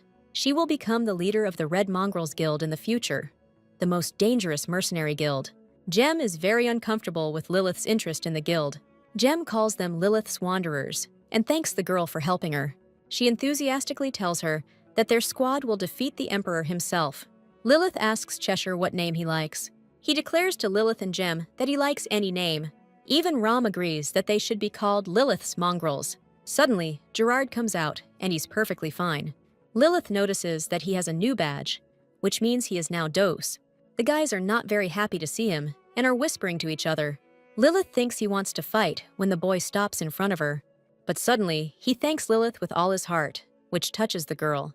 He promises the guys that he will definitely repay them. He turns to Cheshire and asks for his forgiveness. The Cheshire calmly answers him that he has already forgotten everything. The boy leaves, telling Lilith that they will definitely meet in the future. Lilith tells him that he looks incredibly cool. The boy turns to her and smiles his sweetest smile. Lilith is asked to go to the research center to receive a rank. Selena is waiting for her at the machine, looking like all those mad scientists from the movies. Selena looks at her daughter in surprise as she walks in. Lilith ended up with her, which infuriates Selena the most. Selena congratulates Lilith on her victory and coldly orders her to move on. She tells Lilith that she is now casting a spell. She calls Selena Mom, and this irritates the woman the most. Lilith apologizes. She understands that her mother doesn't need her. Selena doesn't know what to say to her daughter's apology. She allows Lilith to call her whatever she wants. Lilith decides to ask Selena about her rank. Lilith is crying. She doesn't dare ask her mother for anything, but she still asks the woman to hide her rank. Lilith asks the woman to lie to the Emperor and give her a rank that will prevent Lilith from going to war. Lilith cries and says that she didn't want to send Kyle to war. Selena is shocked by Lilith's bold request. She understands that her daughter wants to hear that someone is concerned about her. Selena lowered her head. It seemed like she was thinking. Lilith cries when she hears her mother's answer. She says that she won't do this, and that Lilith will be protected by her father. Lilith asks her if her dad is really protecting her by killing people. Lilith apologizes again. She just asked her mother about everything. Selena ponders her daughter's request while standing at the machine. But suddenly, the device tells her that Lilith is incapacitated. Lilith's mother thinks that the whole problem is that the device simply broke down. Selena turns her gaze again to the frightened Lilith. Lilith stands in front of her, all in tears and not believing her mother. Selena understands that Lilith did this, and not consciously. Selena is shocked by what her daughter did and cannot hide her amazement. This is how she learns that Lilith has the rank of Primera, which no one else has. Selena suddenly has a headache and almost loses consciousness. Selena looks in surprise at the capsule where her daughter stands. Selena is surprised that her daughter has achieved the rank of Octave. She informs her daughter of everything, saying that Enoch will be pleased with this rank as well. Selena sighs with relief. She is tired of her work. Thus, Lilith receives the rank of Octave, which is written on her bracelet. Lilith didn't expect her mother to be here at all. She remembers the terrible look her mother had. Lilith wonders if her mother will turn her back on her. As in the original, she decided to shift the entire burden onto the girl's father. Lilith expected nothing from her terrible mother. Lilith walks down the corridor. She sighs heavily. Suddenly, Lilith notices someone in front of her. This is Bruce, who doesn't believe that Lilith has such a rank. Bruce starts laughing at her. Lilith is not in the mood to listen to him. Bruce pokes her with a fat finger and laughs that the girl has such a small reserve of mana. Bruce tells her in a mocking tone that she and Cheshire are on the insect level. He pushes the girl with all his strength onto the cold and rocky floor. And then his powerful foot tramples Lilith into the cold floor. Bruce tells her that how dare she mock him if she has such a low rank. Lilith reminds him that he was the one who started the bullying. But then Lilith notices something and turns her gaze to this something. All the students of the academy laugh at her when they see this picture. Lilith finds herself in the center of attention, and everyone laughs at her. Bruce tells the girl that she is not leaving, and he is just getting started. Lilith reminds him that her father is not Octavie. Bruce tells her that it doesn't matter who her father is. He believes that the girl is a disgrace to her family, and Enoch will simply throw her away. He reminds Lilith that her entire family is Dose, and she is an Octave. Lilith asks Bruce if he would have abused his family if they were Octave. Bruce turns purple with anger and tells her that she has completely lost her fear. He grabs something and decides to kill the girl who is cowering on the floor. He charges some object with mana and wants to kill the baby. Lilith closes her eyes from the bright light that comes from Bruce. But the sounds fade away, and Lilith slowly opens her eyes. In front of Bruce stands Cheshire, who is clearly not in a good mood. Cheshire is simply furious at what he wanted to do to Lilith. The inscription Dose proudly flaunts on his wrist. Cheshire wants to take Lilith away from here, despite the whispers of the students. Cheshire tells an astonished Bruce that he will break his fingers. Bruce hides his hand behind his back in fear, and the guys look at him. Lilith realizes that Cheshire did nothing to Bruce. Cheshire slowly walks towards Bruce, looking at him. Cheshire is seething with rage, and Bruce is very scared. Lilith realizes that Cheshire is simply furious about what Bruce did. They are found by Jem, who invites the boys to the dining room. Jem and Rom look at Lilith and Cheshire's badges in surprise. Jem asks Cheshire if he swapped badges with Lilith.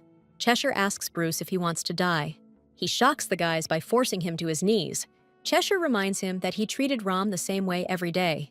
Bruce is forced to comply and apologizes to the guys. Lilith realizes that Cheshire is simply furious. Lilith knows that Bruce is a nasty guy and won't get away with an apology. Even after accepting the apology, she doesn't feel any better about the situation. Jem is outraged by Bruce's behavior and praises Cheshire. Jem says that the badge really does have power, which makes Roma happy. But then, Jem falls silent, remembering Lilith. But she doesn't care. Lilith is grateful to Cheshire for coming to her aid in time. He asks Lilith if she likes that he got on his knees. Lilith cheerfully says that Bruce should have been taught a lesson. She remembers that everyone now fears Cheshire, when before they despised him. Lilith still doesn't understand how cool the situation with the badges is here. She was born of Dose, and no one openly despised her. She remembers how kind everyone was, without any rank. Lilith had long since realized that her family was unusual. The guys don't know how to support the upset Lilith. Cheshire tells her that her family was not unusual. He recalls how Enoch was against the bullying of Cheshire. Enoch taught him that bullying the weak is very bad. Cheshire tells Lilith that one day her family will no longer be called weird. Lilith is surprised by his words. They seem strong to her. Lilith tells Cheshire that her dad was always strong. Cheshire apologizes to Lilith for scaring her. Rom supports Lilith and thanks Cheshire for protecting him. A group of scientists passes by and discusses Lilith. Bella informs Lilith that further testing is needed. Lilith realizes that she won't be left alone.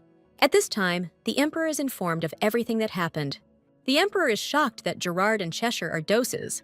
The Emperor reads the newspaper. He needs a child of high rank. His gaze shifts to Lilith's photo in the newspaper. Nicholas turned purple with rage when he read the newspaper.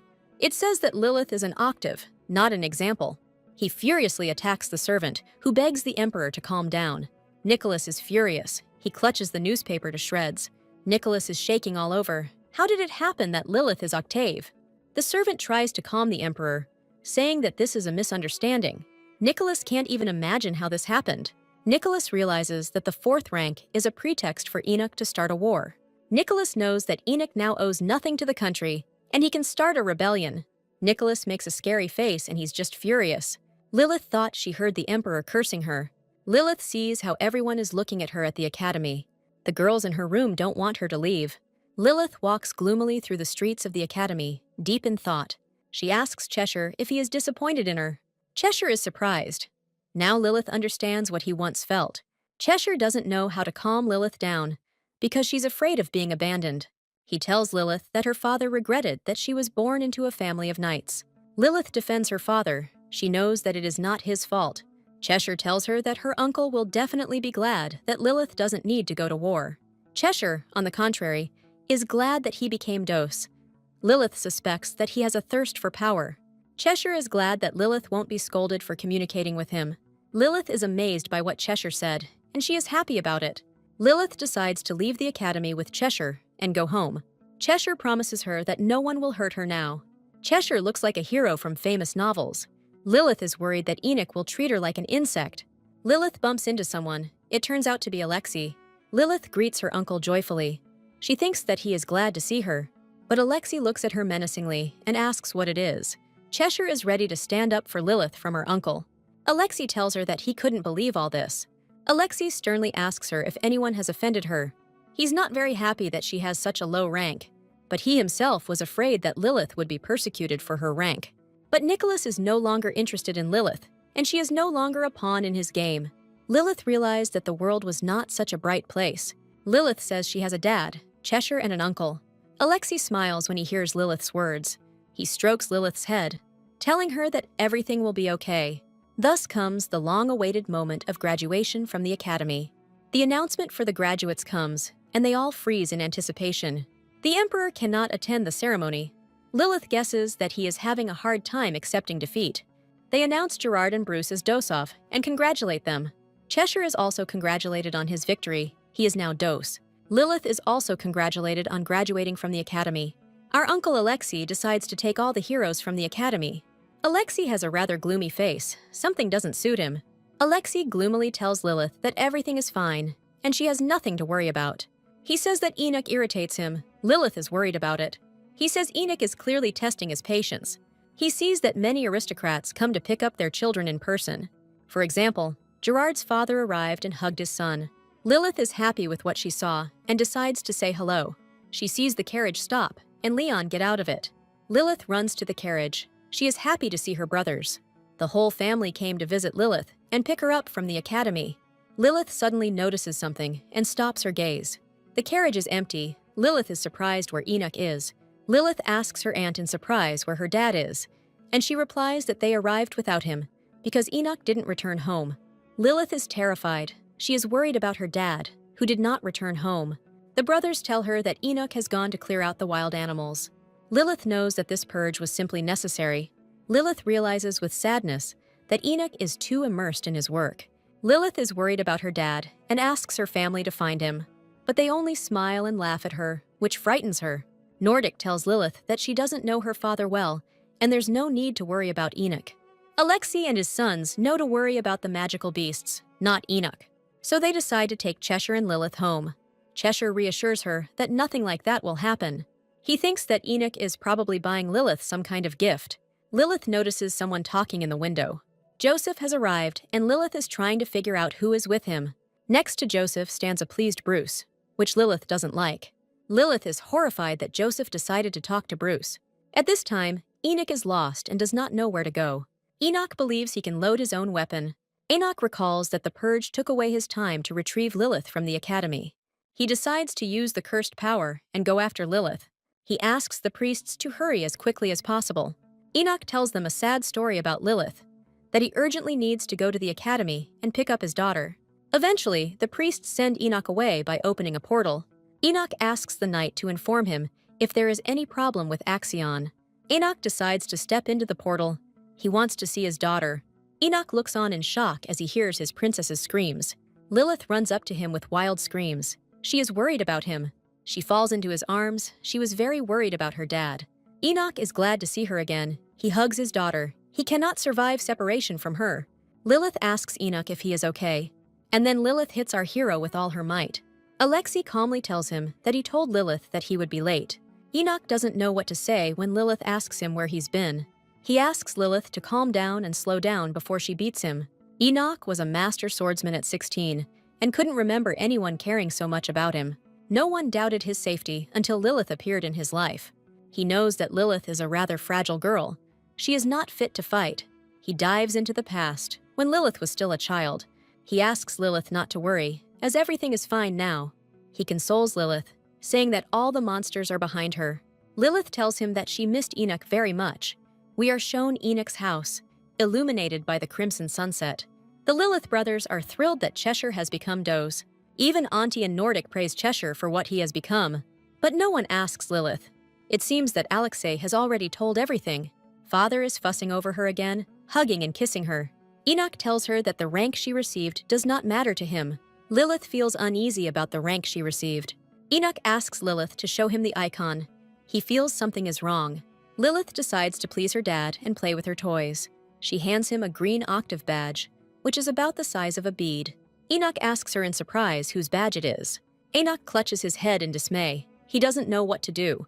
Enoch mutters under his breath that such a thing is completely impossible. And then Enoch gets embarrassed. He says that he has forgotten what it is like to be happy.